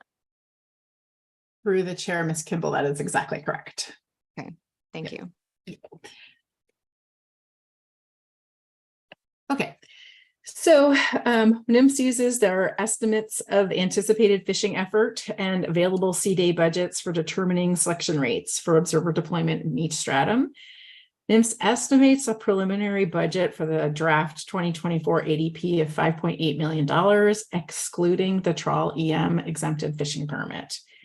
Under the fixed FMP stratification and proximity allocation method, the estimated coverage rates for each stratum would be 11% for the observed fixed gear trips in the Gulf of Alaska, 39% for observed fixed gear trips in the Bering Sea Aleutian Islands, 30% for observed trawl gear trips in the Gulf of Alaska, 85% for observed trawl gear trips in the Bering Sea Aleutian Islands, 21% for EM fixed gear trips in the Gulf of Alaska, 71% for EM fixed gear trips in the Bering Sea Aleutian Islands, and 33% for shoreside sampling of EM trawl trips in the Gulf of Alaska.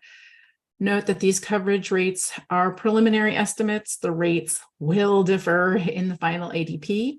Once the final budget is known and an updated estimate of anticipated fishing effort and simulation models will be used to estimate expected coverage rates in the final 2024 ADP.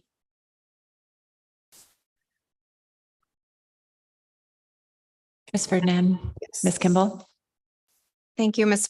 Ferdinand. I know you've cautioned us to focus on sampling rates because they don't reflect necessarily data quality, which is what you're trying to get out with this new design. But I wanted the opportunity for you to call out in anticipation of it coming up, this 85% sampling rate on the observed trawl in the Bering Sea. Both the fact that that's only 21 trips, if you could kind of delineate what those trips are and what fisheries, and that the majority, vast majority are 100% or 200% covered. Through the chair, thanks for that clarification or opportunity to clarify, Ms. Kimball. Yes, 21 trips for the entire year in the Bering Sea Aleutian Islands trawl stratum using observers, partial coverage observers, excuse me, is our draft 2024 ADP did incorporate the transition of the Pacific cod fishery, trawl fishery into the Pacific cod trawl cooperative. However, we are leaving these 21 trips in there right now as an estimate of the sea season trawl fishery and for Pacific cod.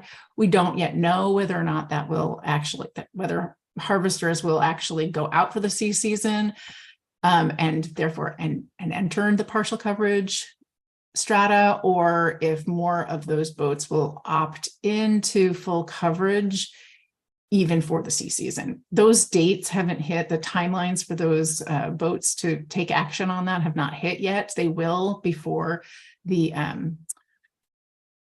final ADP is drafted. And so we might see the number that big N, that 21 trips drop even lower.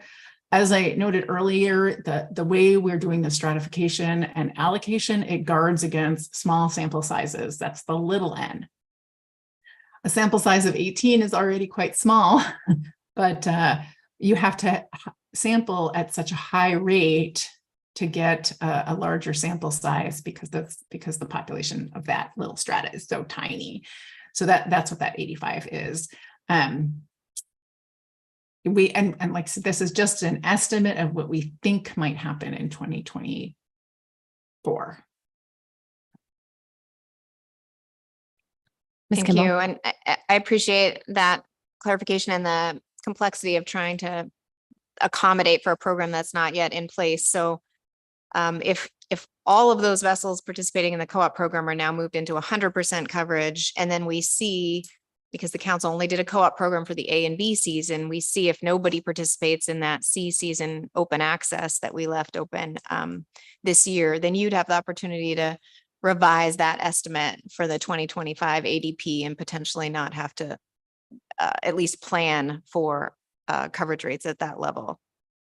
Through the chair, that's correct. We would see the N go down, the big N go down to 0, and essentially that stratum disappears entirely. Mhm. Thank you. Thank you. Thank you. Oh, okay. Great.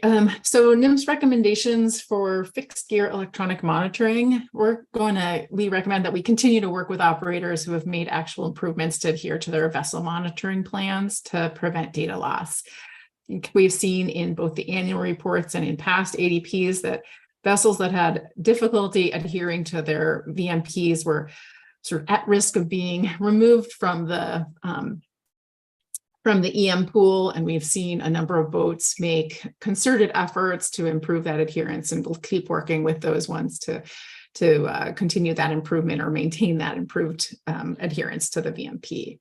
We do propose to remove vessels that have not utilized their EM systems for 3 or more years. These are vessels that have not fished in our sampled population. So they haven't fished for groundfish or IFQ halibut, or just Pacific halibut in the partial coverage fishery, and therefore haven't used their EM systems.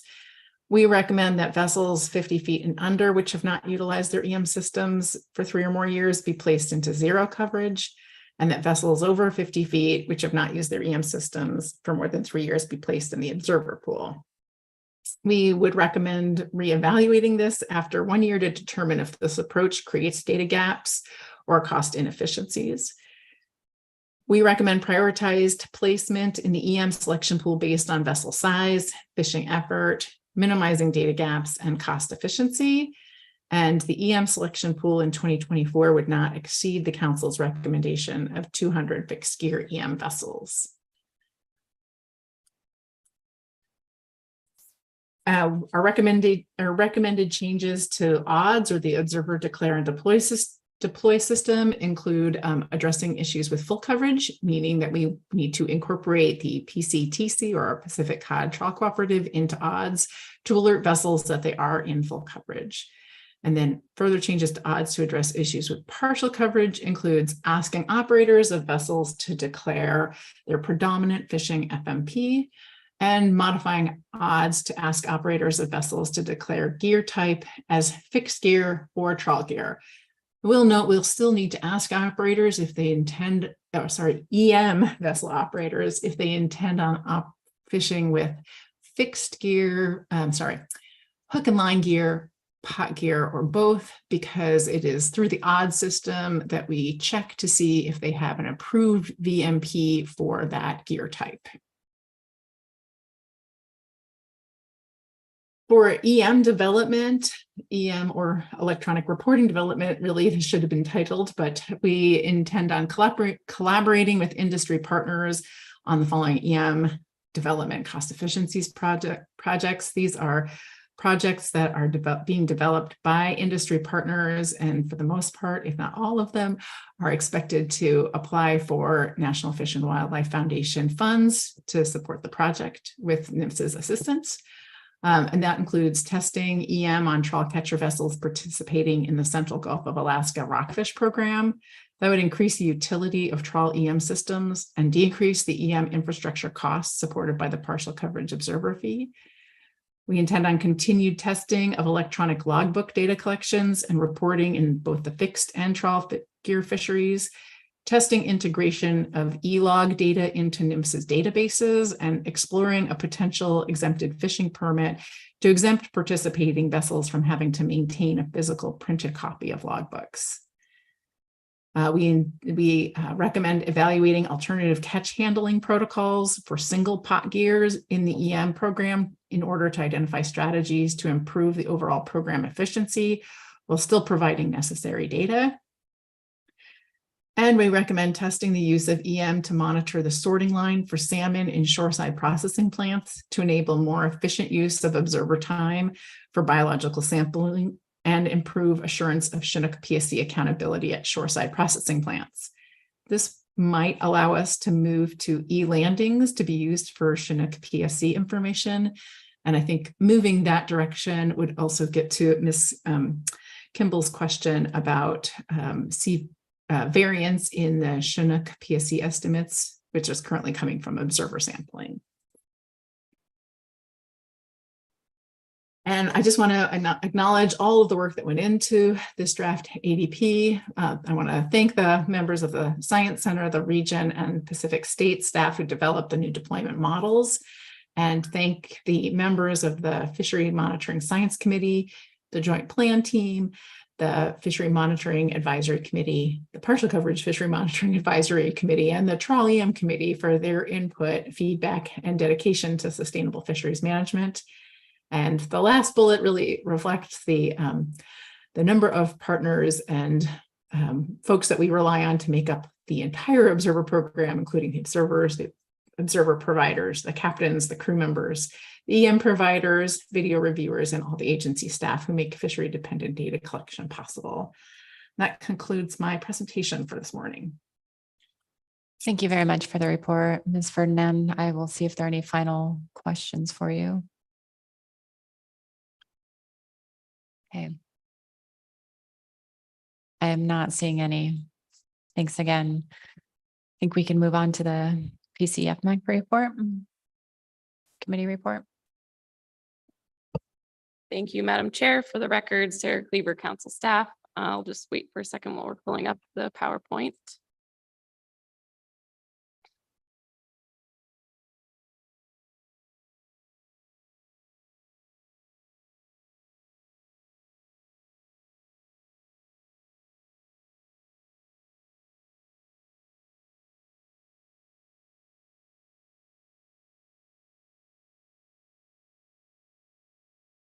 Great, thank you. So as a reminder, the PCFMAC was developed to provide the council with recommendations specific to the partial coverage observer program.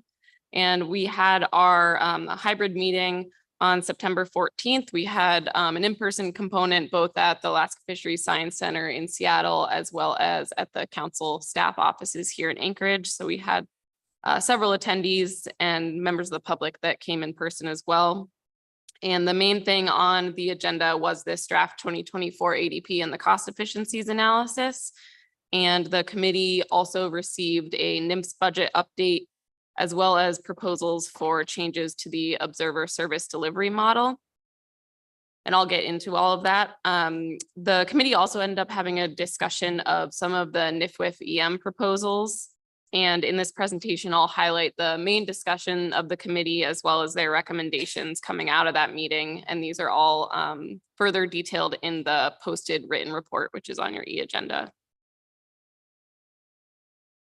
Over the past few years, the PCFMAC has received continuous updates on this cost efficiencies analysis from NMFS, and the committee has done really a lot of the heavy lifting in reviewing this work. Much of it, as you've seen, is quite technical. And this slide is just meant to look back at our 2023 target coverage rates for vessels in the partial coverage category. So those are just included here on the slide for your reference. And the NMFS analytical staff at our committee meeting described these stratification methods as you just heard. And the committee recommended the combined fixed gear FMP stratification scheme for the 2024 ADP. The committee had discussions surrounding two components of this stratification scheme that vary from the status quo, which Ms. Ferdinand described in her presentation. The first of which is the combined fixed gear method, which would combine the existing hook and line and pot strata into one fixed gear strata. And the committee supported this method as more vessels are conducting mixed gear trips. And this method avoids the creation of a third mixed gear strata, which could result in a group to sample that has really small sample sizes or very few trips. The second way that this stratification varies from the status quo method that was discussed in the committee meeting is that because it's separated the Bering Sea, Aleutian Islands, and the Gulf management areas, this allows a finer adjustment of the sampling rates for strata in which it's often difficult to obtain data. The committee wanted to ensure that the vessels intending to fish both FMP areas on one trip are not in violation if, for example, they log into the odd system a Bering Sea trip, and then they also fish a little bit in the Gulf. And so they had some questions about that, and NMFS clarified that there would be no prohibition on fishing across multiple areas, and that odds could ask where a vessel intends to predominantly be fishing, which is similar to how gear type is currently logged into the odd system for mixed gear trips. NMFS and NOAA OLE would generally only be concerned, or they stated they'd generally only be concerned with information that's submitted to odds. If they notice that a vessel is consistently logging trips in a way that's drastically different from how they are fishing. But the committee recommended that if this is implemented, NMFS make clear that there is no prohibition on vessels fishing both FMP areas in one trip, despite needing to choose a predominant area when logging trips. And the committee reiterated that this needs to be made clear to fishermen, NMFS, and OLE.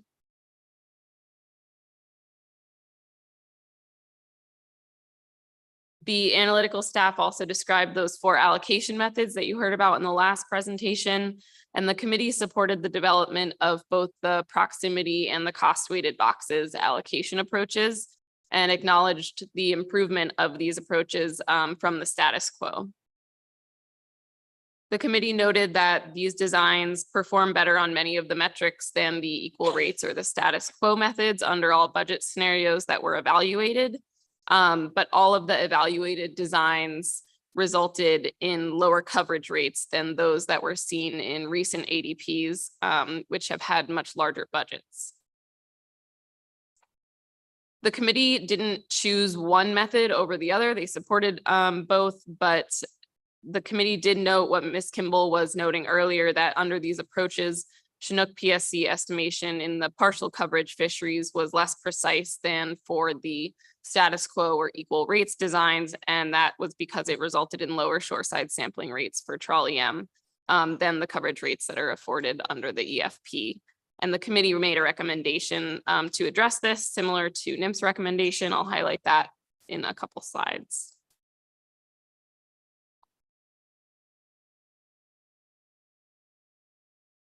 The committee noted that the cost estimates for both fixed gear and trawl EM seemed high based on industry experience. And as Ms. Ferdinand noted earlier, these costs directly affect the evaluation and resulting coverage rates. So the committee recommended that NMFS reevaluate those designs without including the costs of initially purchasing the EM hardware for both fixed gear and trawl gear. And the initial cost of that hardware can be amortized over a certain number of years, and an appropriate period for that amortization for equipment is quite challenging to determine. So the committee felt that removing those, what we refer to as legacy costs, from that cost estimation will provide a more informative comparison of those costs.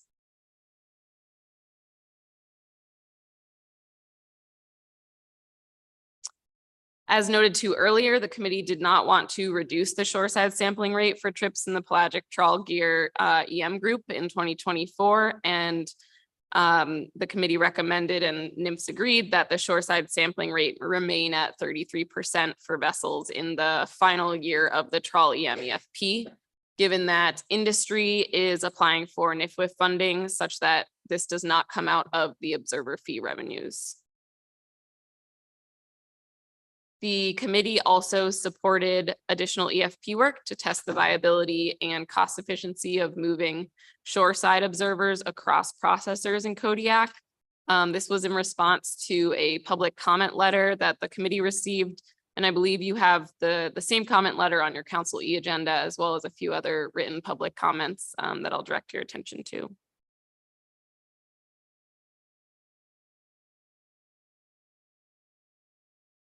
The PCFMAC had significant discussion regarding potential changes to monitoring deployment designs after 2024. So looking forward a little bit, the committee noted that under all the funding scenarios that were evaluated by NIMS, the observer coverage rate in the Gulf was below the previous 15% hurdle threshold for most of the strata.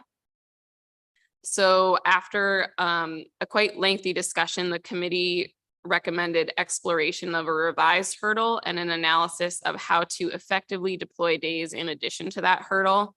And the intent here was to base the hurdle on an appropriate time and proximity scale in order to meet biological data needs, and then allow additional monitoring using at-sea observers, shoreside observers, and EM to be placed where they are really most cost effective for catch accounting purposes and for targeting specific types of information that's deemed appropriate by the council or deemed important by the council, as well as the data that's needed to meet legal mandates and stock assessment purposes.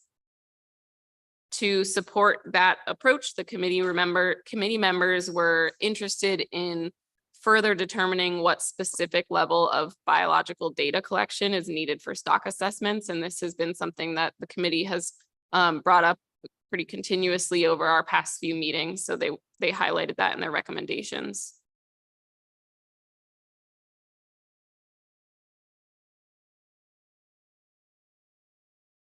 Back in last October, the council made a motion tasking the PCFMAC with considering the potential implications of allowing fishing vessels to contract directly with observer providers as a potential way to reduce costs and or to increase observer coverage in the partial coverage category. And at that time, or it might have been a couple council meetings later, the council asked that the PCFMAC September agenda include a space for proposals from the public to change that service delivery model for the partial coverage program, which would include eliminating the federal contract and providing market-based alternatives to it. So in response to that, the committee received one proposal from the Fishing Vessel Owners Association. This was for a pilot project, which would maintain the system where vessels are selected for coverage through odds, but the vessels would then procure observers through their own contract with an observer provider.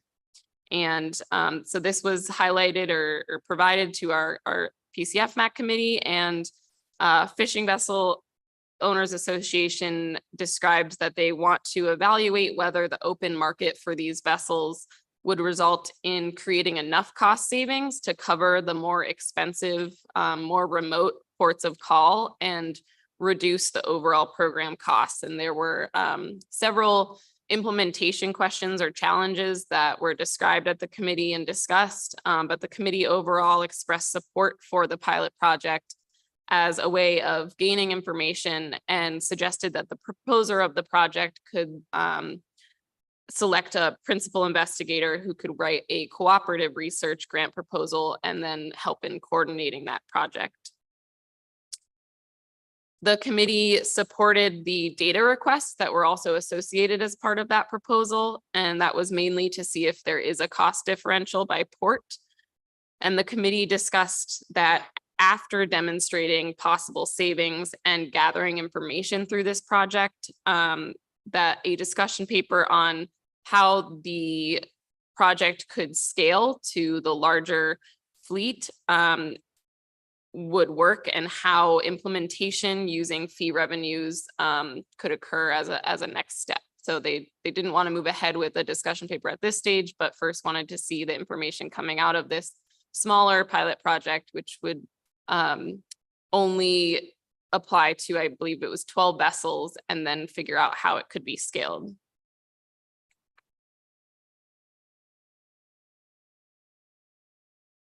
The committee lastly heard brief descriptions of several projects that are expected to submit proposals for NIFWIF for the 2024 electronic monitoring and grant reporting program, and agreed that those proposals are valuable and encouraged the council to endorse these for NIFWIF funding.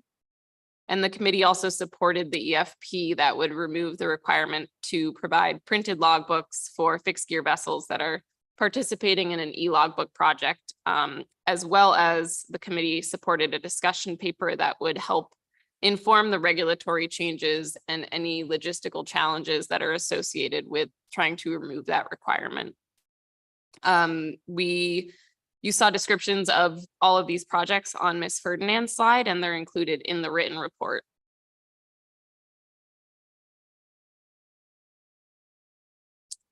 As far as future scheduling, the next fishery monitoring committee meeting that is scheduled without a date, but it would likely be in May 2024. That's the annual FMAC meeting where the FMAC reviews the annual report.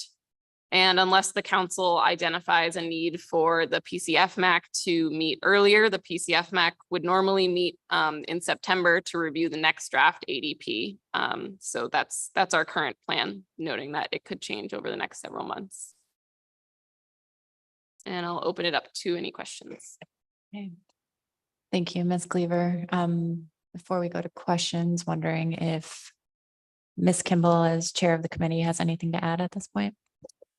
Sure. Thank you, Madam Chair. Just briefly, and I think Ms. Cleaver did a great job with the report. I guess I would just note for the council's understanding that at the time that the partial coverage FMAC met, they didn't have a recommendation from NIMS on the allocation strategy. So that's why there's not one in their report. They were obviously leaning toward the proximity and the cost weight boxes allocation approaches, because if you recall from Ms. Ferdinand's presentation, they performed better across all of the evaluation criteria. But that's one of the reasons that they didn't put forward an allocation method in their recommendations. Since then, NIMS has come forward with an allocation recommendation, and I think it's in part based on the fact that the committee itself had so many questions about how costs were treated and evaluated, and that there's a lot of uncertainty in those costs, especially around the pelagic trawl EM program that we're going to get better handle on in the coming year.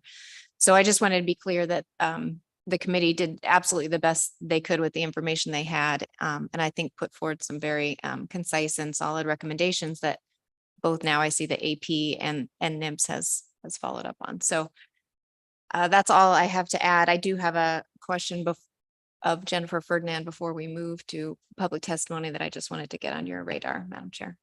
Okay. Thank you, Ms. Kimball. Feel free to ask that now.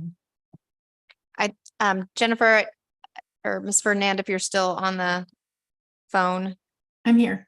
Okay, thanks. I guess given that we now do have a recommendation from the agency to move forward with the proximity approach for 2024, does the council need to provide direction, or what would the intent be of the agency absent direction, I guess, for re-looking at the cost weighted boxes allocation approach for 2025? Is that direction the council needs to provide, or is that something the agency is going to do as we resolve some of these cost uncertainties? Through the chair, thanks for that question, Ms. Kimball. I think we're really curious about the cost weighted boxes, and I think it has a lot of value by incorporating the cost in, by putting more monitoring in lower cost strata. So I think we're going to continue to look at it in 2025.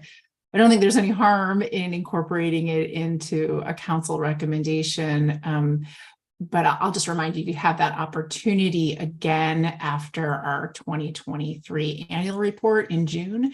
So there's no real requirement to make a 2025 recommendation at this meeting. Thank you. And thanks for that response. I just didn't know if we were going to be discarding that if we make a decision on the 2024 ADP, and it sounds like we are not. And then my second question is on removing the hardware costs for both fixed gear and trawl gear EM. That's not possible, or something for you to work on doing for 2024 ADP, or it's not relevant because we are looking still public testimony, but looking primarily at the proximity design, and it doesn't affect that design. Through the chair, thanks for that, Ms. Kimball. It won't affect the design, you're correct. However, getting a better handle on the EM costs would affect our overall budget estimation. So we will still pursue getting those a little bit more reined in for 2024. But I think we'll want to continue working on it in 25 or for the 2025 annual deployment plan, because that is when we will see the incorporation of trawl EM into the partial coverage program under regulation. So we will not drop that ball for sure, even though it's not as critical as if we were going to pursue cost weighted boxes. Thank you. Thank you. Any other questions from council members on the committee report or the presentation by Ms. Ferdinand? Okay. Thank you both for your work on this issue. So we have no SSC report on this. I think we have our AP report ready for us.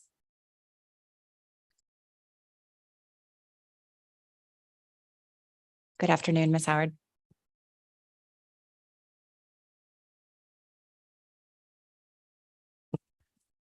Good afternoon, Ms. Drebnica and members of the council. I'm going to wait for this to come up on the screen so I can read it. The one I had was a little different format for accuracy.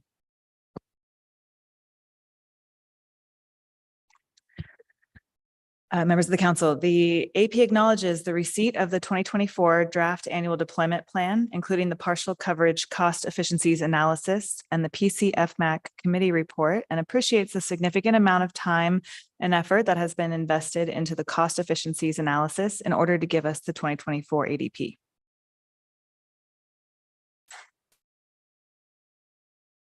The AP supports the following PCFMAC recommendations for the 2024 ADP. Fixed stratification by FMP area, and NIMS should make a clear statement that while boats must declare in odds which area their predominant catch will occur, they are allowed to continue fishing in both the BSAI and GOA on the same trip. 2, proximity allocation scheme unless the cost-weighted box approach is able to be revised for 2024. 3, NIMS should run the cost-weighted box allocation approach without the legacy EM hardware costs for both fixed gear and trawl EM prior to the December 2023 council meeting. 4, trawl EM should maintain a 33% shoreside sampling frame for 2024 since industry is obtaining outside funding that does not affect the partial coverage observer budget. The AP supports the following PCFMAC recommendations to continue work for the 2025 ADP. Number 5, NIMS should further determine what specific level of biological data is needed for stock assessment to be incorporated into the 2025 ADP. 6, NIMS should further explore the appropriate time-space scale for biological samples in order to explore a revised hurdle and an analysis of how to effectively deploy days in addition to that hurdle for the 2025 ADP. 7, if unable to run the cost-weighted box allocation approaches without legacy EM hardware costs for both fixed gear and trawl EM prior to the December 2023 council meeting for incorporation into the 2024 ADP, it should be further explored for the 2025 ADP. The AP also supports the PCFMAC's recommendations for the following proposals moving forward with the 2024 NIFWIF electronic monitoring and reporting grant program, real-time data electronic logbooks for GOA fixed gear halibut and sablefish, North Pacific Fisheries Association evaluation and testing of alternative catch handling protocols for single pot EM, Saltwater Inc. proposals to test EM to monitor sorting line for salmon and further observer tool efficiencies, Alaska Groundfish Data Bank's proposal to test trawl EM for all targets in both pelagic and non-pelagic gear in the Central GOA Rockfish Program, ADGB and Aleutians East Boroughs proposal to help cover partial coverage costs for the final year of trawl EM EFP. And the AP supports the FVOA pilot project as a way of gaining information and the PCFMAC suggestion that the proposer select a PI who could write a cooperative research grant proposal and coordinate the project. And this motion passed unanimously. Thank you. Are there any questions on the AP report? Seeing none. Thank you, Ms. Howard. And thank you very much. Okay, with that, I see that our lunch is being brought out. So let's break until 1 p.m. and we will resume with public testimony on C2. Please sign up if you would like to testify on this issue and you haven't done so already. Okay. Thank you. We'll come back at 1 o'clock.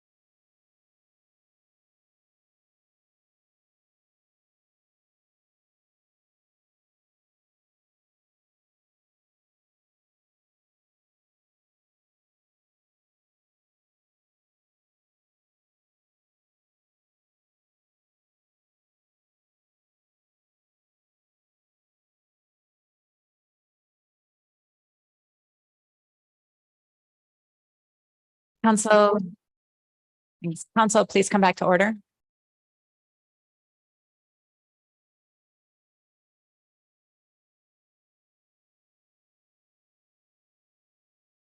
We are on public testimony.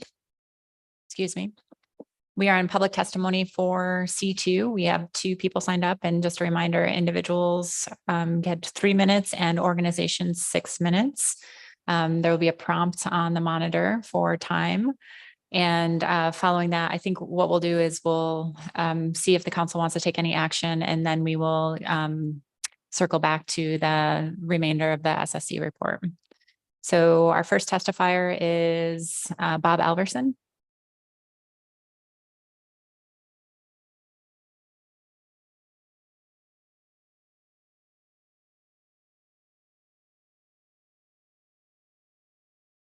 Madam Chair, good afternoon.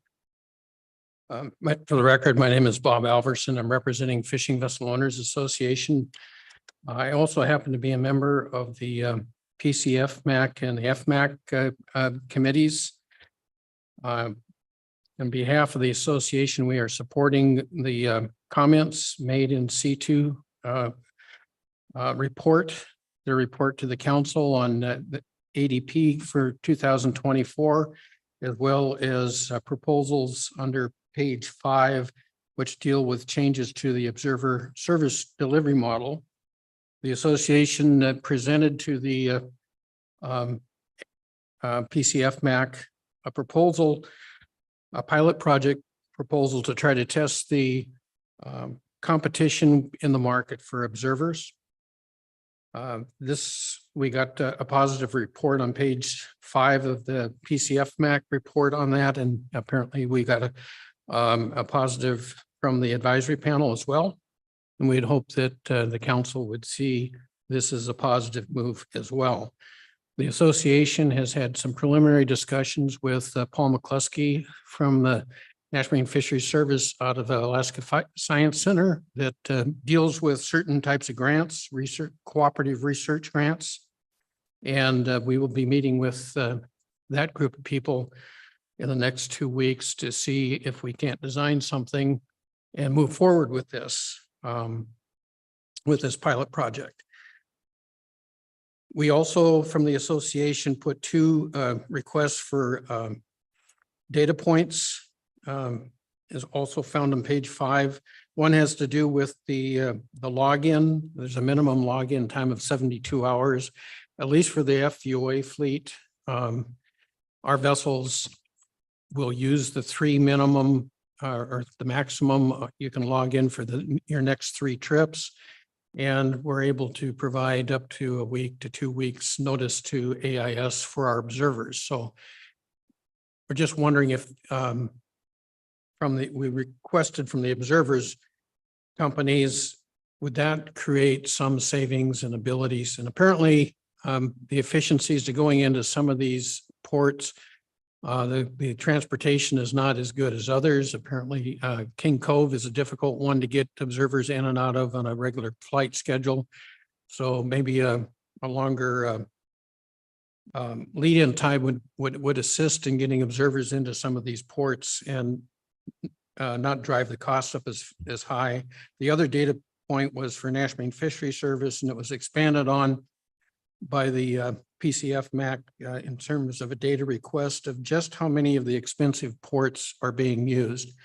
The committees have never really quantified, is it 90% are not expensive ports? Is it 50%? Is it 20%? We'd like to find out what the cost factor is for these expensive ports relative to the total amount of monies that go into the partial coverage observer program. So that was the thinking behind those 2 bullet points on page 5 of the PCFMAC report. Mr. Chairman or Madam Chairman, thank you for the comments. That concludes our comments this afternoon. Thank you, Mr. Alverson. I'll see if there are any questions for you. Seeing none, appreciate your time. Yep. Next up, we have Dan Falvey. I think he's testifying remotely. Yeah, thank you. Can you hear me okay? We can. Good afternoon. Good afternoon. Thank you. For the record, I'm Dan Falvey, testifying for the Alaska Longline Fishermen's Association. I would just like to express my support for the AP motion. I think they and the PCF MAC did a good job of parsing this one out. I'm supportive of combining hooks and pots into a single fixed gear strata, given the changes that are going with slinky pots on many of the fixed gear fisheries and the fact that we are doing more combination trips.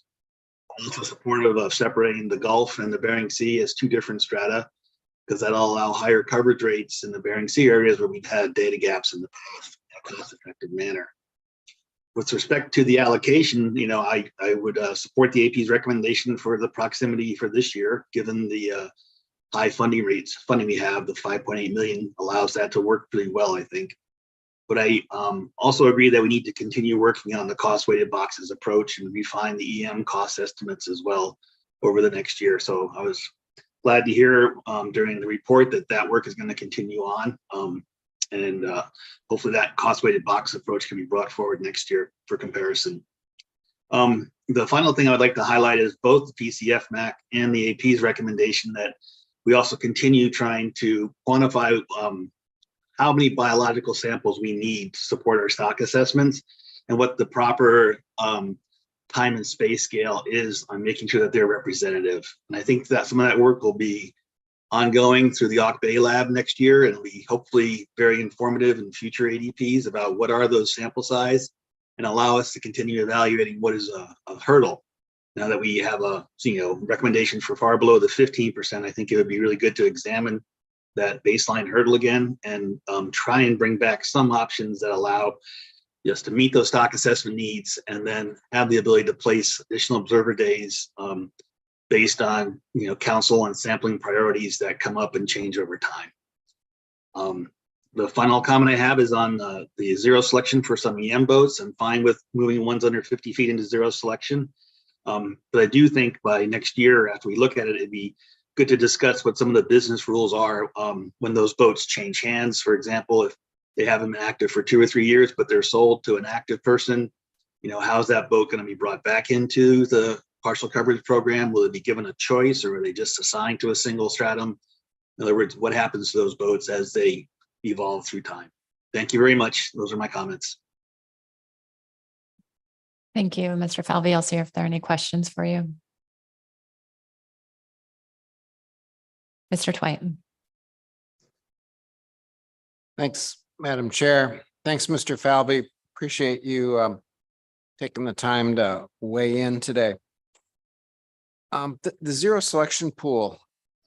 In NIMS presentation from Ms. Ferdinand, we got sort of a hint from NIMS that they're concerned about the impacts the zero selection pool can have on the accuracy of our catch monitoring efforts. And so from that, I was sort of got me wondering whether it's at this point, whether we should be putting some more effort into seeing what's possible for EM for the zero selection pool. And I know you've done some thinking about that in the past. So I'm wondering what your thoughts are about I'm beginning to consider whether that should be a priority effort in the near future for us, or whether you continue to see work on some of the other priorities as being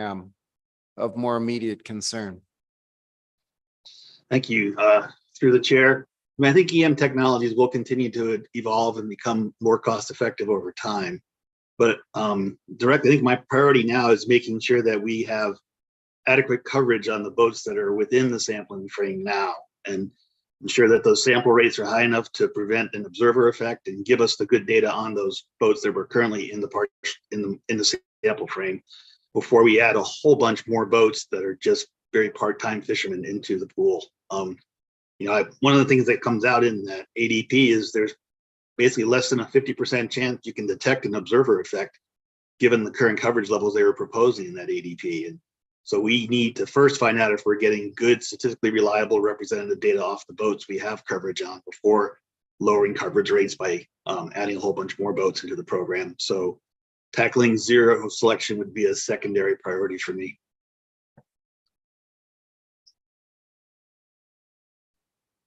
Thank you. I'm not seeing any other questions for you, Mr. Falvey. Thanks for joining us this afternoon. Oh, excuse me. I do see one. Ms. Kimball. Apologize, I was late. Thank you for your testimony. You said you supported the AP motion, and part of that is this direction to reevaluate the cost estimates for EM for both gear types, fixed gear and trawl. And I wonder if you could kind of put some background or explanation on why that might be important for our future ADP. Yeah, thank you again through the chair. When I looked at those cost estimates, it's the legacy cost of the hardware that I think is not correctly captured in the current version of them. When we were developing the EM program, some of those systems came through grant money, and there was quite a bit of evolution in how the hardware costs would be amortized at that point over 5 years. And the way of categorizing that cost has changed over the years, and what goes into that pool of what would be a spread out cost. So I'm not sure that where those numbers came from in history is really the same between fixed gear and trawl. I also think that it's an open question whether spreading those costs out over 5 years, as was proposed back in 2013 or 14, is the correct answer. I think those systems are actually out there for 7, 8, 9 years. So if you are looking at spreading the cost over a time period, you'd have to reevaluate whether it's 5 years is correct, as the current analysis does, or whether 7 or 9 years is a more appropriate number. And finally, we were fortunate enough to receive that congressional directed spending for PAC states to provide $2 million to replace the EM systems, which should last us for, the next 5 or 6 years. And so the fee money won't be spent on, replacing worn out systems. And so I think a more appropriate analysis is just looking at how we're going to use the fees over the next 5 years in that cost weighted boxes, and backing out those legacy EM hardware costs will just improve the accuracy of that. Thank you. Thank you, Mr. Falvey, for joining us. Thank you. Okay, so that concludes public testimony on C2. I think we're ready to move on, see if the council would like to take action. Ms. Kimball. Thank you. I sent a motion to Sarah.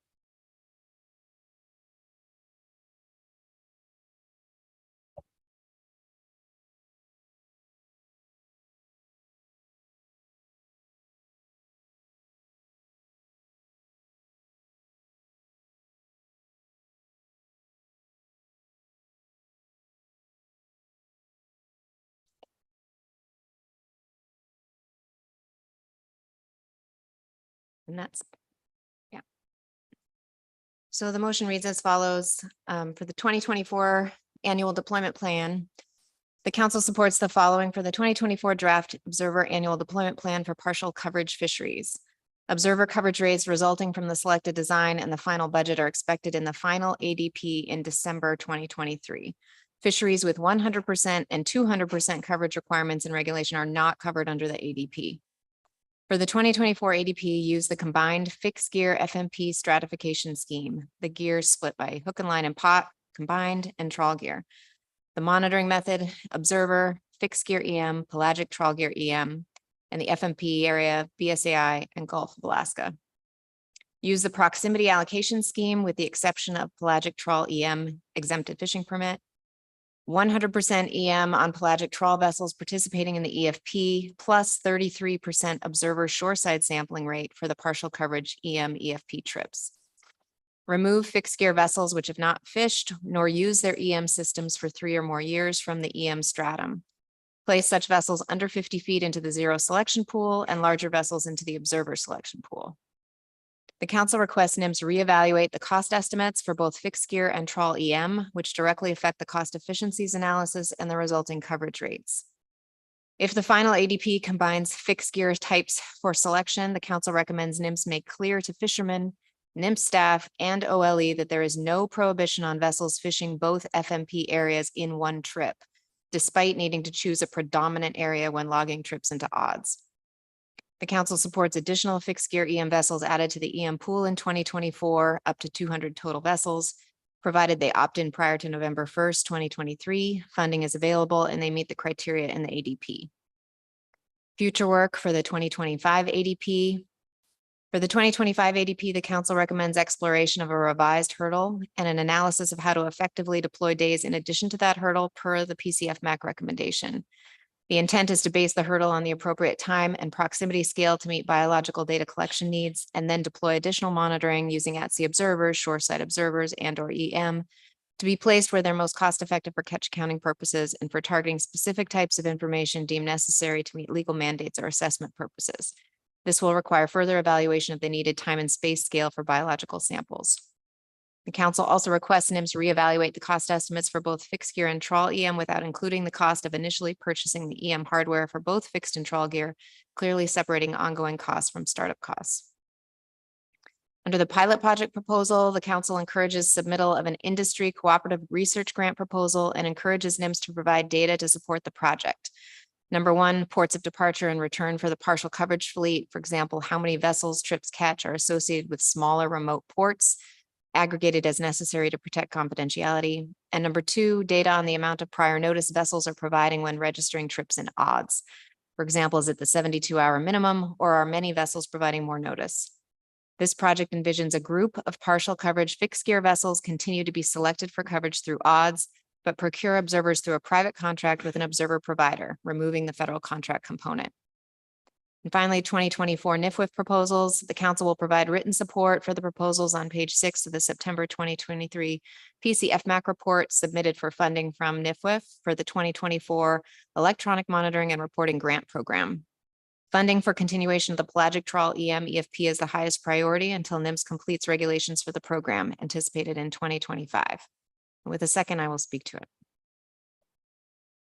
Thank you, Mr. Down.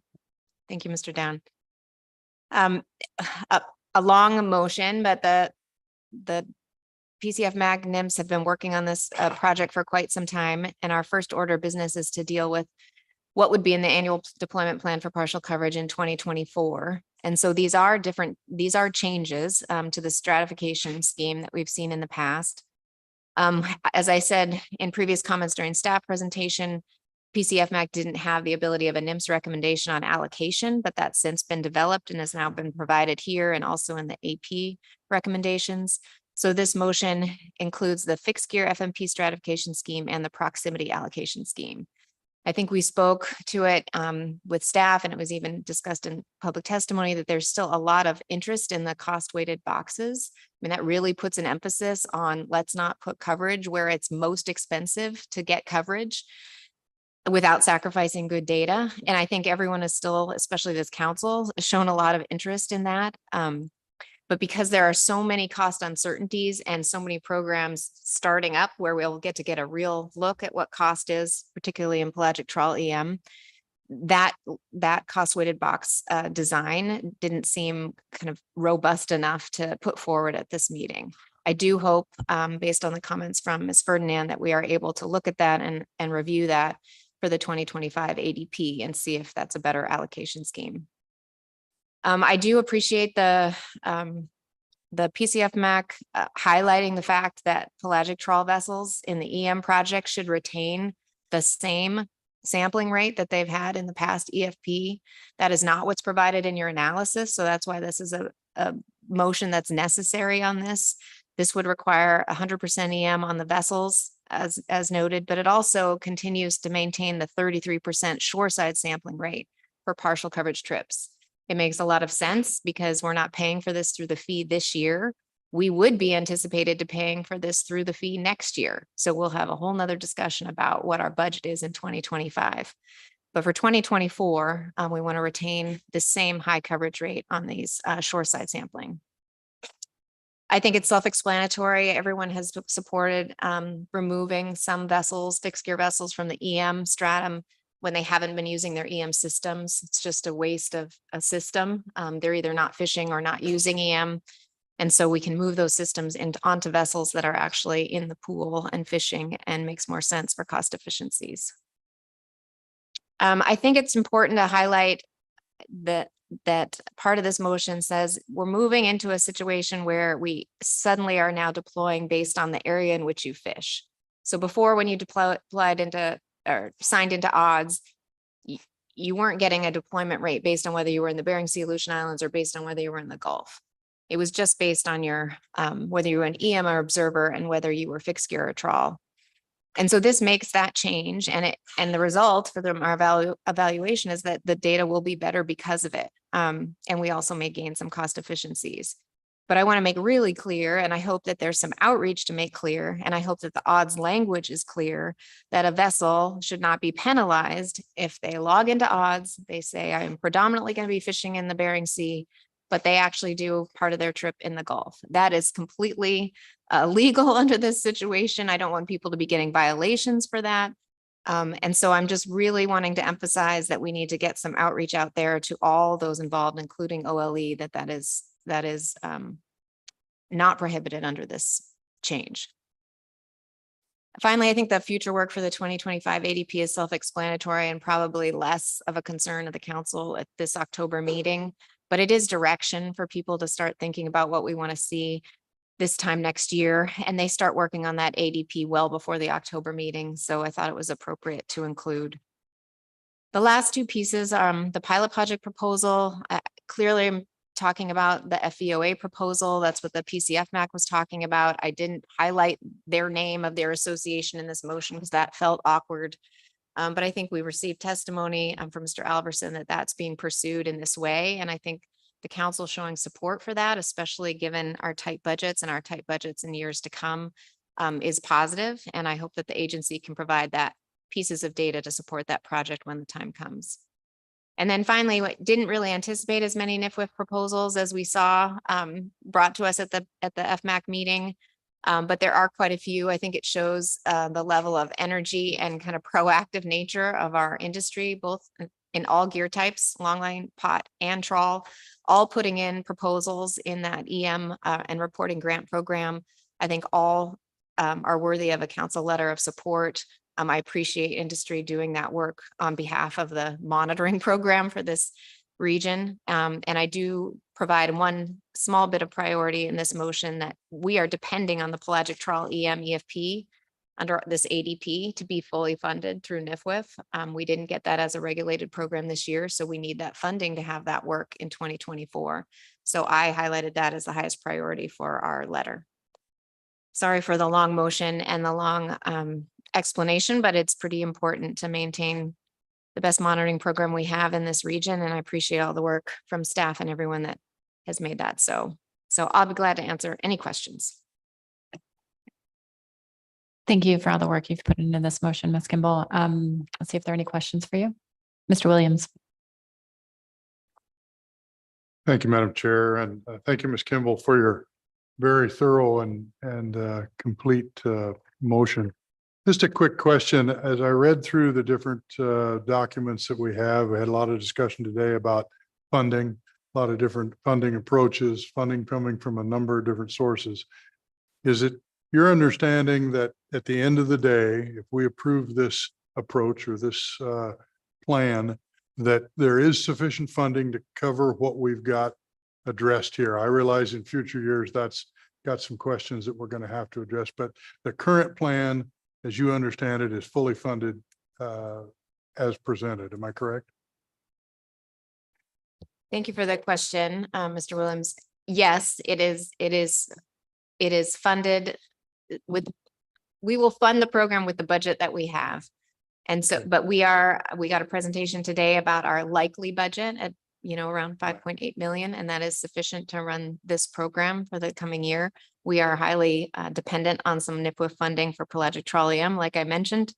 I think we will see what the resulting coverage rates are. They gave us a draft at this meeting, but in December, we'll see the final rates.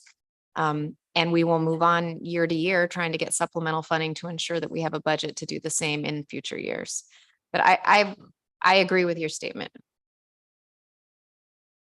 Thank you. Any other questions on the motion? Any amendments?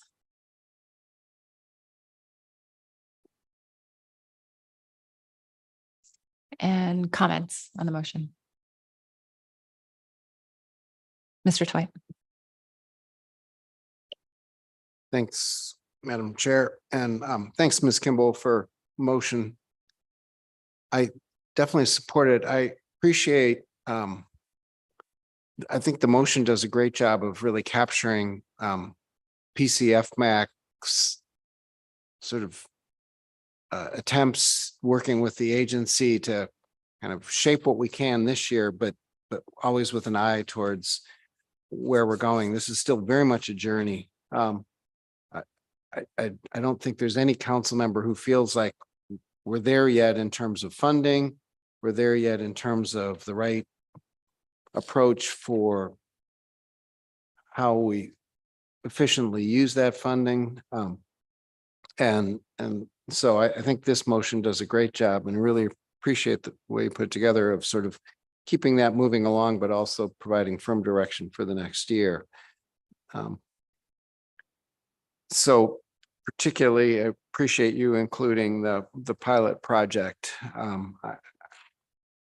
I'm frustrated that the all that really good work on cost efficiencies, which I think helped us understand the program a lot better. But at least from where I sit, those turned out to be some pretty small levers, really, in terms of achieving cost efficiencies. And so I'm hopeful that now that we've done that work, putting some having industry put some resources, having the agency work cooperatively with them, certainly PCFMAC oversight on the pilot project that's currently being contemplated. I'm really hopeful that that'll help us begin to actually turn the needle downward in terms of the cost of that we're currently seeing of a day at sea for a human observer. We've got to actually change the trajectory. Right now, it's still rising.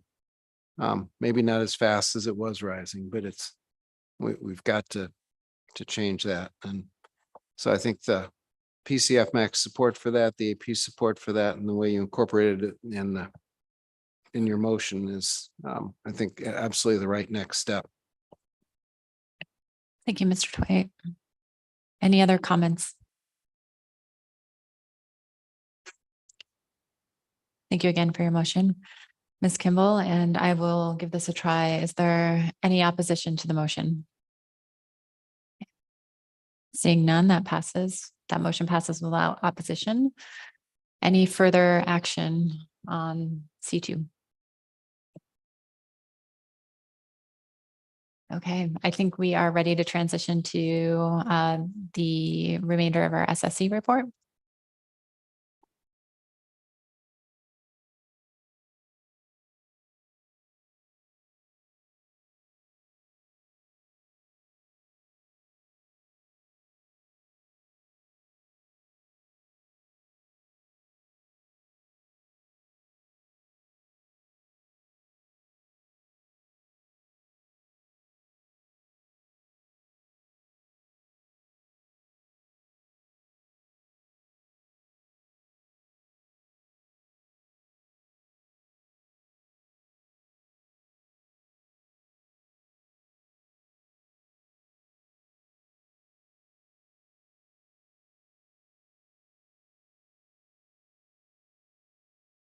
Good afternoon. I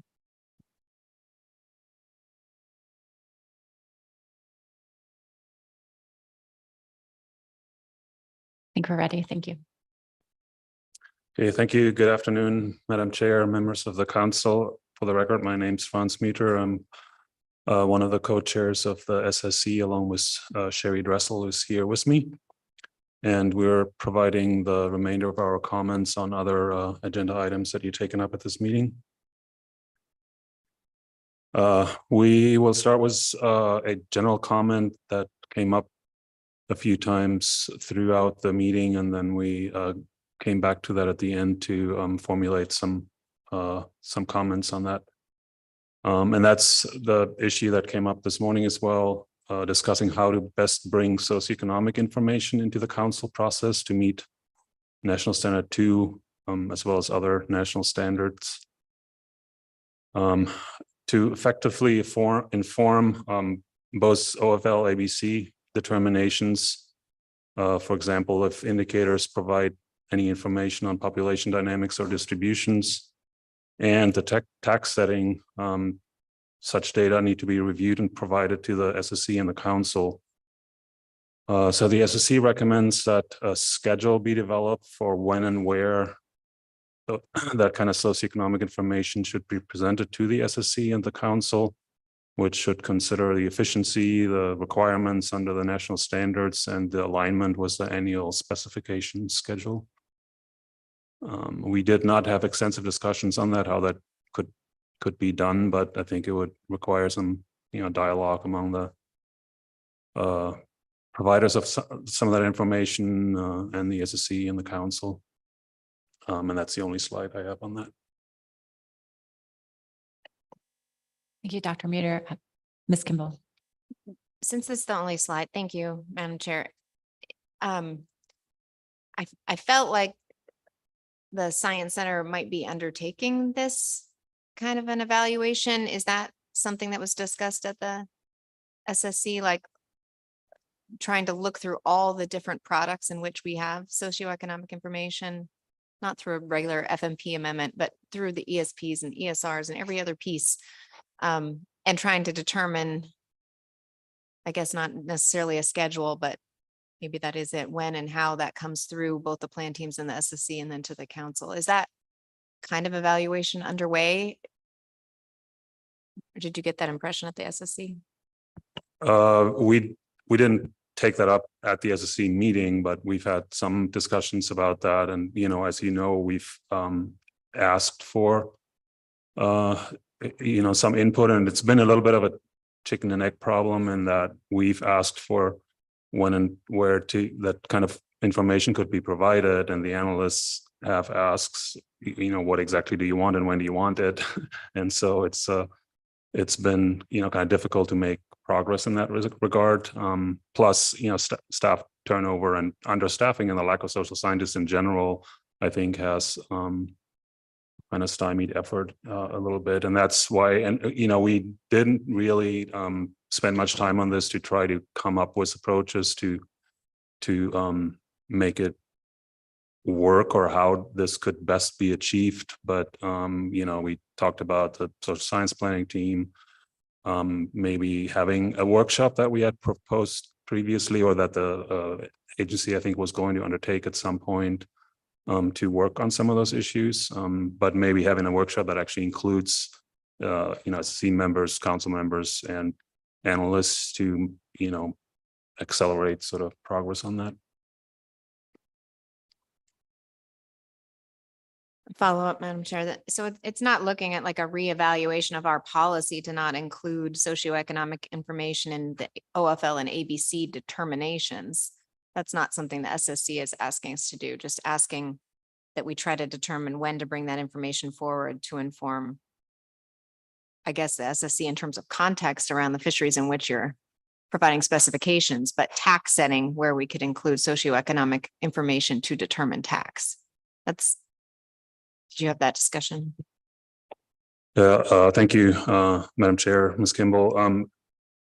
So there are some guiding documents on how to bring that information into the process, and I believe it's a Seesaw publication that kind of talks about how to do that from a workshop. And there's two elements to that. There are socioeconomic information that can help inform OFL and ABC. There are indicators that may provide information on distribution of fish species, for example, from the fishery. That would be useful for a lot of things. And then, so there is socioeconomic information that may be applicable to setting OFL and ABCs.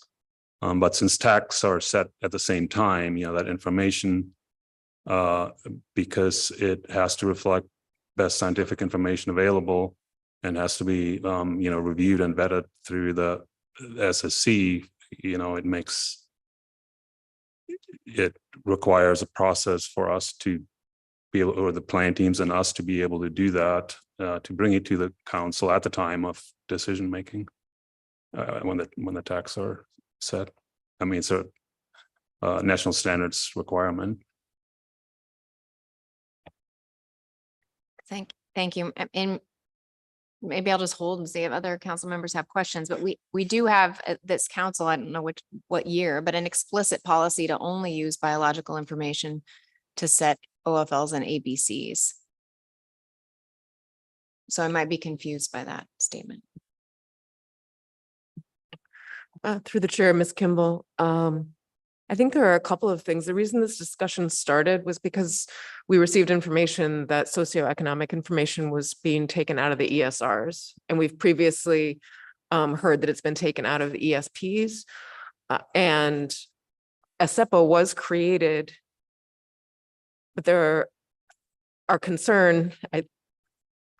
So there's two parts of this. Part of this was from before. Part of our concern was having the information to inform ABCs, OFLs, tax, as well as other council decision-making documents. And how is that information best provided? And this one struggle with a SEPO is that it's not species specific. And so it seems like it would be very difficult for the council to put that together for informing tax. And so part of this is we've been asking for a long time of sort of what's the plan and how is this going to be sort of undertaken? And I think, like Franz said, I think that that's under review, but we're trying to get a picture.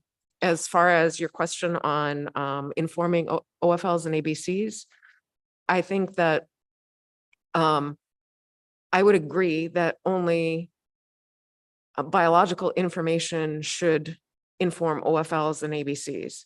However, there may be indices like subsistence harvest and records of subsistence harvest and landings, which may give you an index of population changes. And if that's the case, it's socioeconomic information or community information, but it is biological information. So I think that we've definitely said, even in our risk table, because that's one of the sections in the risk table, that looking at economic impacts, that is not the role of the SSC. That is the role of the council. So I don't believe that we're trying to get into that realm. It's mostly using any indicators that might inform either population trends, population distribution, things like that. And right now, I think that information is quite rare. So I'm not certain how often it would actually help for OFLs and ABCs. There is a potential, but I think only in the biological way that you described. Mr. Twite.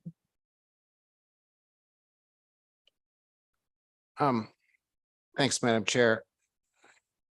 Really appreciate the discussion, but I'll confess that at least for me, as I was listening to the questions and then the responses, the waters got a little murkier. I hadn't really been, as I was looking at this, I wasn't really thinking about the LKTKS protocols and on-ramps that have been developed for the Bering Sea FEP.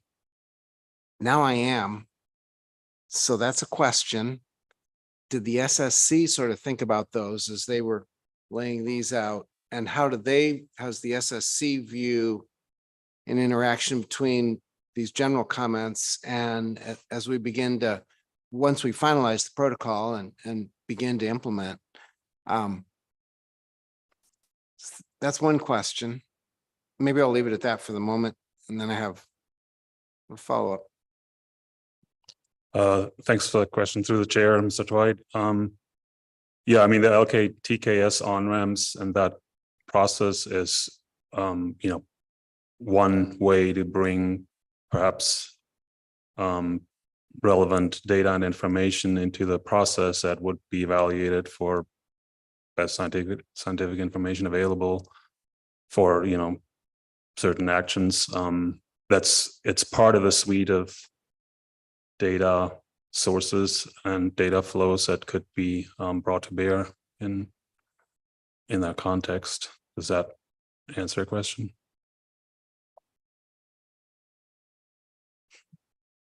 Then you might have to try again. Not really, because I think it's further down the road than these sort of general bullets. So maybe I just need to think about it a bit more. My other question is really going back to that distinction that Ms. Kimball was reminding us of in her question about sort of the degrees of reliance on socioeconomic information, particularly the economic portion of that, where it's not even degrees, it's sort of more of a, at least in my mind, it's a black and white binary sort of choice between OFL ABC and the information there and tax setting and the information that we rely on there. Given that, as the SSC's recommendation that a schedule be developed, I'm ending up wondering by whom is that schedule developed for consideration? And then is that then a schedule that would include as much information about the where it gets applied as the when it comes? And if so, is that something that the SSC and the council need to essentially jointly develop and jointly adopt? Yeah, thank you for the question through the chair, Mr. Dwight. I think yes, like a joint process to develop that, I think would be beneficial. And we do have a fairly clear distinction.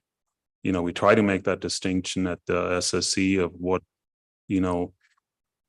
is directly relevant for ABC and OFL determinations and what might inform tax setting or other actions the council might take.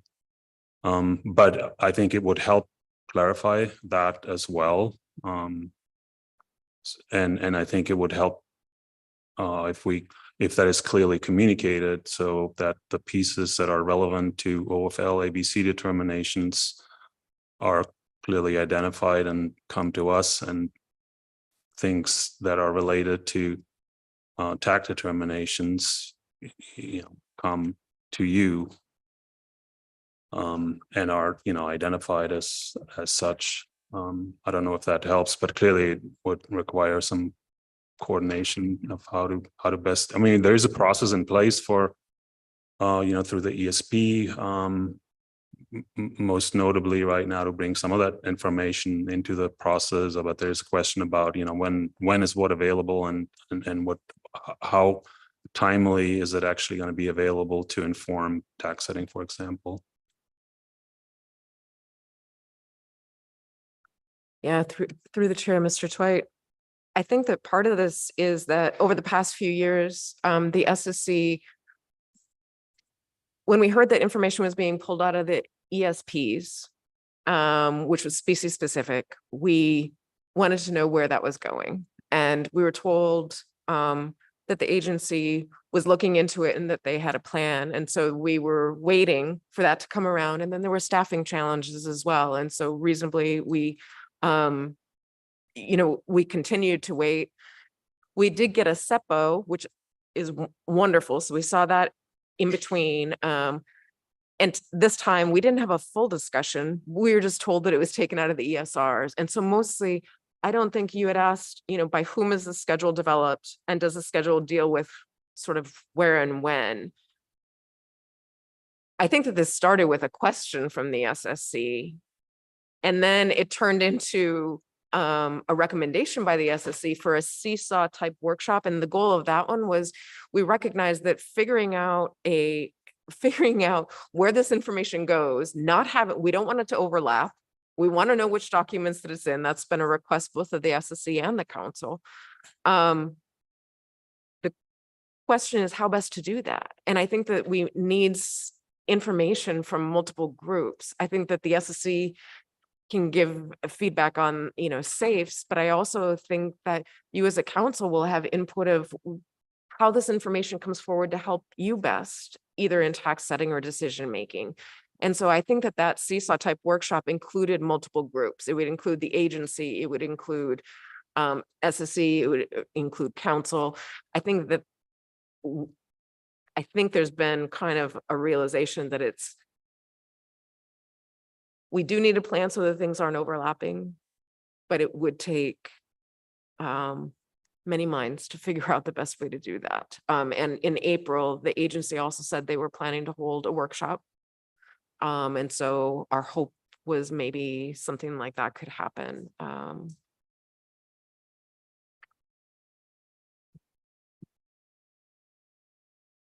Thank you. I think we're ready to proceed.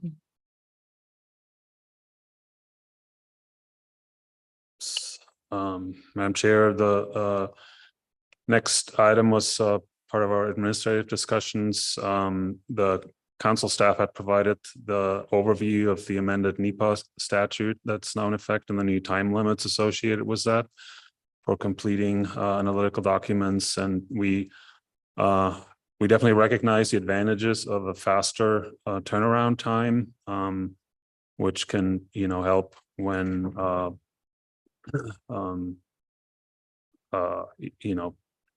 solutions are needed fast, and slower management policies can sometimes undermine the goals of achieving something that has to be done.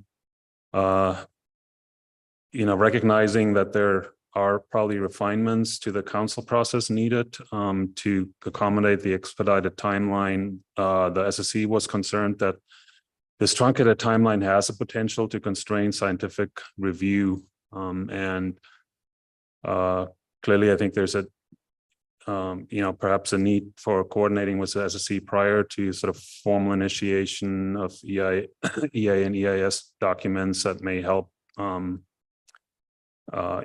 in that regard to make sure that there is enough time for peer review along the way. And in general, we just wanted to express our concern and as this plays out and as we see analytical documents under the constrained timeline, because the SSC considers the robustness of the scientific review process as absolutely paramount. I think that's it on that topic. Apologize, I didn't number the slides. Well, there's, sorry. Then we had a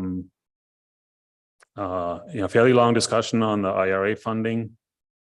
We received the overview of potential proposed topics to improve climate readiness based on projects that are already underway, like the Climate Change Task Force and perhaps a programmatic EIS projects that were discussed have been discussed but not started, and then projects arising from the SSC February 2023 workshop report. In general, we really appreciated the document that pulled together all that information in a kind of clear format with some potential ways forward.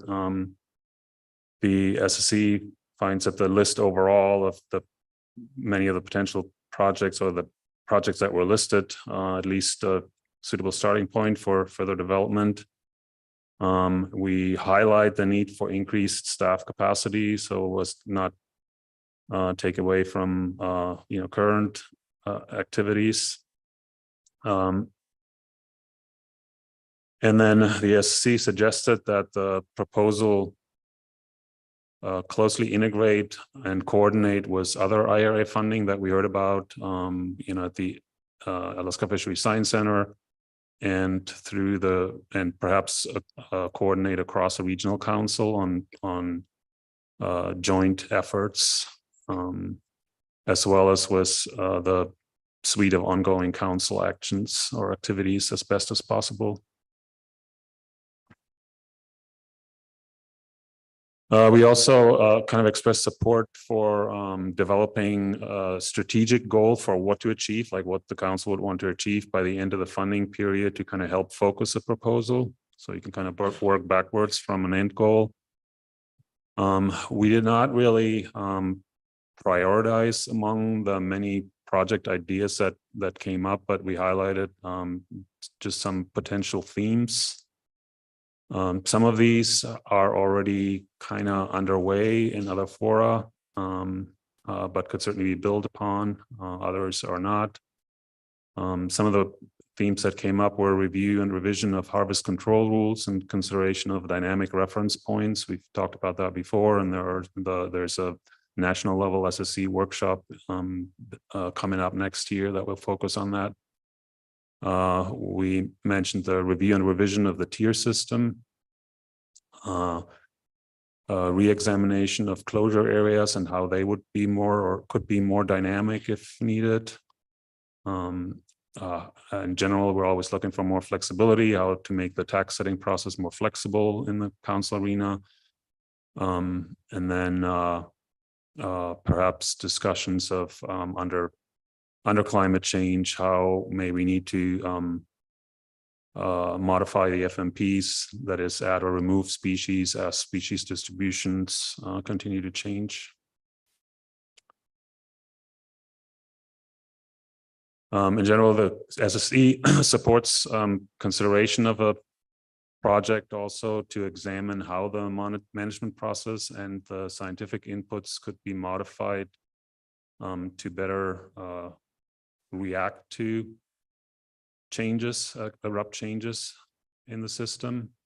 And we had suggested that could consider other fields that specifically deal with emergency preparedness and disaster planning or preparedness for some appropriate processes and procedures that may help this council in preparing for those kinds of disruptions.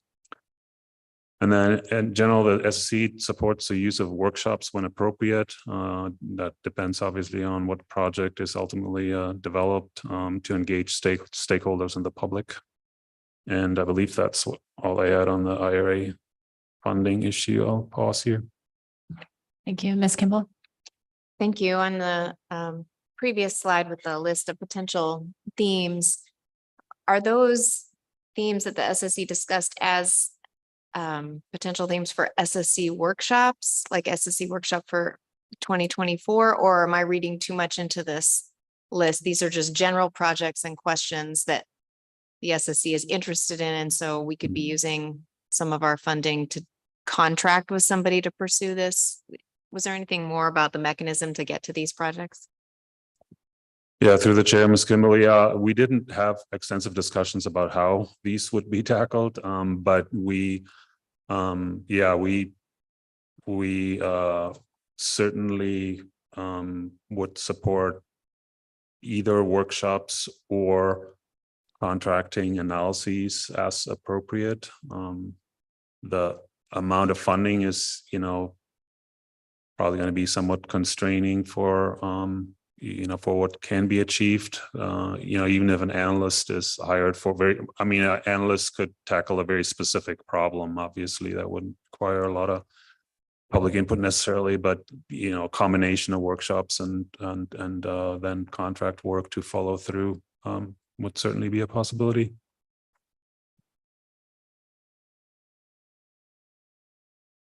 Through the chair, Ms. Kimball. The SSC talked a couple of times about capacity. And so the topics that you see here are ones that you've heard before. And I think that was intentional, because with extra money, you can come up with a whole new list of things to tackle, but then we still have all of these to tackle. And we literally, between staffing and review bodies, don't have the capacity to do it.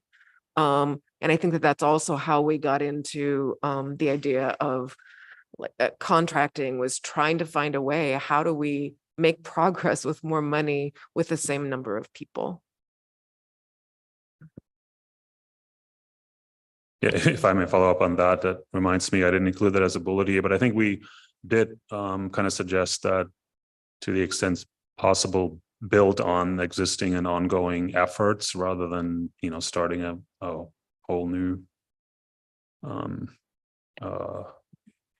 theme. Yeah, Mr. Oliver. Yeah.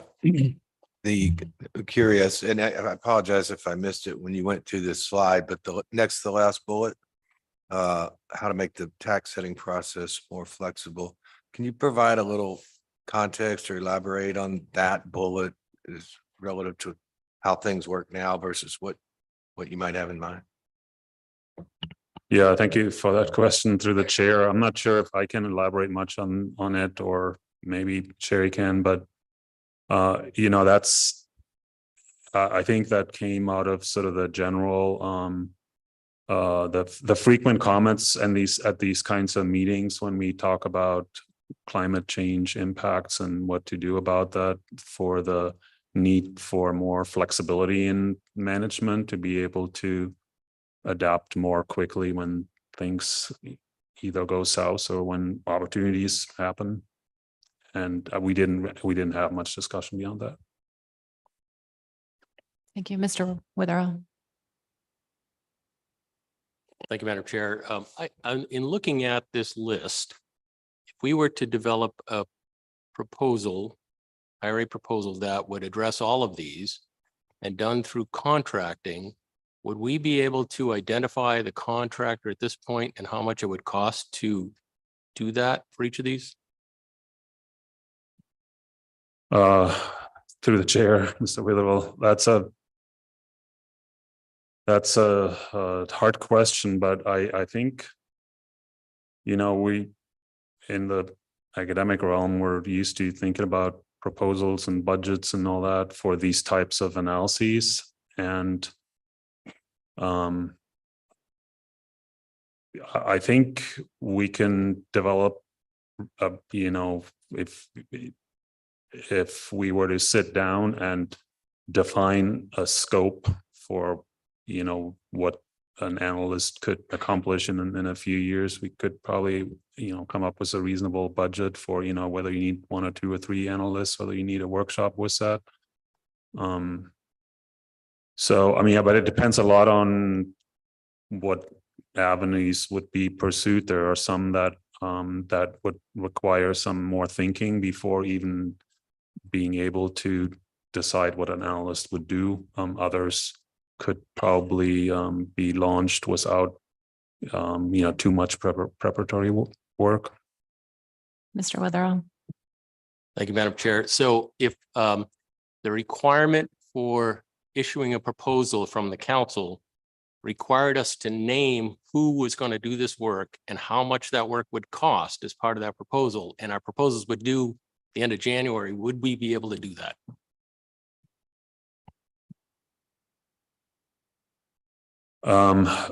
Costs, certainly. Naming the people is probably going to be a little more challenging. You know, in the academic world, you know, for the most part, for these kinds of technical analyses, unless you happen to know somebody who has the right skill set and is looking for work, it usually goes through a recruitment process that may take a little longer. So it would be challenging. Thank you. I think we're ready to proceed.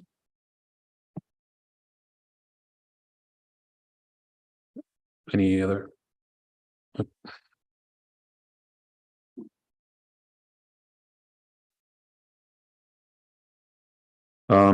So that brings us to harvest specifications. We had some general comments for both BSAI and GOA. Well, these are the routine recommending approval of the proposed 2024-25 groundfish specs as provided by the plan teams. And we support the recommendation to approve the halibut DMR working group recommendations for proposed halibut DMRs for 24-25. Then some general groundfish comments, and some of these are more technical than others. I left them in here, but the SSC has seen some of the models being moved from an old platform that's being discontinued, the ADMB platform, to a more modern version, TMB. And that's likely going to happen repeatedly. So you'll see some turnover in models that should be fairly seamless. And we always ask for side-by-side comparison, and SSE provided a minimal list of sort of the elements for the plan teams to review and look at for any proposed transition. And then we just noted that those kinds of transition are often also an opportunity to refine and improve models. Then one item that I'll be more specific about under the separate plan teams is that there were some new analyses of rockfish stock structure that could have implications for different stocks, and we just suggested that the assessment authors get in touch with and coordinate with researchers that did those analyses. And then for future plan team reports, SSE requested that a table be included that shows what models and what recommendations the plan team makes for November, December in terms of the tier, the type of assessment, alternative models. So as to facilitate our review at the October meeting.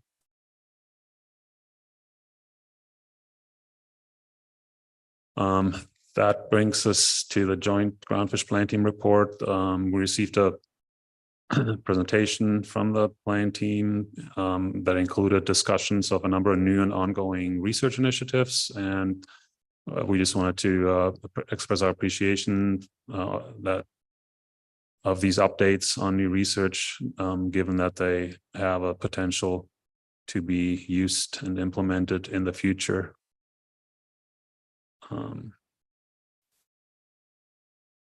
The SSE supports the continued ESP development, and this is kind of related to what we talked about earlier in consideration of ways to offset ESP development timing.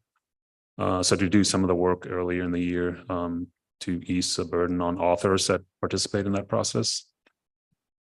And the ESC highlights its appreciation for the ESR team, and we support efforts to make ecosystem indicator time series, at least the ones that are not confidential, available through ACFIN to facilitate their use in other analyses. And then we encourage the ESP and ESR authors to consider collaborating on some of the future climate readiness initiatives related to indicators.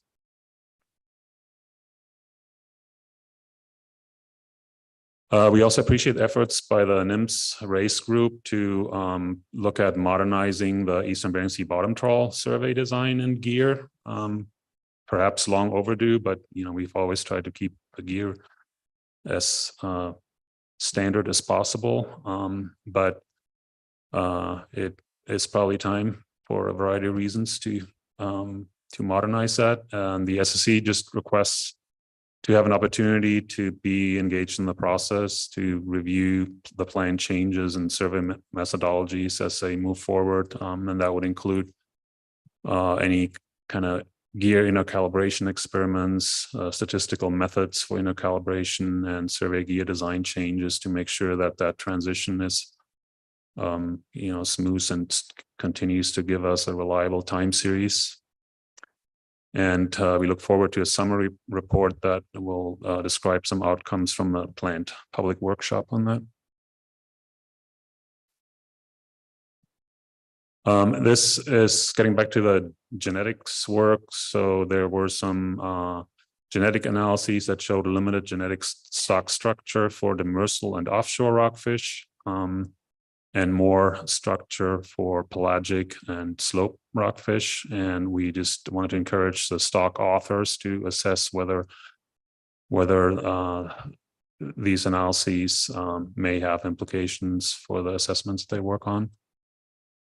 Then the SSE supports further research by the NIMS longline survey team to evaluate impacts of the slinky pod escape rings on gear selectivity.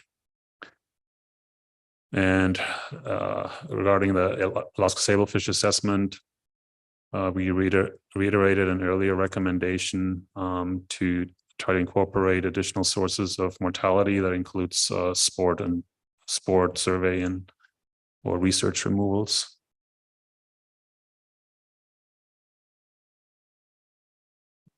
That brings me to the Bering Sea Plan Team report. The SC supports, for the large parts, just supported the BSAI groundfish plan team recommendations for the models and analyses. And I'll just briefly touch on those for yellowfin sole. It's using the previous model, but we support replacing the split sex selectivity, separate selectivities for males and females with a single selectivity that has allowed to change over time. For Aleutian Island Pacific cod, we support bringing forward 3 model variants as proposed by the plan team.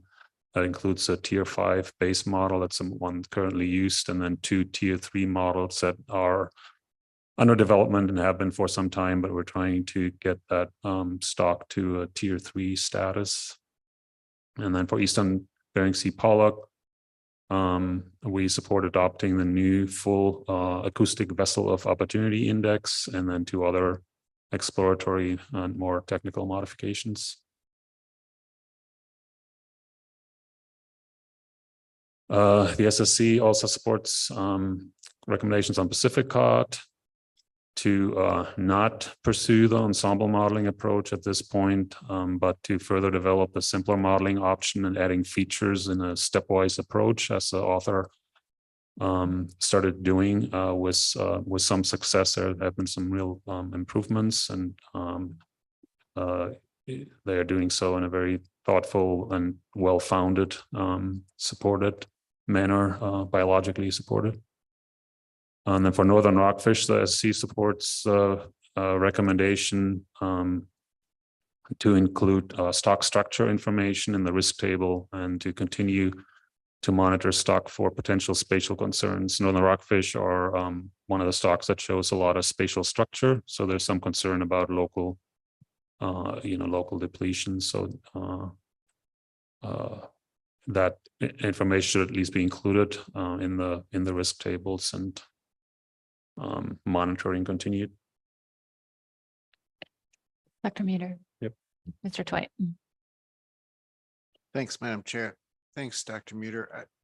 So PCOD, this looks to me like it's fundamentally a recommendation from the SSC to pull back off the ensemble path road, which it seemed like we just been going further and further and further down that path in terms of ensemble modeling, each one getting more glorified as the years went by. And so this is essentially the SSC saying, that just wasn't getting us to where we wanted. The SSC and the plan team and the stock assessment author all sort of collectively telling us that we really need to take an entirely new tact. Am I kind of reading that right and remembering my history of PCOD stock assessments right? Yeah, thanks for the question through the chair, Mr. Twite. Yeah, it is not an indictment of the ensemble modeling approach per se. The issue is more with the component models. As you well know, one of the reasons that led us to the ensemble modeling approach were the difficulties with modeling that stock appropriately. And we had settled on, the SSC obviously kind of pushed fairly hard to develop an ensemble modeling approach to provide some stability. The problem was that the component models aren't really quite there yet, and the author who, the relatively recent author for that stock assessment did some, additional analyses of the 3 models that are part of the ensemble, and found some issues with those models that are concerning. And it wasn't really a SSC recommendation to back off the ensemble modeling approach, but the author took it upon himself to take a step back, develop a somewhat simpler model that he could wrap his head around and build up from that. And he reached out to fishing groups, he reached out to biologists, he reached out to ecosystem scientists to try to develop well-founded or well-supported features in the model. And so we agreed that that for the time being seems like the more fruitful approach.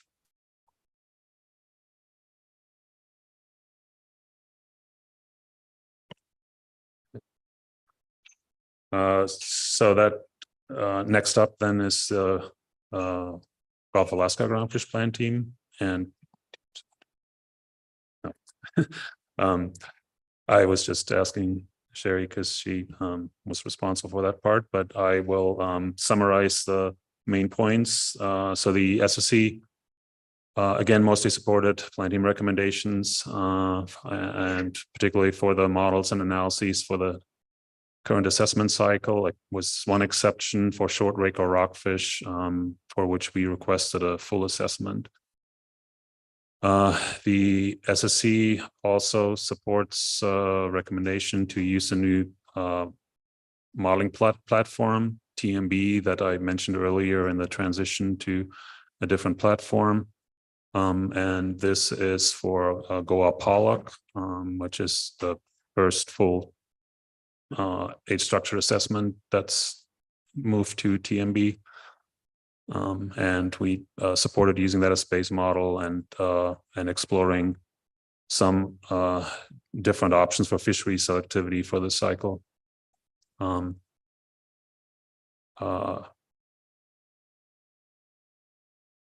For the Goa Pollock also, we reiterate earlier recommendations to prioritize research on best practices for how to project near-term trends under the higher tier assessments, particularly when selectivities vary over time. And we encourage the plan team to develop more general guidelines or guidance to assessment authors based on performance evaluations of, for this case.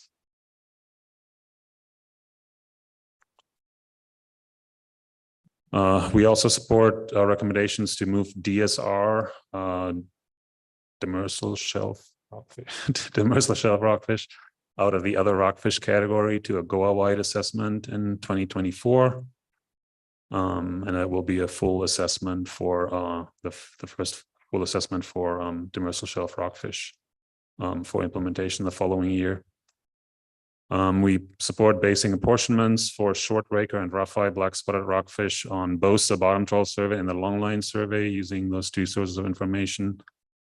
And we also support moving 12 tier 5 species that are currently in the other rockfish complex from tier 5 to tier 6.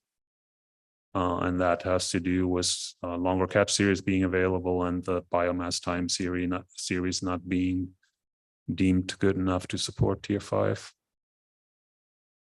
And that has to do with sort of the patchiness and the difficulty of sampling rockfish. And then SSC also supports using the most recent 3-year average of survey biomass for estimating mortality to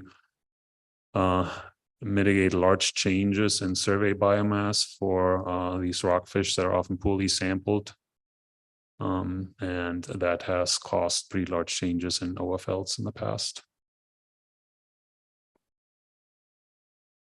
And that's it for Gulf Alaska Plan Team report. Excuse me, Ms. Kimball.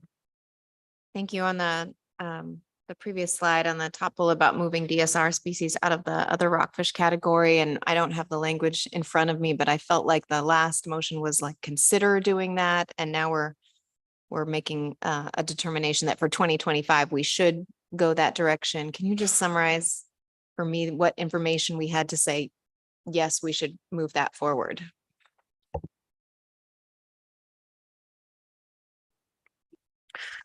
Through the chair, Ms. Kimball, we actually didn't go in depth on this one because the SSC has supported that split in the past.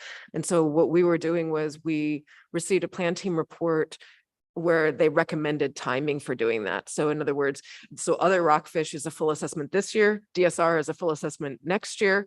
They were trying to figure out when to do this split, and they proposed doing it next year, and the SSC didn't see a conservation concern of that timing. So it was Ours was just that we weren't concerned, and that timing seemed to make was okay with us if that is what the council chooses. So we were Madam, just waiting for a full assessment cycle in order to implement that. Okay, thank you.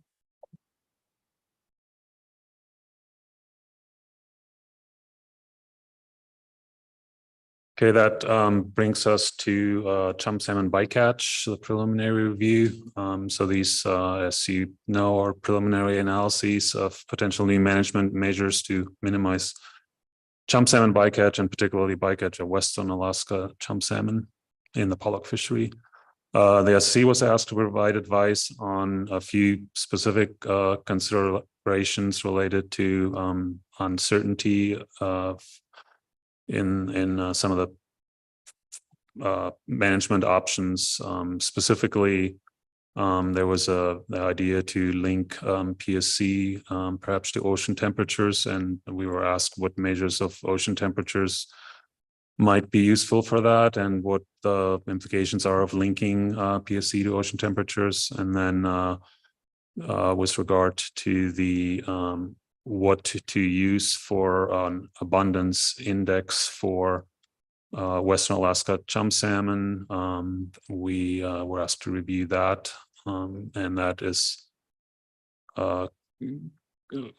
intended to be based on, currently dependent to be based on three management regions in Western Alaska: the Yukon, Kuskokwim, and Norton Sound. And then also to consider the level of uncertainty of incorporating escapement goals and amounts necessary for subsistence, ANS, alongside estimates of historical abundance. So we kind of looked at that.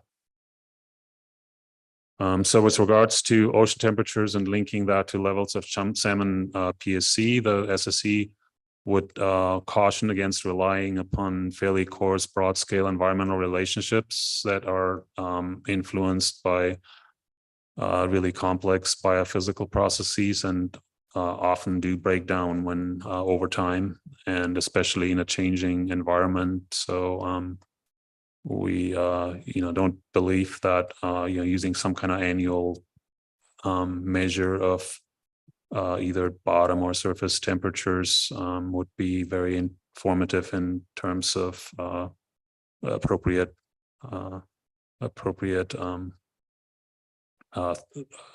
thresholds for basing PSC on.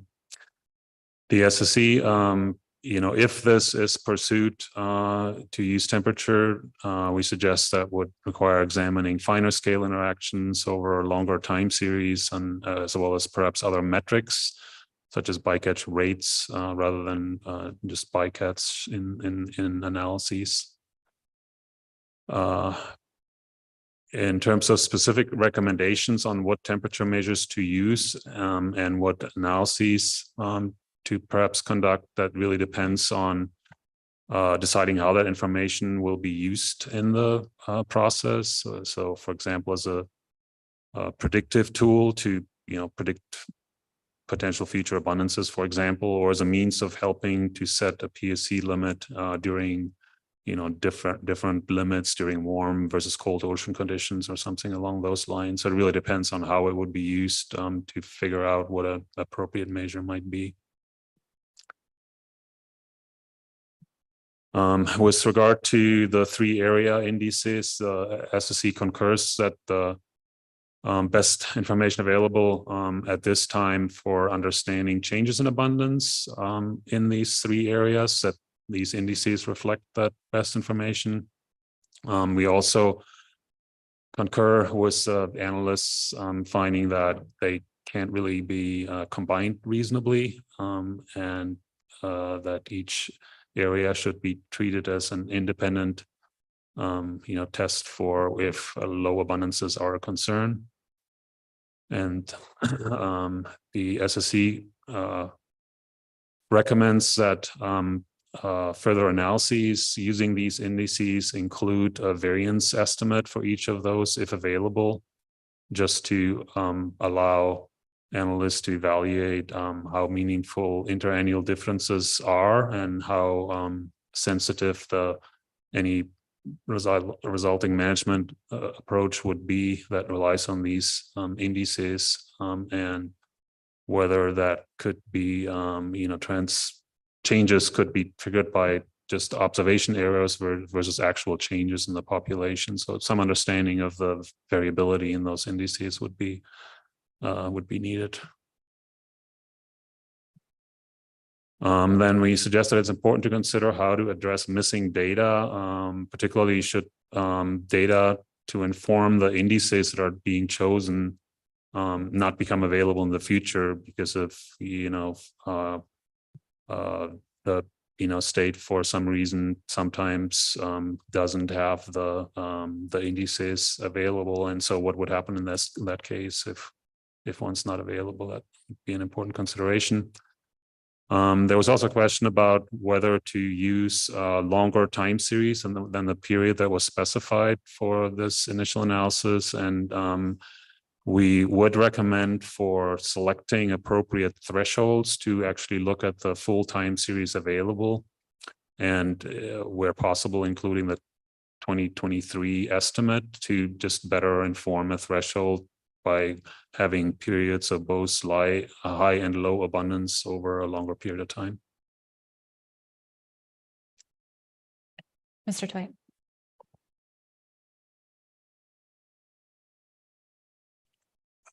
Maybe you'll get to this. I'll just wait until you're done with all the salmon schema goals. I'll hold my question.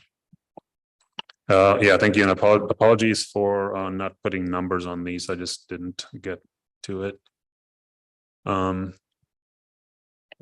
So this is with respect to amounts necessary for subsistence and meeting escapement goals in defining low abundances. We agree with the analysts that these metrics shouldn't be used independently from the measures of abundance, but that they do, they are not independent indices for what for using in the development of thresholds, but they are critical for providing context to interpret the changes in abundance that have been observed. We do recommend, because there was some confusion about the ANS determinations and how they used. We recommend including some details about that and just guidance on how to interpret what it means if the lower end of the ANS range relative to subsistence harvest is not met, or if it falls within the range or exceeds the range. And then we also recommend including information on management actions such as fishing restrictions or liberalizations for each year in the summary tables to just help provide additional context for when ANS is met or not met, and because it can not be met for a variety of reasons, and sometimes that appeared somewhat independent of fluctuations in abundance, and that is true for escapement goal metrics as well. And I think got one more. We also recommend including estimated subsistence removals in context with the ANS status, whether it's met or not met in the analysis tables as appropriate. And then we recommended that when setting a threshold for what constitutes low abundance, that the objectives of what that threshold actually reflects or is intended to do are clearly stated. That is, are the objectives for sustaining salmon, communities, bows, or other. And some additional considerations. We recommend that individual vessel and operational constraints under different cap scenarios be considered for the analysis. That was an important feature under the Chinook PSC management measure. We recommend consideration of a broader suite of variables beyond ocean temperature. And that could be, for example, there's a juvenile chum salmon index from surface trawl surveys that hasn't been fully developed, but that could be explored for possible use in the future, particularly in terms of providing actually a forecast that would kind of help determine future abundances a few years down the line to inform management actions pre-season. We also encourage the analysts to use available genetic and other information to explore estimates of maximum thresholds. So it's difficult here to estimate something like an adult equivalent as we do for Chinook salmon, but maybe some measures that allow us to know that AQ is below some certain maximum number might be available or could be developed. The SC also recommends that future actions should include specific, measurable, and objective metrics that could be used to measure the results and successes of a management measure like this, that can then be used down the line to help inform future actions. So essentially to kind of monitor how well it's working or not working and build that into the program from the get-go. And I believe that's it on salmon bycatch. Mr. Twite. Thanks, Madam Chair. Dr. Muter, when the SSC discussed how you might construct a low abundance index for chum, did they consider at all which years you might want to use as an indicator of low abundance? And what I'm thinking about is right now, as we do with Chinook, the most recent, the actual our best estimate of the adult returns in the most recent years, or rather best estimate of adult returns in the parent brood years and the years when this year's return was spawned. Through the chair, Mr. Twite, the discussions that we had, I believe, were generally about current year returns, and of course that is an indication of the current status of the stock rather than what might be expected in the following year, rather than using, say, the brood stock generation. And I don't know if the data are available for these areas for to have a reliable indicator of future abundances based on the number of spawners, which, as you know, are generally highly variable.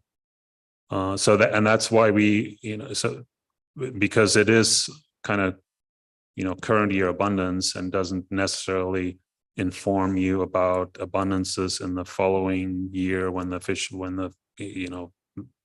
fishery would take place. So it doesn't give you an advance warning, which is why we, or an advance indicator, which is why we, suggested considering things like the juvenile abundance index. Ms. Baker. Through the chair, thank you, Dr. Muter. I'm on your last slide for the chum salmon bycatch and the first bullet. So I'm sorry, I just really kind of missed the maximum threshold concept and what the SSC was encouraging here. I'm just wondering if you can please review that again, and I just wasn't getting it. Ms. Baker, through the chair, And that is probably my fault because I am not really sure exactly how that would work. But it's using it, the idea was at least to use genetic and other information to better nail down the, what might go back to the streams in future years. But I don't know how that would work in practice. I don't know if you have a better explanation. Through the chair, Ms. Baker, I don't necessarily know how this would be calculated. There was recognition among the SSC that coming up with an AEQ, there's too much variability to do that. And so it was trying to find, is there any, even if you're looking at a maximum amount, is there any information that you could come up with? But I don't know how the genetic information plays into that. I'm not familiar.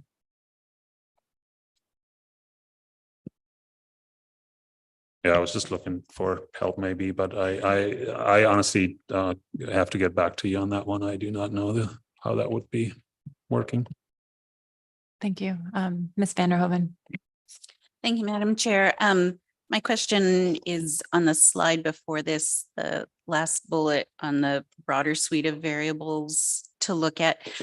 Did you have any examples of anything that might be available in time to be incorporated in this package before we make final action next year? Or were these really things farther out that could be considered in the future?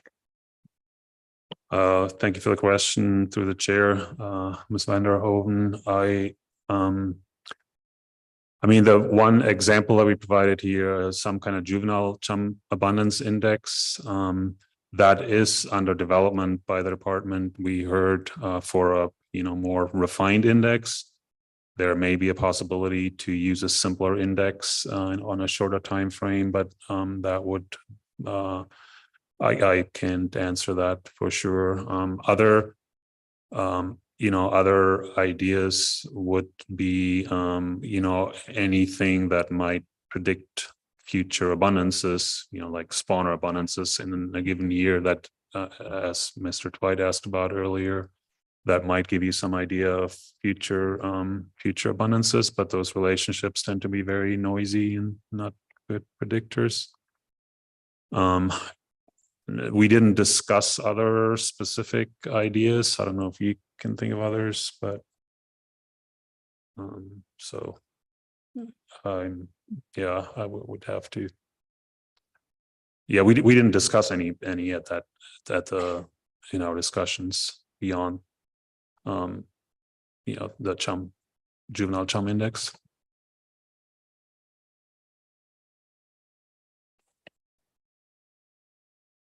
Thank you. I have a question on the bullet suggesting that it's important to consider how to address missing data.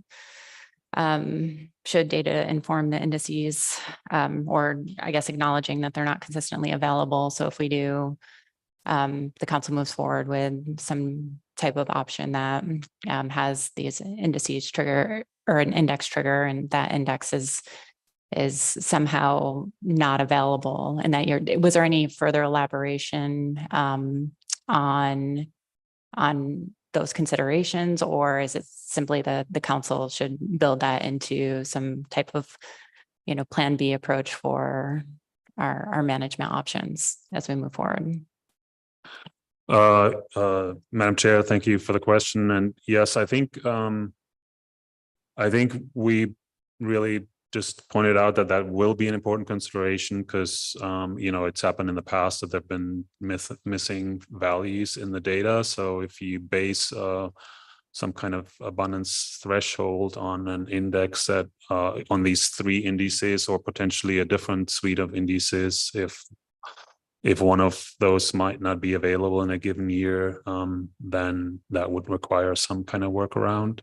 I mean, there's it's not unusual that, and then there's methods of, kind of filling in missing values. There are some relatively straightforward workarounds perhaps, but we haven't thought that through. To the chair, one of the comments that we made in there is that if you miss a year, there are interpolation procedures that you can estimate what a missing year might have been. But if one of these three indices is going to have a huge gap in time, then it's going to be an issue because there's really, the interpolation won't be terribly meaningful.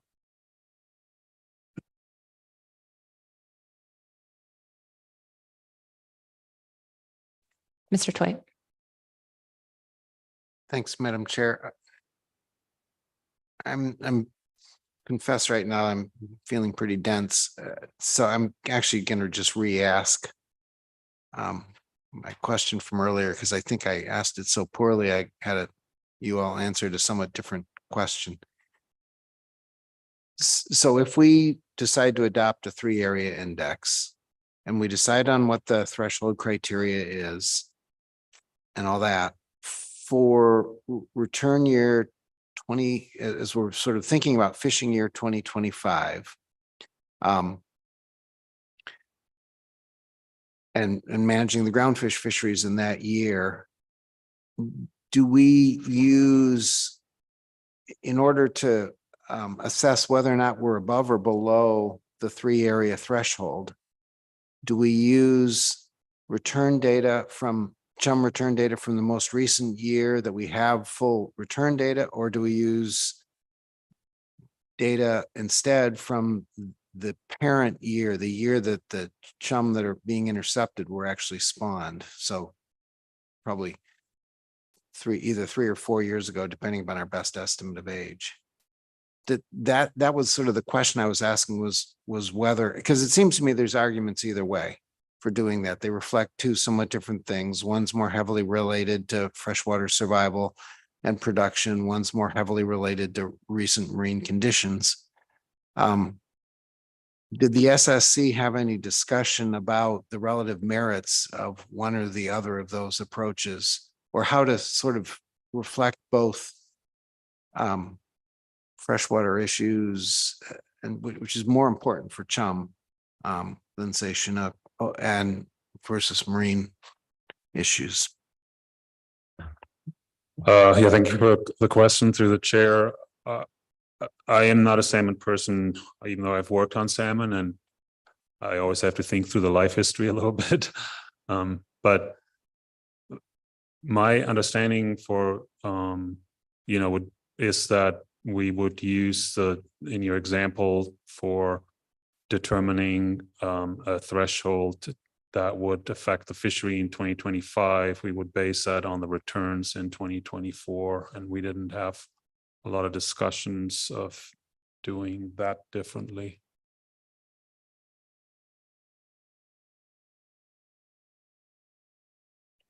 Mr. Jensen. Yeah, thank you, Madam Chair. My question is probably similar to Mr. Twite's.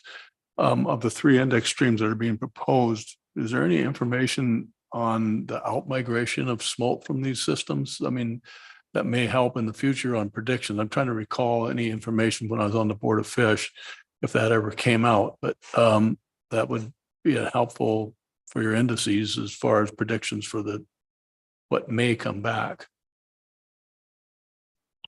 Thank you for the question, Mr. Jensen. I'm not aware of what is available in terms of juvenile indices from those systems, but I shouldn't speak to it, I guess. But that's a Fish and Game question. Not a herring question, though. Through the chair, Mr. Jensen. Yeah, I think it would be a question for the authors. That's not my area of expertise, even though I am with the Fish and Game. Yeah, I don't recollect any information. That's not a lot of stream have outmigration smolt information. So I was just grasping at straws and trying to figure out how to maybe look into the future on these chum salmon that we're having so much problems with. Ms. Kimball. Thank you. I guess I have a follow-up question on I think it was Miss Baker's question at slide 23 on my slide deck about encouraging the analyst to use genetic and other information available to explore estimates of maximum thresholds. And I just feel like there's a lot packed into there. Part of our ability and our need to do both an AEQ and an impact rate when we looked at Chinook measures was to know what the benefit would be. Like, we're going to take an action, we expect some benefit for those costs. So we were able to say, if we avoided this many salmon, some lower number, but some subset we would expect to return in river that year. So if we can't do, based on lack of total run size for all coastal Western Alaska chum runs, an AEQ and an impact rate, I guess my question is, do you think the SSC, by the time we get an initial review draft, might be able to help the analysts with some ideas for how to talk about benefits?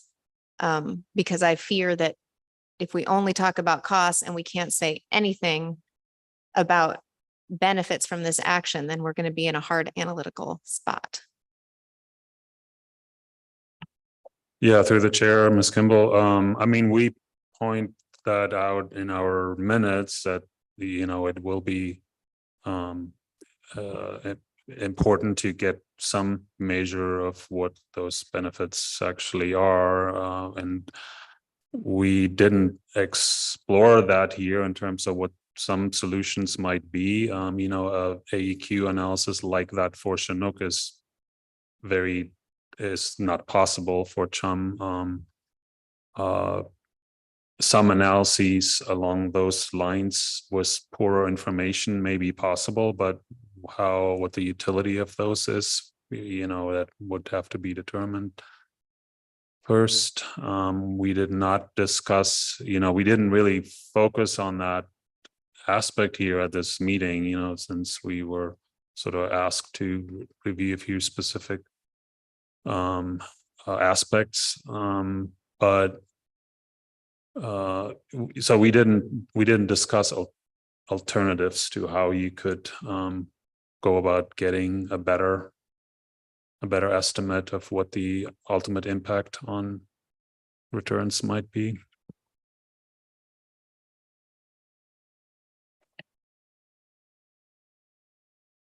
Thank you. I think we're ready to proceed.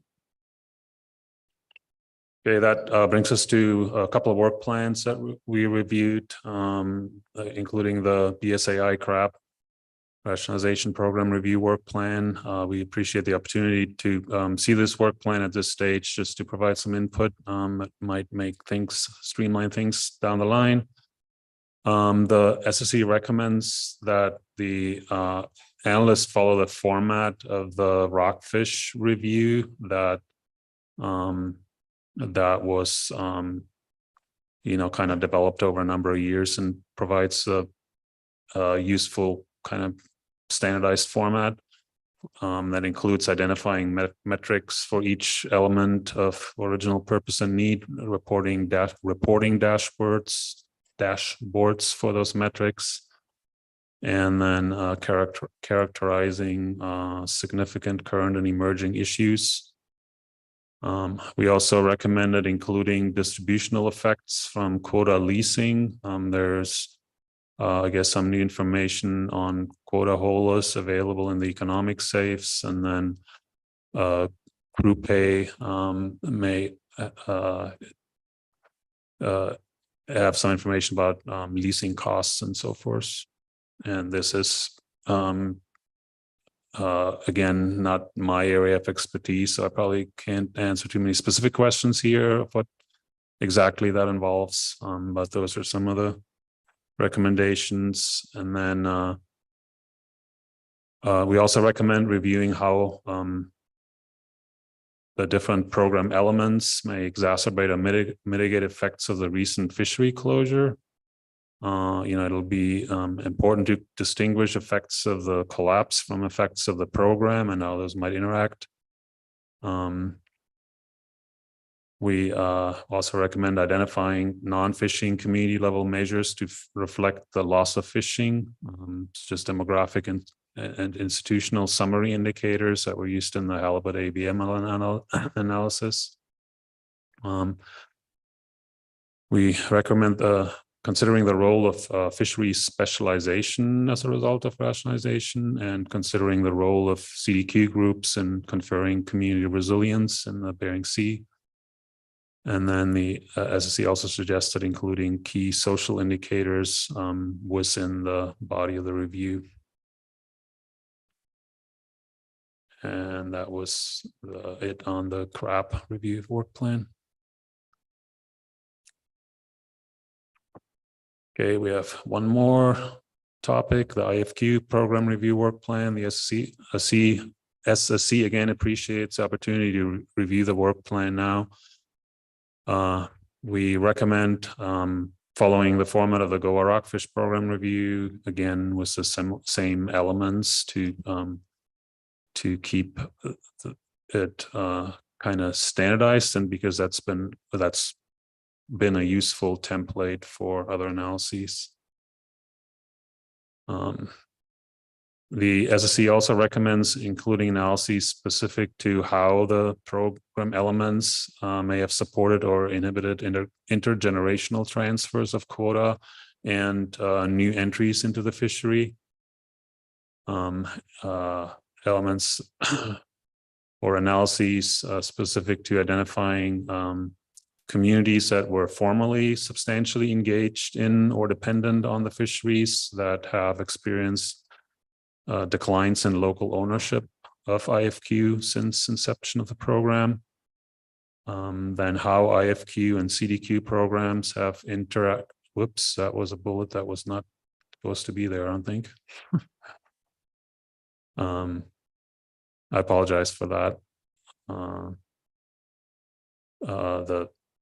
Oh no, actually that is, no, sorry. I was thinking back to the crab rationalization, but this is relevant to the Bering Sea as well. So how IFQ and CDQ programs have interacted in Bering Sea halibut management areas with varying levels of CDQ reserves. And then finally, how community quota entity, CQE information, and the acquisition of IFQ has varied across communities that have different demographics and institutional characteristics.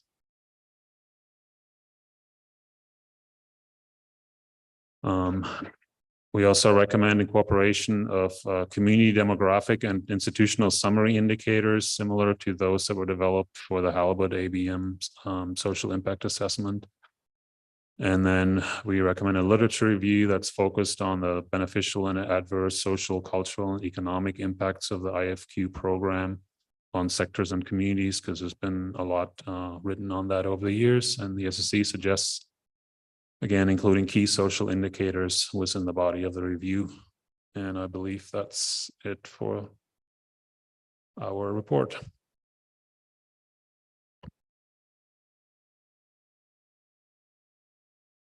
Ms. Baker. Through the chair, thank you. I do have a question about this slide, and I appreciate the recommendations for these work plans. We're doing them more frequently, and I think with more practice, we're sort of thinking a little bit ahead in terms of how to make the program reviews more useful. And so just because there has been a lot of discussion, I think, spawned by this first bullet up here, as I interpret it, the SSC is recommending for the IFQ program work plan that the review itself provide some indicators, some summary indicators similar to those developed in the recent halibut ABM social impact assessment. And so I haven't looked at that recently. And so can you just remind me what that is? And I think there's been a little discussion in terms of perhaps the distinction between your recommendation here and in terms of providing indicators similar to those presented in that social impact assessment versus a full complete social impact assessment itself. So can you remind me what those summary indicators were that you're recommending could be helpful to be included in the IFQ program review work plan?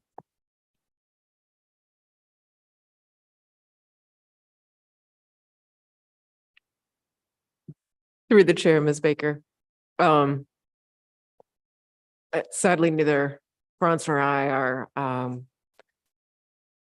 in this area, in this field.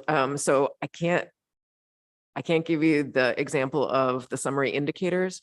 I will say that I know that it was important in our discussion that the SSC was not suggesting a full social impact assessment, but was interested in including some information like that in the main body of the document. I don't know if that's helpful. We could follow up and get back to you on that one, if there's information that would be helpful for your discussions later.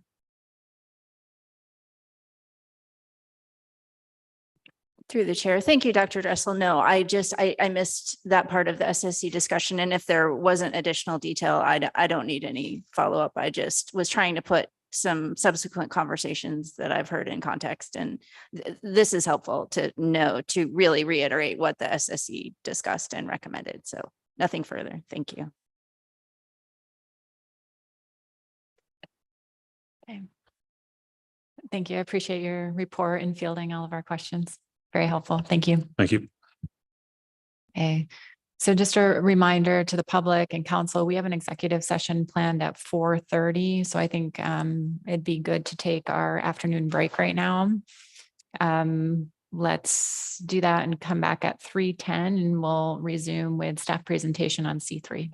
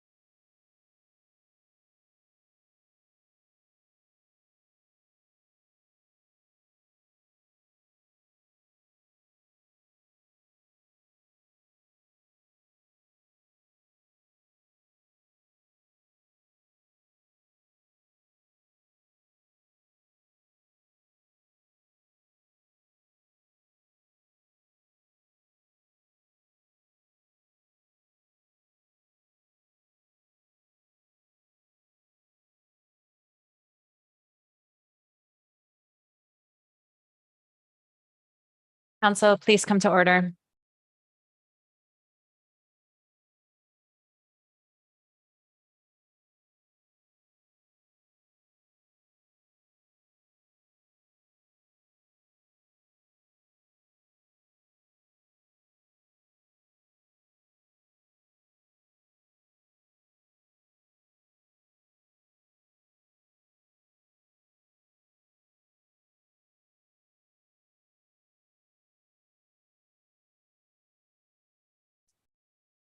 Welcome back.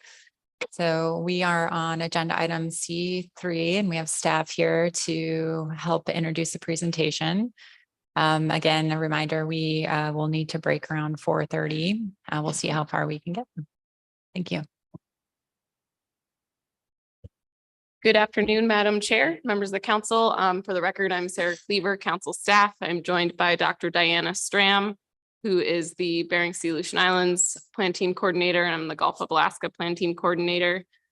Before you today, we are first presenting the Joint Groundfish Plan Team Report, and we want to thank all of our Plan Team co-chairs who are pictured here on this slide. I think some of them are online to help answer any questions today or to expand on anything as needed. The e-agenda has the plan team reports, the PowerPoints, and all of the tables coming out of the plan team meeting that you will need to set your proposed harvest specifications. And the e-agenda also has a link to the plan team's e-agenda that has all of the presentations and documents that we reviewed at that meeting. At this meeting, the council will recommend for proposed rulemaking the groundfish harvest specifications for the upcoming 2-year period. And that will notify the public of expected council action to set final harvest specifications in December after you receive the final stock assessment reports coming out of our November plan team meeting. So this is mostly procedural, as these numbers will change after the stock assessments are conducted and after this year's survey data are incorporated into those assessments. And the proposed 2024 and 2025 OFLs and ABCs, which are in table 1 on your e-agenda, recommended by the plan teams, match the existing final 2024 harvest specifications that were published earlier this year. And the proposed harvest specifications for the year after next are set as they typically are, which is equal to the proposed upcoming year harvest specifications. So those are just a rollover. In addition to the groundfish harvest specifications, the council will also recommend for proposed rulemaking the gear and target fishery apportionments of prohibited species catch limits for halibut in the Gulf, as well as red king crab, tanner crab, opilio crab, and herring in the Bering Sea Aleutian Islands. And Diana and I will both walk you through at the end of the Bering Sea presentation, at the end of the Gulf presentation, a little bit more in detail on those tables. And you'll also recommend the updated halibut discard mortality rates. So we'll go through that all a little bit later. Lastly, within the plan team report are plan team recommendations on the Gulf of Alaska demersal shelf rockfish and other rockfish spatial management paper. And that paper is attached to your e-agenda as well and was prepared in response to a council motion last October. I'll describe that in within the plan team report slides for the Gulf, and then the council can take action as needed.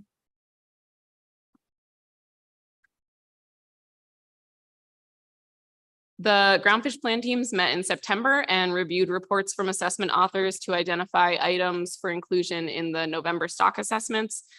And I'll note that we do have 2 new plan team members, Steve Whitney and Abby John, both from NMFS in-season management, and they are stepping in for Mary Farunas and Obi Davis. We want to thank Mary and Obi for all their years of participation and their really essential role in this harvest specifications process over the past many years. And we look forward to working with Mr. Whitney and Ms. John in the future. And we already started working with them in September. So look forward to it more. We do have vacancies on both teams that we're working on filling. But in the meantime, we want to thank all the team members that are shown here on the slide for their extra efforts to pull everything together both during and after the meetings.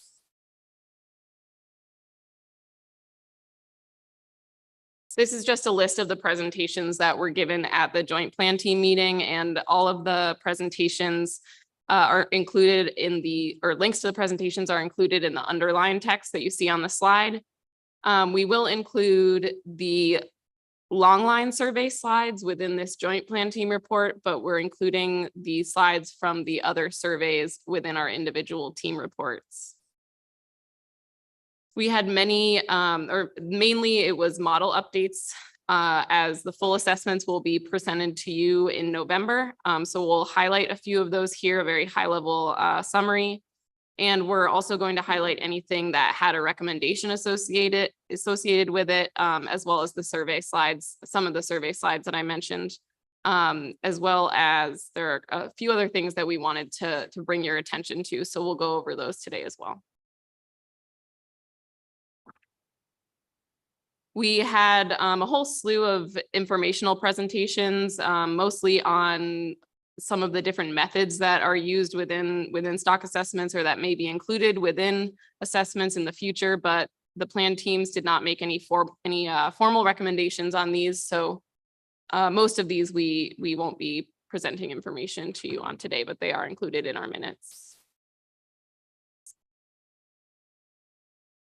First, we had Dr. Nicole Watson present on the council and SSC's new process for developing research priorities.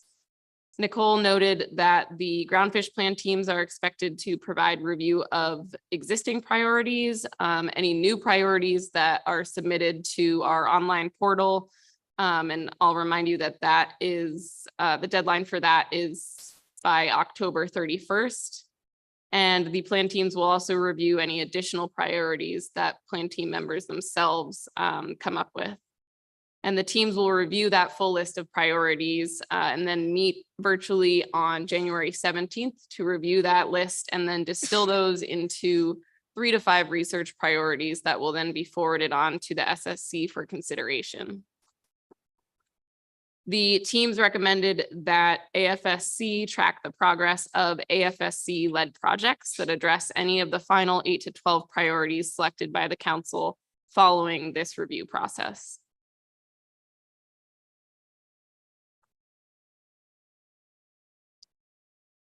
Chris Lunsford reviewed the efforts of stock prioritization that came in front of the council earlier this year, and then the resulting stock assessment definitions that were put forward by AFSC and reviewed by the SSC as well as the council. This is worth a reminder, even though you've already seen this or something very similar, as we will be using these definitions in the future. And so it'll take a little bit of learning and adjusting to the new definitions this year. There's a list of these located within your e-agenda, but we would just wanted to highlight that the full assessments consider all data, new model configurations, or a new modeling platform, and these require more in-depth review from the plan teams and SSC. Then we have update assessments, which used to also fall under the full assessments category, but this category was introduced in order to improve efficiency and reduce workload. And update assessments essentially maintain the model structure of the previous full assessment, but incorporates new data or has minimal changes to the stock assessment. And this requires reduced review. So that helps with that increasing efficiency. And then we have harvest projections. So this is a new term. This is what you know formally as a partial assessment. This is really just an executive summary. It runs the projection model, reports new catches, and has either the catch over biomass or the REMA model. Lastly, we have a catch report, which formerly we just called nothing, and we still had a one-pager for it within our safe reports, but we wanted to introduce this to show that the off-year assessments are still thought about and they're still accounted for, and these will be compiled by council staff included in the safe report. And these will basically just be reports of recent catch and then ABC and OFL.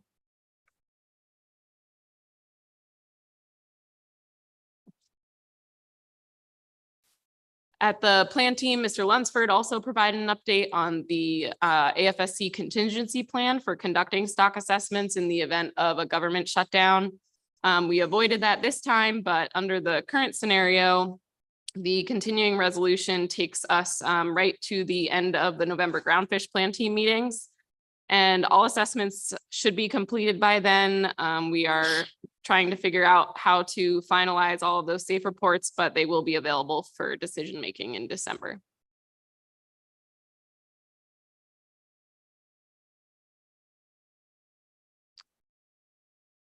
As far as the ecosystem and socioeconomic profiles, Clay Shotwell provided an overview of this process and included information on both this year and next year's ESP schedule and the on-ramp options to improve climate readiness through the ESPs. Clay also reviewed progress on the national ESP initiative and summaries of the work. She provided summaries of the workshops that were conducted this year. The recommendation that came out of the plan team meeting was that the teams recommended that the on-ramp potential for climate information through the ESPs be presented to the council's climate change task force at their November meeting as a way to coordinate responses to recommendations from the SSC on climate readiness. And the teams also identified an opportunity for product sharing between the bottom trawl survey and the ESP teams.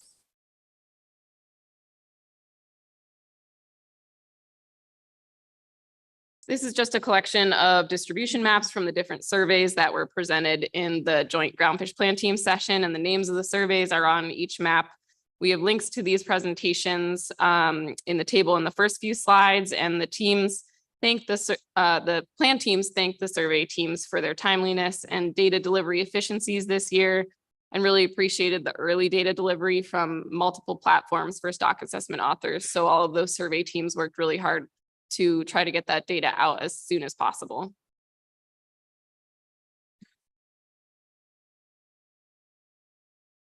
A few slides on the longline survey. This was conducted in the Gulf and Bering Sea this year. Kevin Sawicki provided an update on survey methods and reviewed the standard data collections such as catch, length, otoliths, temperature, and whale depredation. And the graph on the right shows raw catch by main species over the past 5 years.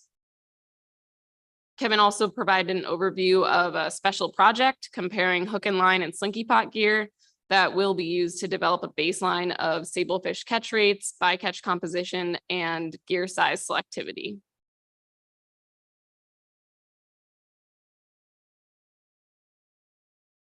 This is also from the longline survey. These are the relative population numbers, and this seems to be jumping ahead on me. This is Alaska wide, and you can see, well, in the next few slides, you'll see that there was an increase in the Gulf and the Aleutian Islands and a decrease in the Bering Sea, and overall, as shown on this slide, it just seemed to even out. In the Gulf, there was a 4% increase. I don't know why this is jumping ahead. This just breaks down the Gulf. The Western Gulf is shown in the top left, Eastern Gulf is shown in the top right, and the Central Gulf is shown in the bottom there.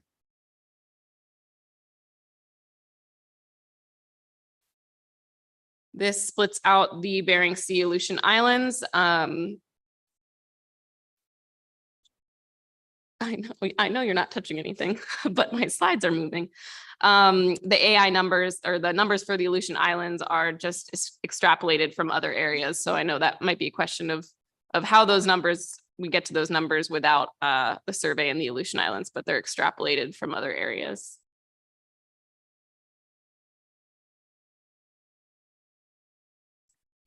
We just have one slide on the sablefish assessment.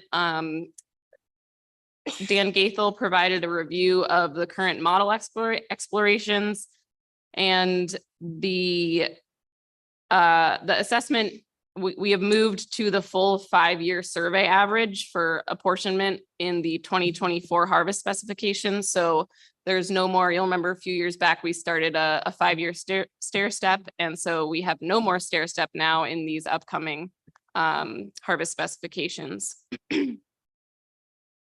We had Matt Chang, who's a PhD student at UAF. He's been doing a lot of work to convert the current CPUE index to an index that includes both pot and hook and line gear. And this was recommended to use, it was recommended to use this index for this upcoming year's stock assessment. I'll also note that whale depredation will not be updated. This was in response to prior SSC recommendations. The magnitude of whale depredation is pretty small and relatively limited compared to ABC. And the recommendations supported simplifying that process for incorporating whale depredation into the assessment. Dan also provided preliminary results of a spatially explicit sablefish model to estimate regional biomass and account for movement among areas. And then Dan presented on some of the potential explorations for next year, including addressing alterations in the sablefish fishery dynamics that might result from releasing small sablefish. So this is the action that the council is considering. And Dan has been working on some ideas to try to address this, one of which is starting the model at age 3 versus age 2 as an option to deal with that. And that's very preliminary, obviously depends on council action. There's also some work being done, or I guess it's not started yet, but a potential exploration to develop closed loop simulation models to explore the efficacy of the B40 harvest control rule. And the author is still looking for a postdoc there, so that hasn't started yet, but they're searching for someone to begin that work.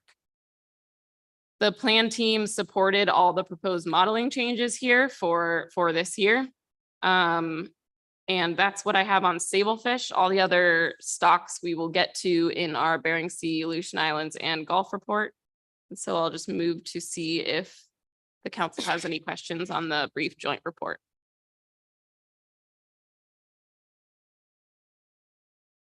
I'm not seeing any. Thank you, Ms. Cleaver. Okay, good afternoon, Madam Chair, members of the council. We are moving on to the Bering Sea report.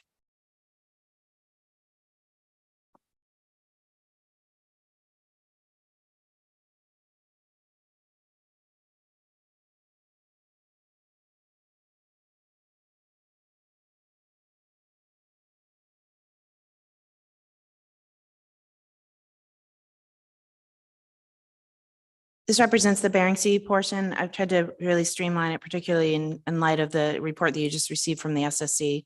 I do want to note my co-chairs, Dr. Steve Barbeau and Dr. Clay Shotwell, as well as our vice chair, Dr. Cindy Trebuzio. As with what you heard from Sarah, we have a presentation summary. Again, all of these links, and this is the same in your minutes, you can click on to get to the presentation itself.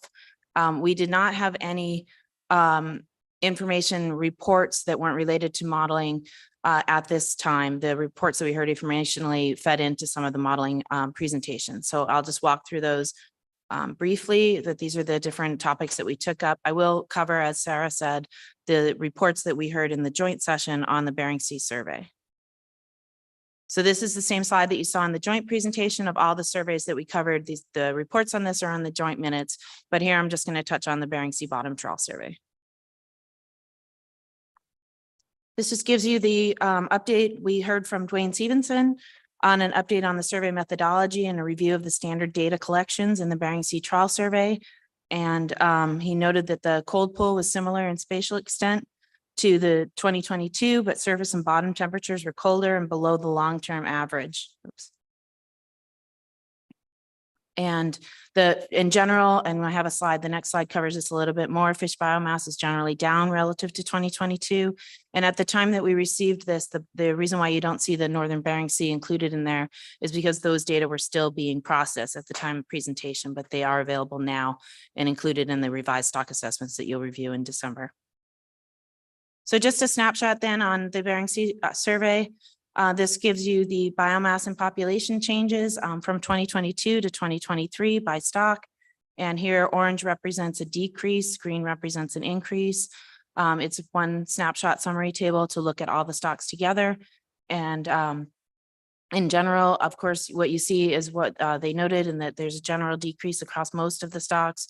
We do include halibut in here, even though in terms of the biomass estimate for halibut, and that was up this year, as well as the biomass estimate slightly for Pacific cod, and as well as an increase in northern rock sole and Bering flounder.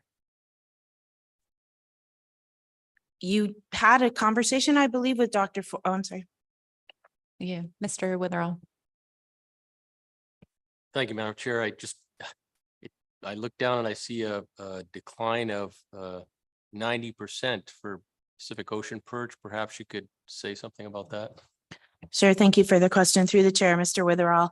While we didn't have any additional information, it's presumed that as with most rockfish, is representative of the survey sampling, where if they don't catch it, it's very spiky, and there's a great deal of uncertainty around it, and that gets smoothed out in the assessment. So that's one of the alarm bells that should not necessarily be representative of an alarm bell. You'll see in the assessment when they incorporate additional data. It just happens to be that survey biomass estimates for rockfish tend to be pretty spiky. Thank you.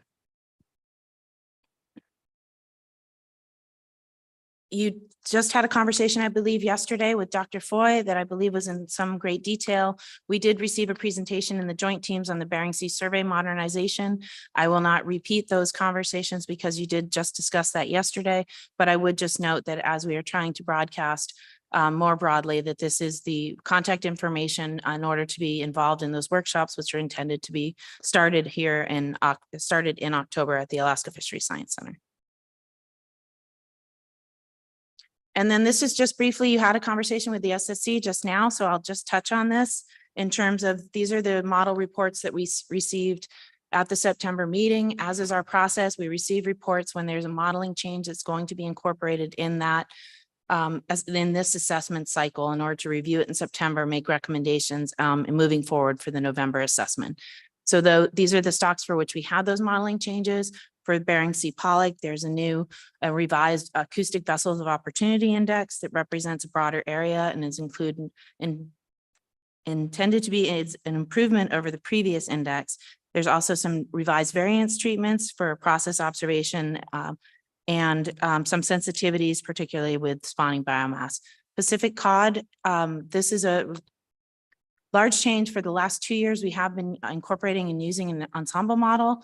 The author has now moved to looking at single models. This was recommended by the teams as well as the SSC.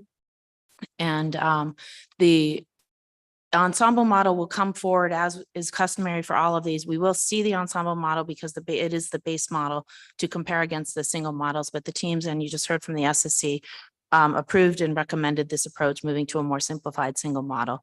And he has a range of modifications included in that single model and a couple that the SSC added, but the major changes including this fixed natural mortality. AI Pacific cod, we also will receive 2 different age structured models. We've been trying to move towards an age structured model in the Aleutian Islands. We have been using a tier 5 survey based approach as the status quo. That model will also be considered in conjunction with these tier 3 age structured models. Yellowfin sole was a pretty straightforward, simple change with a modified fishery selectivity, moving to single sex. And then for northern rockfish, we received from the author a revised stock structure assessment and recommended that the author can include that in the assessment that we'll see in November, and to continue tracking of spatial concentration concerns.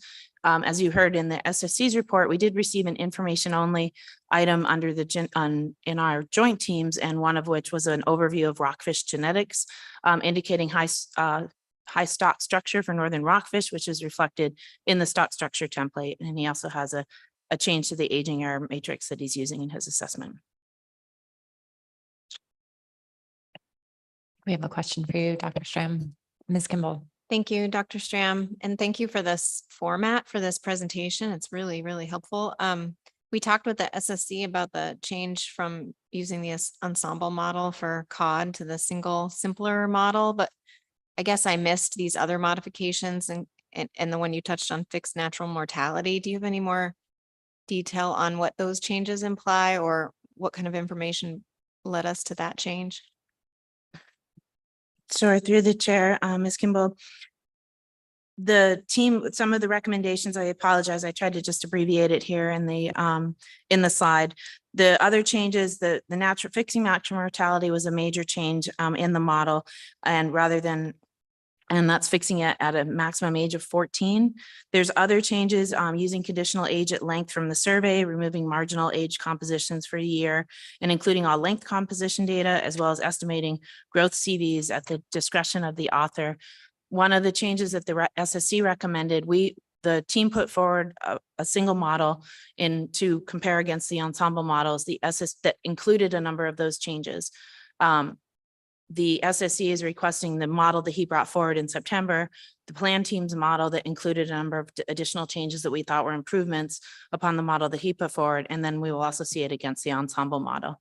But the idea was to, having moved to the complexity of using the ensemble model for purposes of reference points in OFL and ABC setting in the last 2 years, the author's trying to break it down on a more biological basis and go down to a much more simplified modeling approach that he feels better represents the biology of the species in the Bering Sea. Does that help? Thank you. As follow-up, I didn't follow all of that, but it does seem like we would be able to see the difference then between the simplified model and the ensemble model in the next November assessments. Okay. Through the chair, Ms. Kimball, yes. And I would note that, as is customary for all of these, whether we note it or not, the model that was used in the previous year updated with this year's data is always presented in contrast to a model that's being considered for adoption in that year. So you always have the ability to both see the difference between the two models, as well as if the team or the SSC does not like the new approach, they have the approach from last year to fall back on.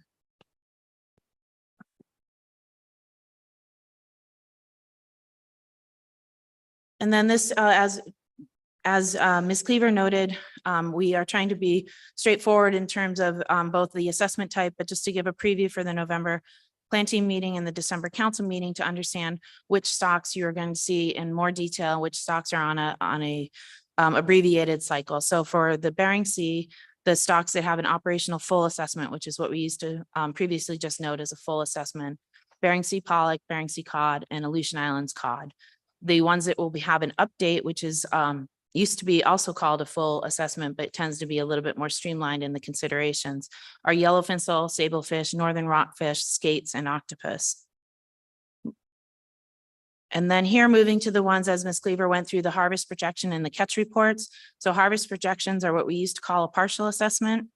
It's more of an executive summary, runs the projection model, reports new catches, catch over biomass, and the REMA models. And that's for a number of our stocks, most of the stocks in the Bering Sea, as we're on more of an off year in the Bering Sea. And then the catch report is just an off year assessment to show recent catch ABC and OFL from the previous year. And that's for Bogoslav pollock, short rate rough-eye, rockfish, other rockfish, and sharks. And then we will receive an ecosystem report for forage species in the Bering Sea this year. And then in terms of the action before the council here with proposed specifications, we did recommend, as we hear each year, updated discard mortality rates for halibut. There was very little change in the Bering Sea. What you see highlighted is the difference between the 2023 DMRs that are in operation and specified for this year and the ones that are recommended in the 2024-25. And so the only change that you see there is a 1% difference in non-pelagic trawl CVs. This is table 1 that's posted to your agenda and includes these, as Ms. Cleaver noted, this includes the OFLs and ABCs that were specified last year for 2024 as recommended as for the proposed specifications. And that's just the bottom half of the table.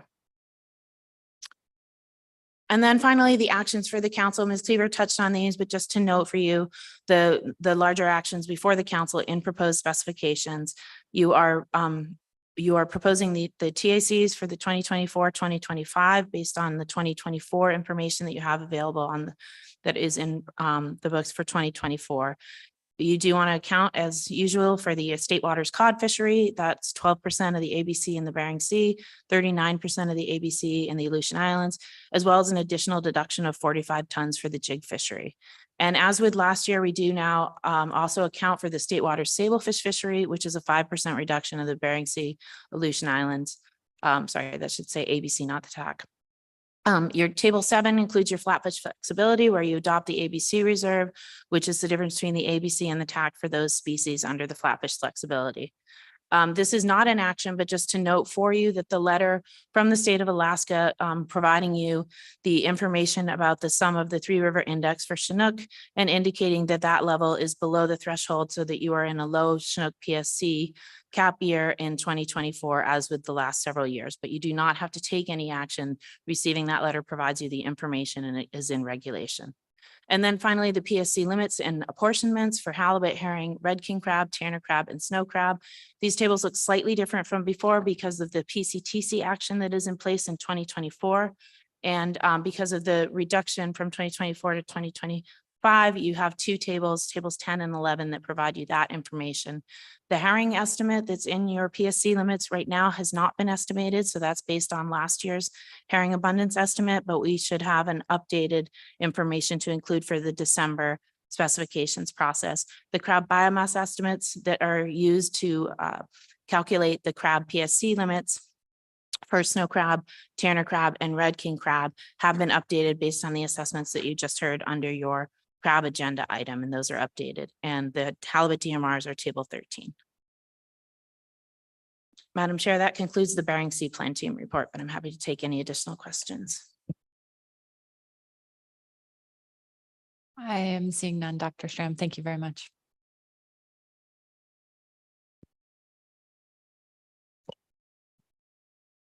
Madam Chair, I think we will move into our Gulf of Alaska Groundfish Plan Team report. I'll just wait for the slides to come up.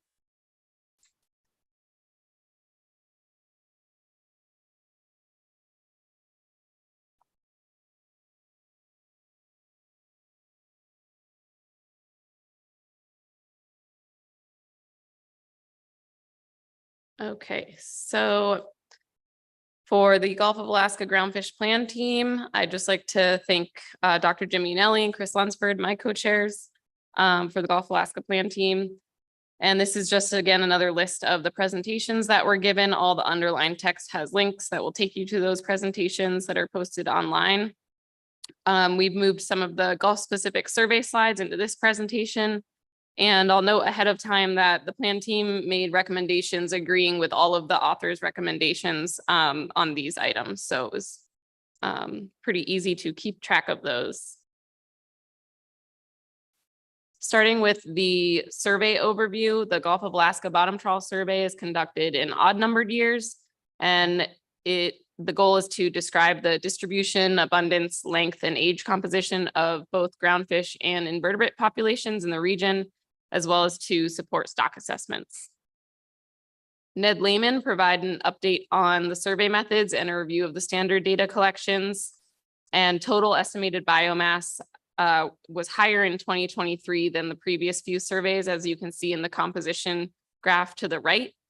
The contribution of pollock, which is in light green, about 4 or 5 colors down, to the overall catch composition appears to have increased over the past 3 or 4 surveys, and the contributions of most of the other groups looks to be relatively stable over the same amount of time.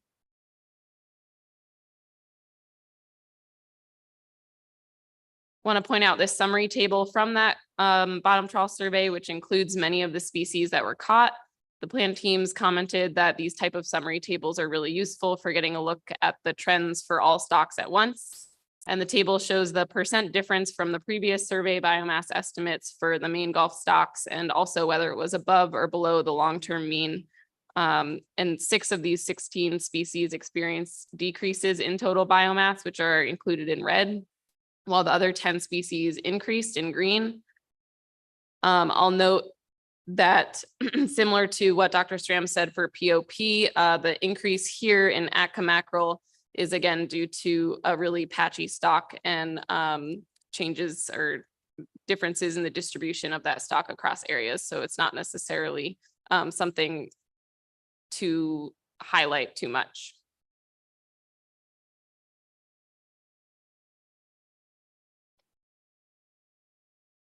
All of the planned acoustic surveys were completed this year, but there were some delays and work was impacted because of the staffing issues that you've heard about before. This staffing issue in the research fleets is a national issue and impacted the survey efforts a little bit this year.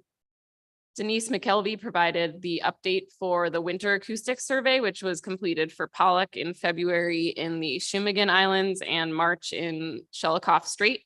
And the graphs on the bottom show Pollock biomass over time on the left for Shumagan and on the right for Shelikof Strait.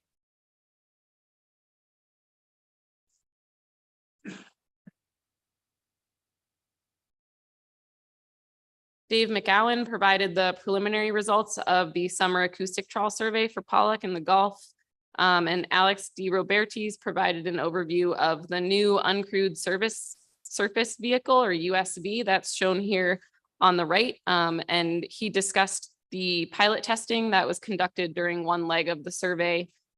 This is being used to determine the use of the USV as a force multiplier, essentially a way to get more data out of the acoustic trawl surveys.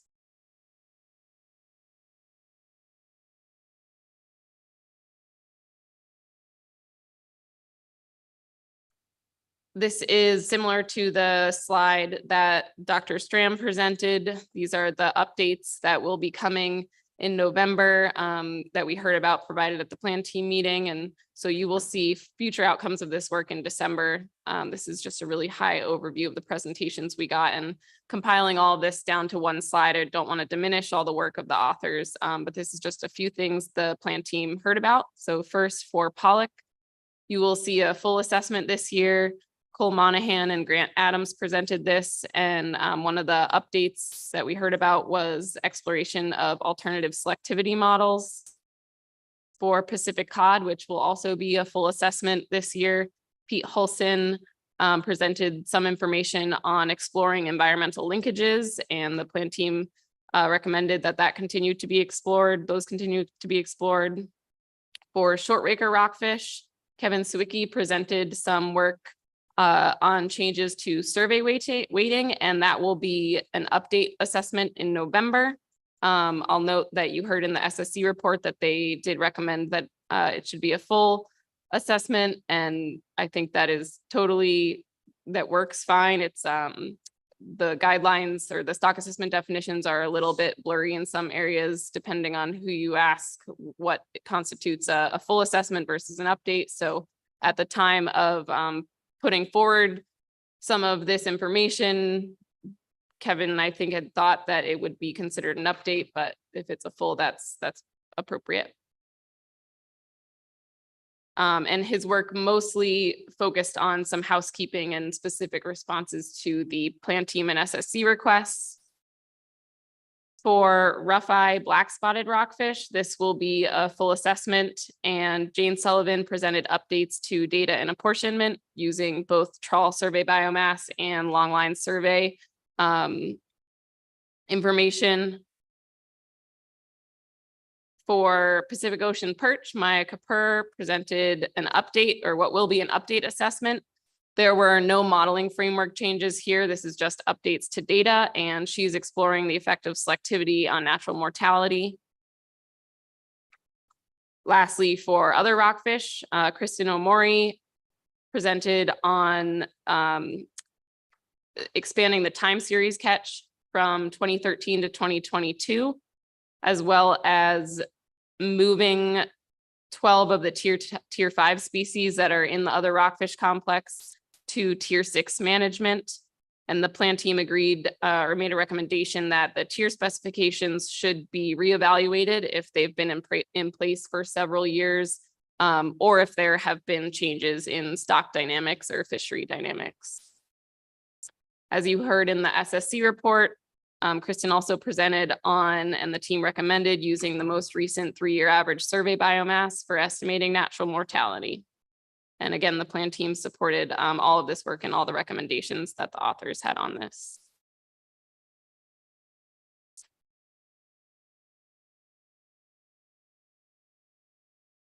This is what we would expect to see in December for the types of assessment products for all Gulf stocks. We have several full and several updates, and then a bunch of harvest projections and catch reports. And we will expect to see a ecosystem report for sculpins as well.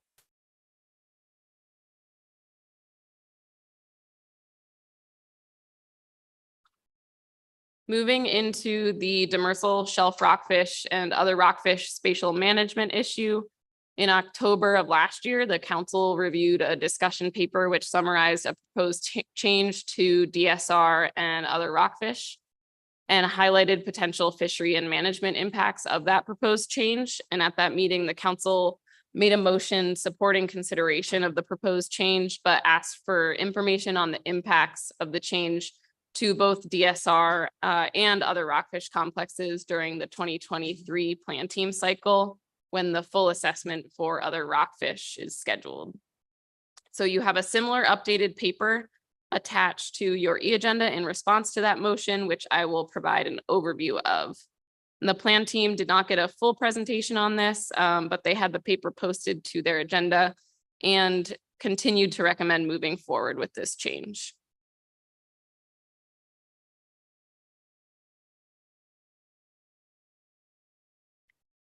As a reminder, the other rockfish and DSR assessments include the DSR subgroup, which has 7 species that overlap between the assessments, and these are canary, China, copper, quillback, rosethorn, tiger, and yellow eye rockfish.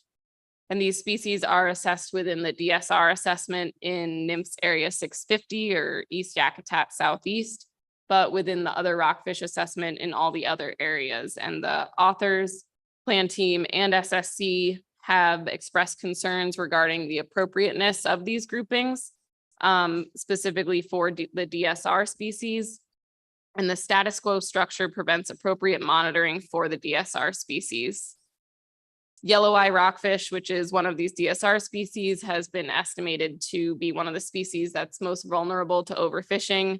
And it's been recommended that they be monitored more closely instead of being grouped into such a large and unrelated complex.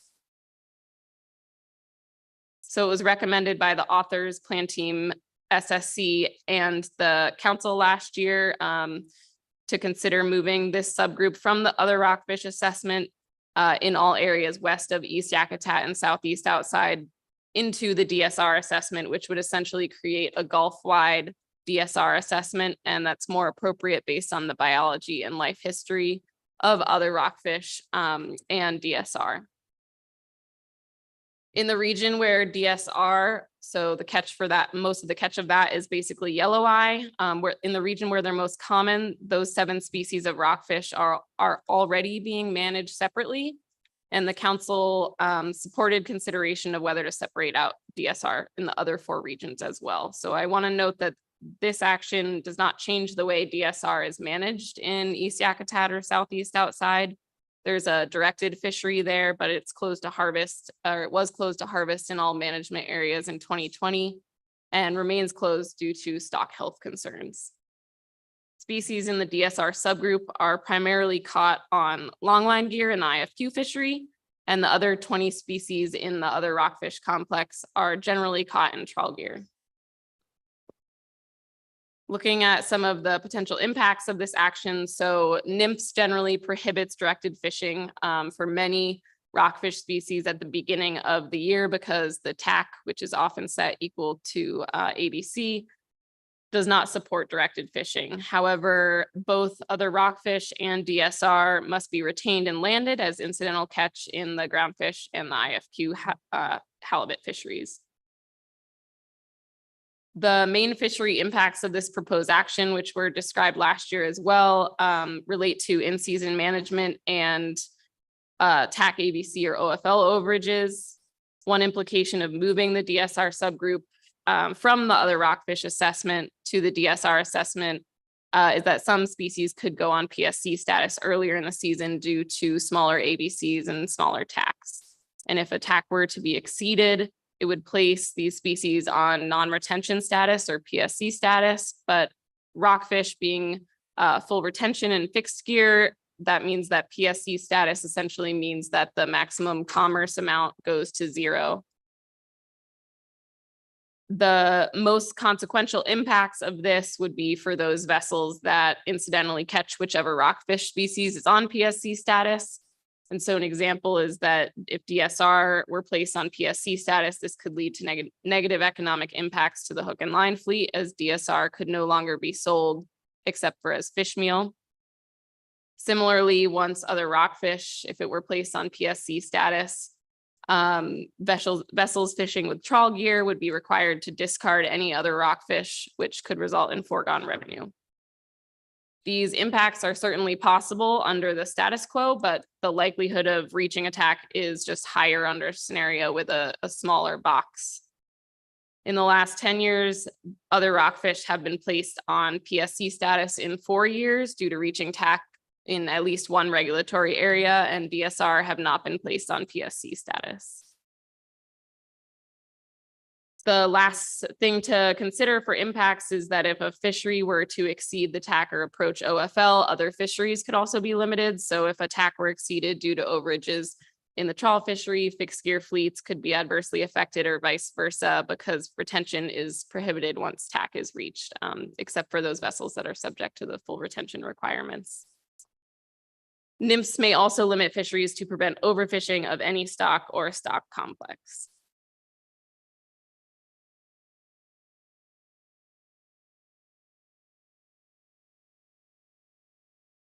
One option that could reduce the potential for TAC overages due to small DSR TACs is to combine the Western Yakutat ABC and TAC with that of the Western Gulf and Central Gulf areas. So ABC and therefore TAC would be apportioned into 2 sub areas, the Western Central Gulf and West Yakutat as one, and then East Yakutat and Southeast Outside as the other.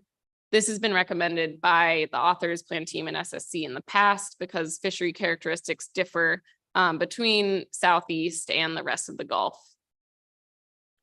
Overall, this means that for the remaining 20 species in the other rockfish complex, there would be 1 Gulf-wide OFL and 3 separate ABCs for Western Gulf and Central Gulf, and then West Yakutat and East Yakutat, Southeast Outside. Those are the same as the status quo, but would just be minus the species in the DSR subgroup. For DSR, this would mean 2 stock complexes with separate OFLs and ABCs, one for the Western Central Gulf and West Yakutat, and one for East Yakutat, Southeast Outside. Until more is known about the stock structure of DSR in the Gulf, the Southeast stock complex would continue to be managed separately from the rest of the stock. And this will enable monitoring of catch of each complex to ensure that under-harvested catch for one of those complexes is not utilized in another area.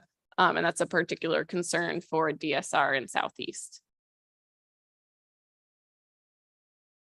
Just want to orient you. This is one of the figures that is in the paper.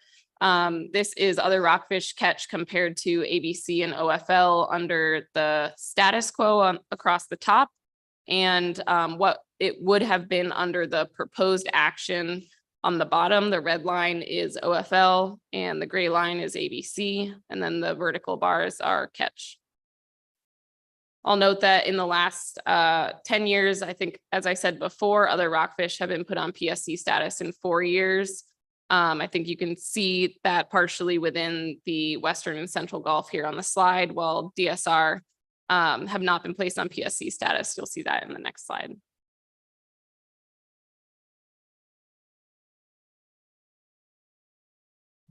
This is the same figure, but for DSR under the proposed change. So the figure on the left is East Yakutat, Southeast Outside, and that would remain unchanged under the proposed action as it doesn't affect that area. And the figure on the right is DSR catch in the vertical bars in West Yakutat, or the Western Gulf, Central Gulf, and West Yakutat combined with what the ABC and the OFL would have been under the proposed change.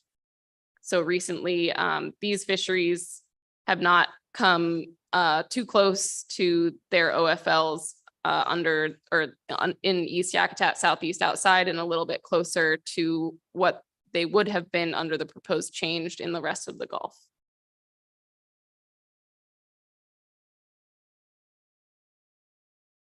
The plan team continued to support the action to move the DSR subgroup out of the other rockfish assessment, but recommended that this change to the DSR complex be made in the 2024 stock assessment cycle for implementation in the 2025 fisheries. And this was because putting into place this year for the next fishing year would essentially result in the safe reports that are authored this year having different stock assemblages in them than what would be included in our final harvest specifications.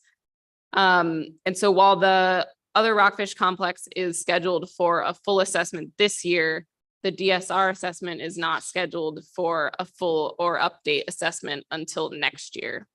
And so the safe reports, if this change were to move forward, could be updated during the 2024 assessment cycle to reflect those changes to the assemblages. And then this action would be implemented in the 2025, 2026 harvest specifications so that they're consistent with the safe reports that get authored next year.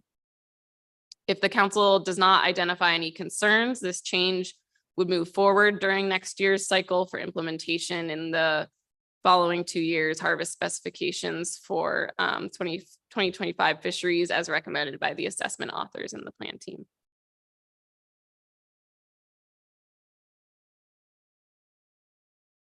Mr. Mesereau. Thank you, Madam Chair.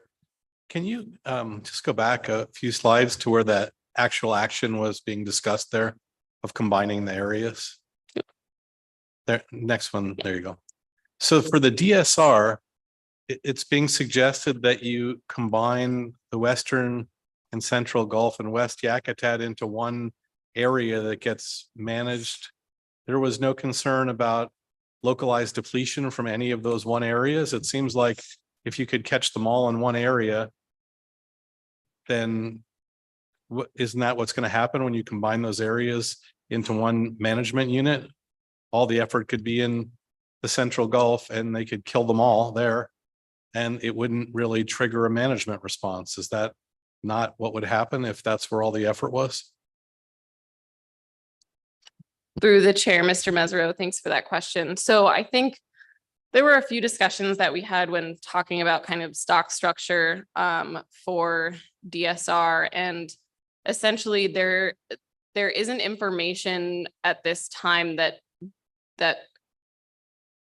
allows us to believe that there is any reason for a conservation concern when combining these. But that is something that is, I think, on the radar of the assessment authors and something that they're continuing to look for. Basically, we don't have any evidence about the stock structure for those species at this time. I'm trying to think. I thought I had one other thing to say about that, but now it's escaping me. Sorry.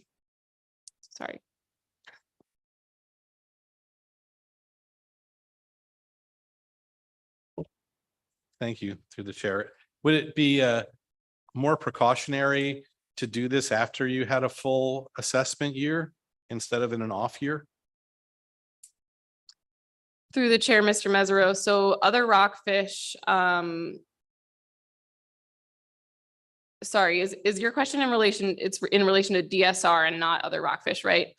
So the assessment author last year and at this plan team meeting, I mean, we've been talking about this issue for many years. And so they've been heavily involved in this process. And I think there are some changes that we are expecting within the DSR assessment, but the authors haven't flagged this for concern, and both authors of both stocks have continued to recommend it. I know it's not a super satisfying answer, but. Okay, thank you.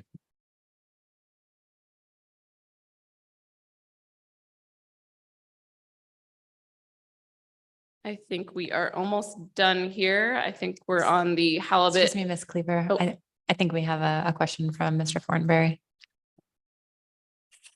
Thank you, through the chair. Just one clarification on that last slide. It says one Gulf-wide OFL with 3 separate ABCs. Is there? I guess my understanding was that we would have OFL and ABC at the stock complex level, but it's apportioned into areas, but there's still one ABC, right?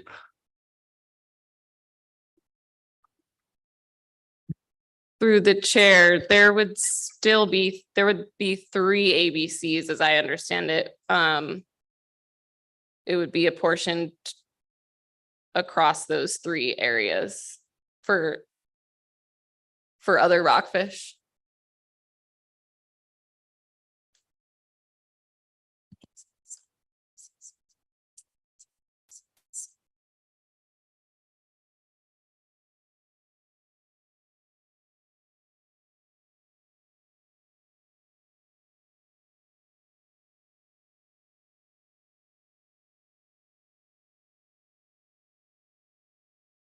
Through the chair, Mr. Fortenberry, if you're talking about the distinction between an ABC at the ACL level and an ABC at a sub-area allocation level, we tend to refer to them as sub-area ABCs when we frequently allocate apportion the ABC across different areas, but overall it is an ABC that's apportioned and at the level of the OFL that's specified.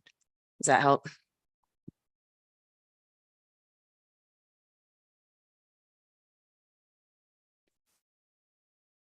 Okay, so now I believe we are on halibut DMRs.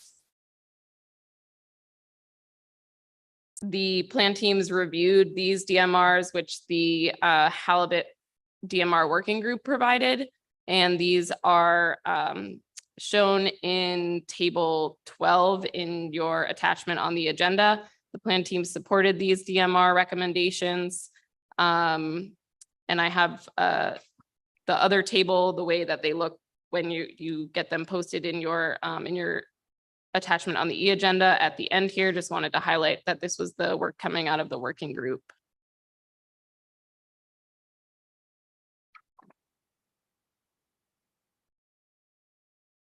These are just the proposed harvest specifications as recommended by the plan team. So these match the 2024 final harvest specs published earlier this year. And then the 2025 ones would be set equal to 2024. This is just the second portion of that table. And then the council will also need to recommend Pacific cod tax that are a 25 to 30% reduction from ABC, and this is to account for the state GHL fisheries. Using the area apportionments from the proposed Pacific cod ABCs that were recommended by the plan team, the federal tax for Pacific cod would be adjusted as listed in this table on the screen, and those are included within your attachments on the agenda in table 2. In addition to the harvest specifications, the council will recommend halibut PSC apportionments. So these are the next few tables in the slides, tables 9, 10, and 11. These are based on the recommended 2024 apportionments for Gulf of Alaska groundfish fisheries. And the groundfish FMP sets out the procedure for modifying halibut PSC limit apportionments during the annual harvest specifications process. And so to adjust any of those PSC limit apportionments, the council and NMFS must consider biological and socioeconomic factors about the halibut stock and the groundfish fisheries that they intercept as bycatch. And so to accommodate all of those considerations, the FMP identifies a time-specific procedure for adjusting PSC apportionments to target fishery categories in the Gulf and the seasonal allocations for them. And that requires that information be provided for council review at the October meeting so that the council could set different apportionments in December, and no additional information pertaining to Gulf halibut PSC was requested by the council for review. As a reminder, salmon PSC limits in the Gulf groundfish fisheries are not specified on an annual basis as they're set in regulation. And those tables are just the ones that I referred to, the apportionment of PSC limits. Last slide is the halibut DMRs table again, and then I will open it up to any questions. Thank you, Ms. Cleaver. I am not seeing any additional questions at this point. Thank you both. Does that concludes the totality of the presentations? Thank you. Great. Thank you. Okay, I think we are ready for our AP reports.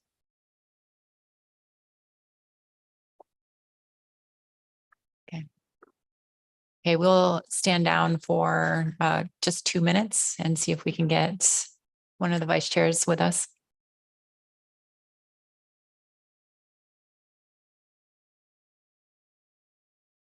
Please, if you wish to testify on C3, sign up before the end of the AP report, and we will at least be able to start testimony before we have to break at 4:30.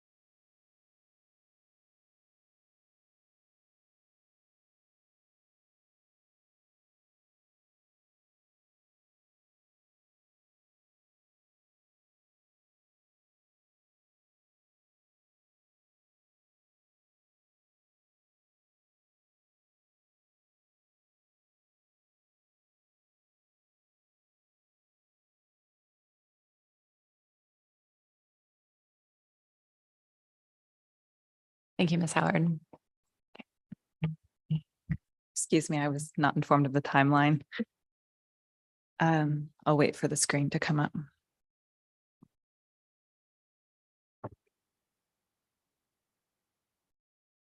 Thank you. And good afternoon, members of the council.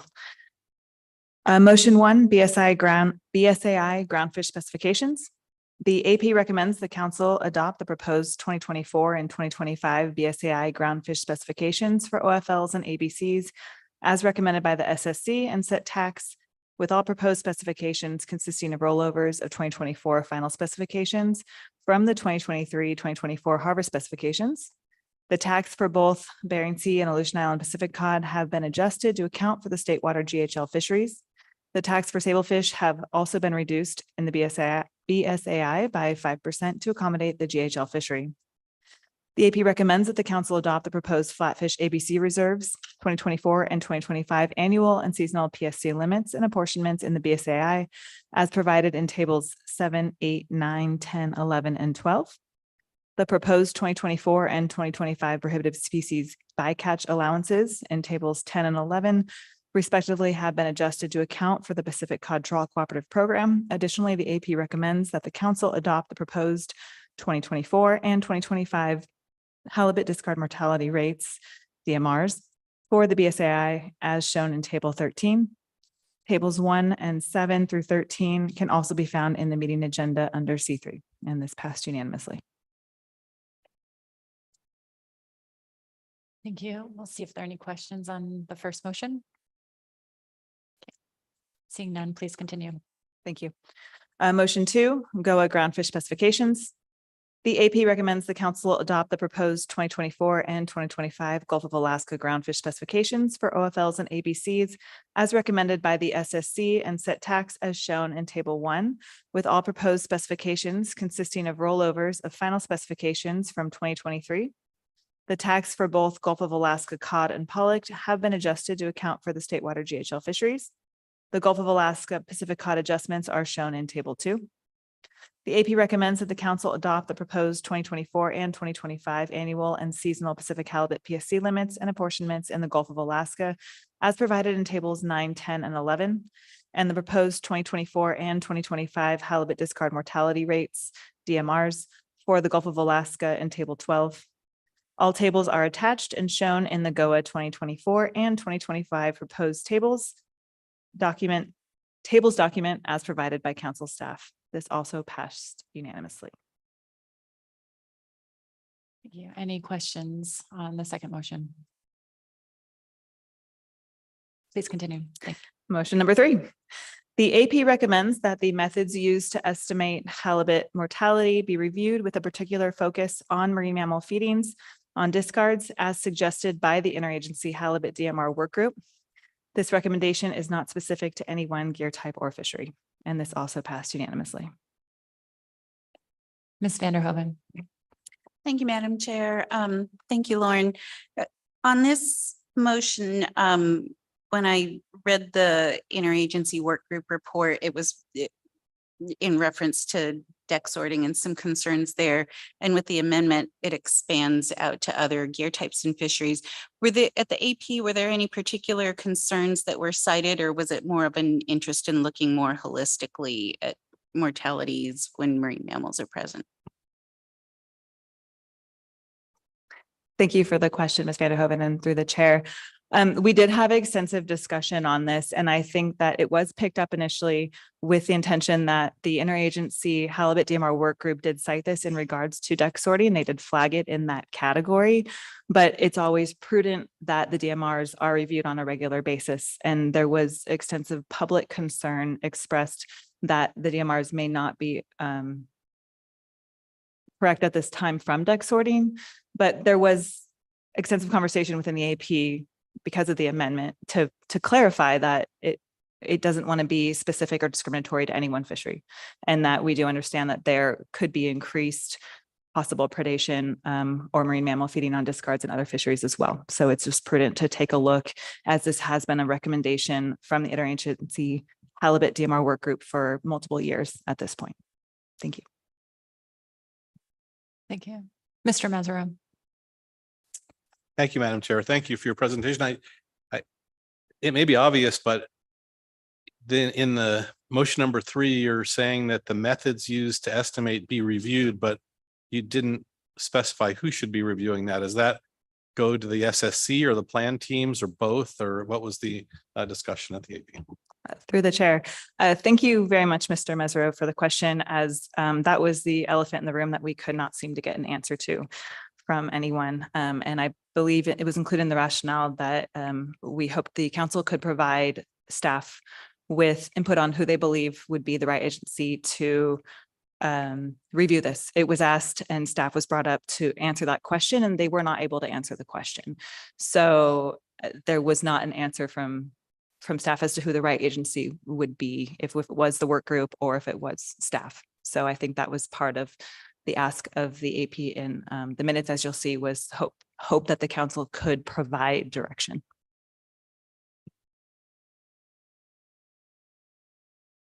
Thank you, Ms. Howard. Appreciate the report. Okay, so we will move into public testimony. We have about 10 minutes here before we have to break for executive session, and we'll be discussing IRA funding in that session. As a reminder, individuals and companies have 3 minutes, and associations and organizations have 6 minutes.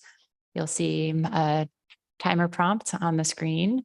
And for those of you testifying remotely, you will be unmuted when it's your turn. So first up, we have Vivian Corthuis testifying remotely. Can you hear me? This is Vivian in Bethel.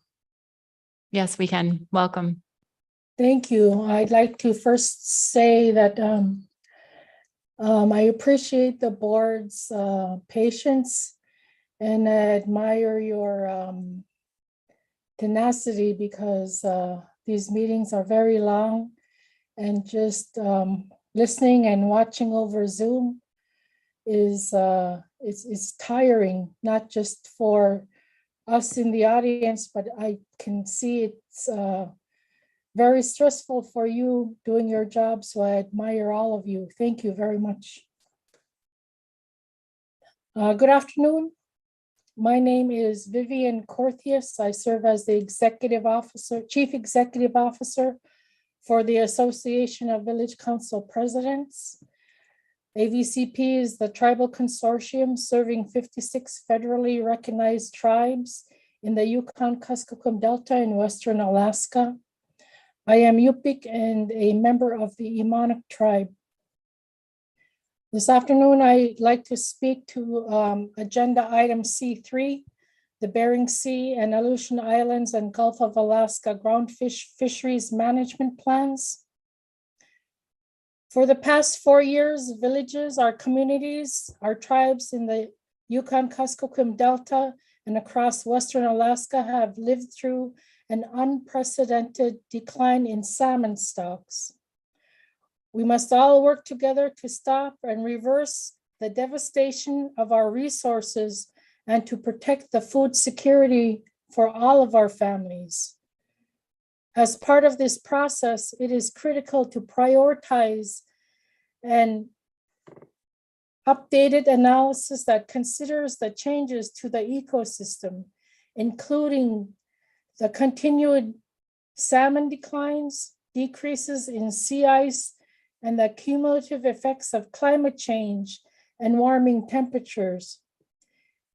In drafting the new plan, the council and agency must make use of all the tools in our management toolboxes, including traditional knowledge to support a resilient ecosystem and prioritization of subsistence needs.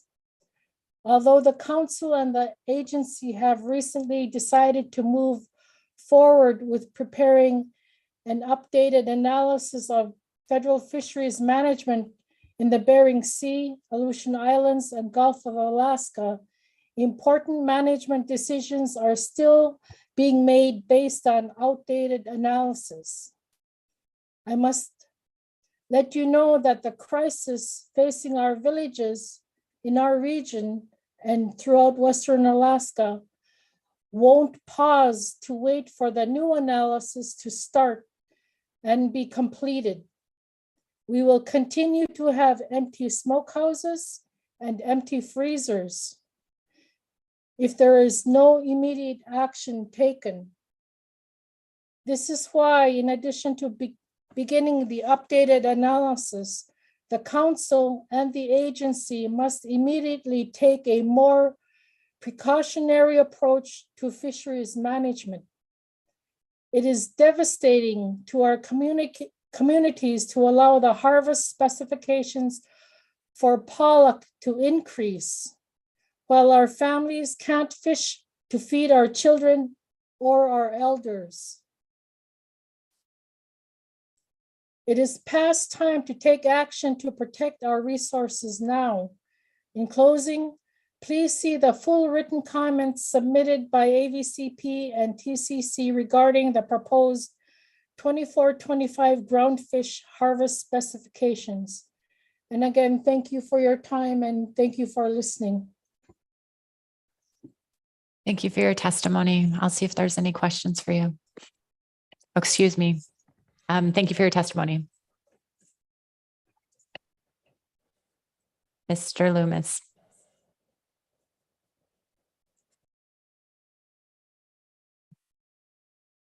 Thank you, Madam Chair. Members of the council, good afternoon. I'm Todd Loomis with Ocean Peace. We have 5 vessels that spend extensive amounts of time fishing in the Aleutian Islands under 3 different management programs. And I wanted to bring to the council's attention, it wasn't really highlighted in the SSC minutes or the presentation I heard about the joint planfish team, but in the joint planfish team report on page 6, there's a section on rockfish genetic stock structure. And Wes Larson from the Auk Bay Lab presented at both the Western Groundfish Conference and to the plan team in September. And I wanted to highlight that his recent work or their recent work has found no stock structure for rough-eye black-spotted rockfish from the Western Aleutians all the way to California. And it's none, 0.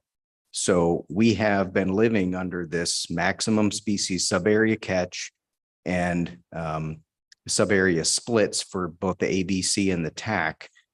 And it has been a struggle, as you know, many years now. So this is the first information kind of to come to light. We've also been working on new survey methods, incorporating commercial fishing vessels that are able to survey where the regular survey cannot go with their gear. And I think we're at the beginning of getting some new information that might be the beginning of allowing us to maybe undo some of this because there's no stock structure. And that's one of the reasons why we did this split to begin with. So I just wanted to plant that seed. I think this will be a discussion. I gave these same comments to the SSC, and I'll be speaking with them at the December meeting, but wanted to kind of foreshadow that we're going to be talking a little bit about at the MSSC at upcoming meetings. And with that, I'll be happy to answer any questions. Thank you, Mr. Loomis. Any questions? Seeing none, thank you very much. Next up is Eric Valsco.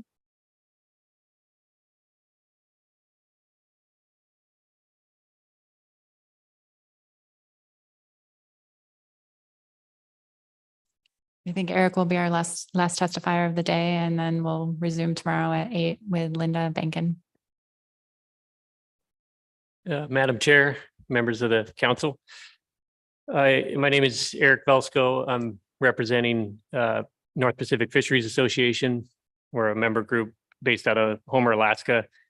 And I'll keep this somewhat brief, but we wanted to, we submitted a comment letter under this agenda item and at the SSC and testified at the SSC on picking up on the working group recommendations from the interagency halibut DMR work group.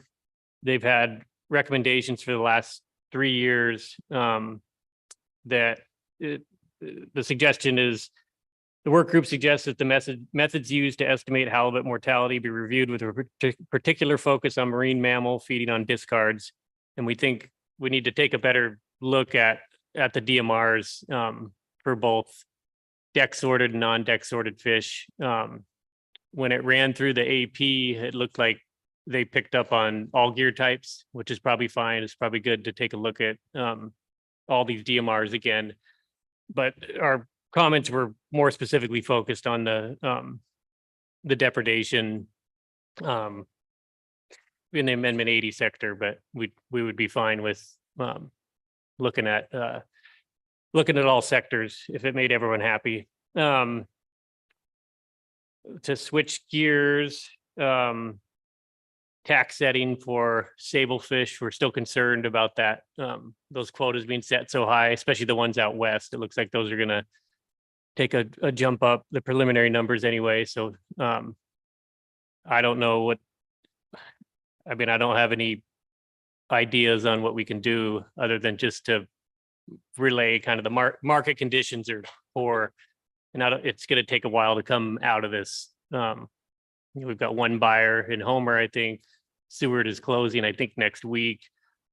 Yakutat's going to be done pretty soon. And then their market prices are just historic lows. So just think about that when you're setting the tax this year, and maybe some alternate control rules in the future. But Linda Bankin has good comments in the alpha letter and she's a lot more well versed in this, but so I'd suggest looking at those two, and I can take any questions. Thank you. Ms. Kimball.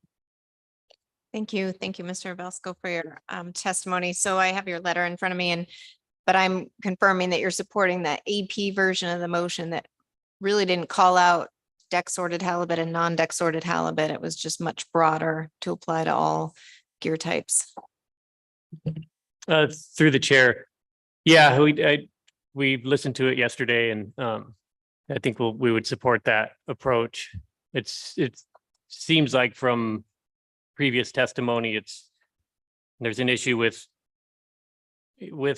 deck sorting and not deck sorting, but with the presence of killer whales, it sounds like there's not as much deck sorting going on now, but there still is discards. And that DMR is 85%, I think, and 62 for the catcher vessel sector of that fleet. So those might need to get revisited. I don't know how you get there. We thought maybe like a whale adjusted DMR, kind of like we do with black cod in the fixed gear fishery. It's not a DMR, but it comes off the top, I think, or some way to get at that, because I don't think we're getting real accurate numbers, at least in the past few years with these problems increasing. Thank you. And thank you through the chair. Just a follow-up then. I mean, based on, I don't know if you were in the room when we heard the discussion previously, and it's through the observer data that they're not doing deck sorting when whales are around. Would you agree the emphasis then is more on, if you were going to put a priority on it, on looking at the non-deck sorted halibut DMR. The halibut that are discarded after the observer samples them out of the factory, that's the 85% rate that you mentioned. Or do you still maintain that both of those are as critical? Through the chair, I would think both probably. There's such a range with that, with the deck sorted DMRs. It's a range between 20% and 90%. So it seems like we could pin that down a little better. And it's got, I don't know, just looking at the way they quantify the presence of whales and then relate that to those DMRs. It's sometimes you don't know those whales are there. I mean, at night, you can't tell at night really. There's just a lot of variables with just relying on the observer to say there's whales present and then we're not going to deck sort. It just seems a little too loose to get any kind of correct accounting. So I think you'd need to look at both. I thought a marked recapture study is kind of what needs to be done. That's a long-term down the line thing. It would be nice if IPHC would get on board with that. IPHC, industry, the council, and figure out how many of those fish are actually surviving after you deck sort them or discard them. Because some of those discarded fish probably live too that aren't deck sorted, but let's find out how many. Mr. Toit. Thanks, Madam Chair. Thanks, Mr. Belsko. How much below ABC would TAC need to be set in order to have a measurable impact on the current economics of the sablefish fishery?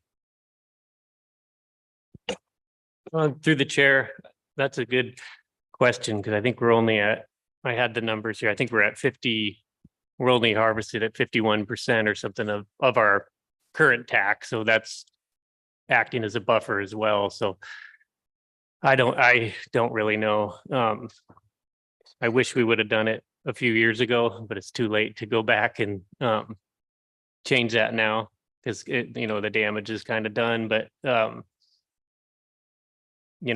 think this year we'll probably end up around, maybe we'll get to 55%. So we still do have a buffer in there. So I don't have a number that's what I just kind of wanted to explain what the market conditions were and that I don't know what a good direction to go from here is really. Ms. Vanderhoven. Thank you, Madam Chair. Thank you, Mr. Velko. I just wanted to clarify that, like Mr. Loomis, you're more foreshadowing on sablefish tax setting for December because we're not actually changing numbers because we don't have model results yet.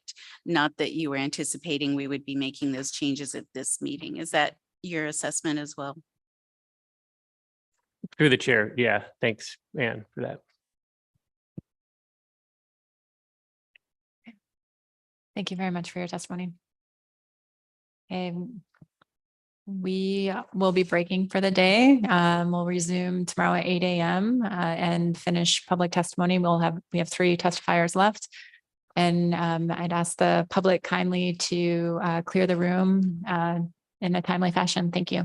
Yeah, Madam Chair. Oh, excuse me. Yes, Mr. Down. Thank you very Sorry, much. an announcement first. I just wanted to remind folks that might be looking for something to do this evening that Mr. Corey Lesher, part of the council family, is presenting his artwork in the way of his photography at the gallery, having a show tonight at the gallery at the Captain Cook Hotel.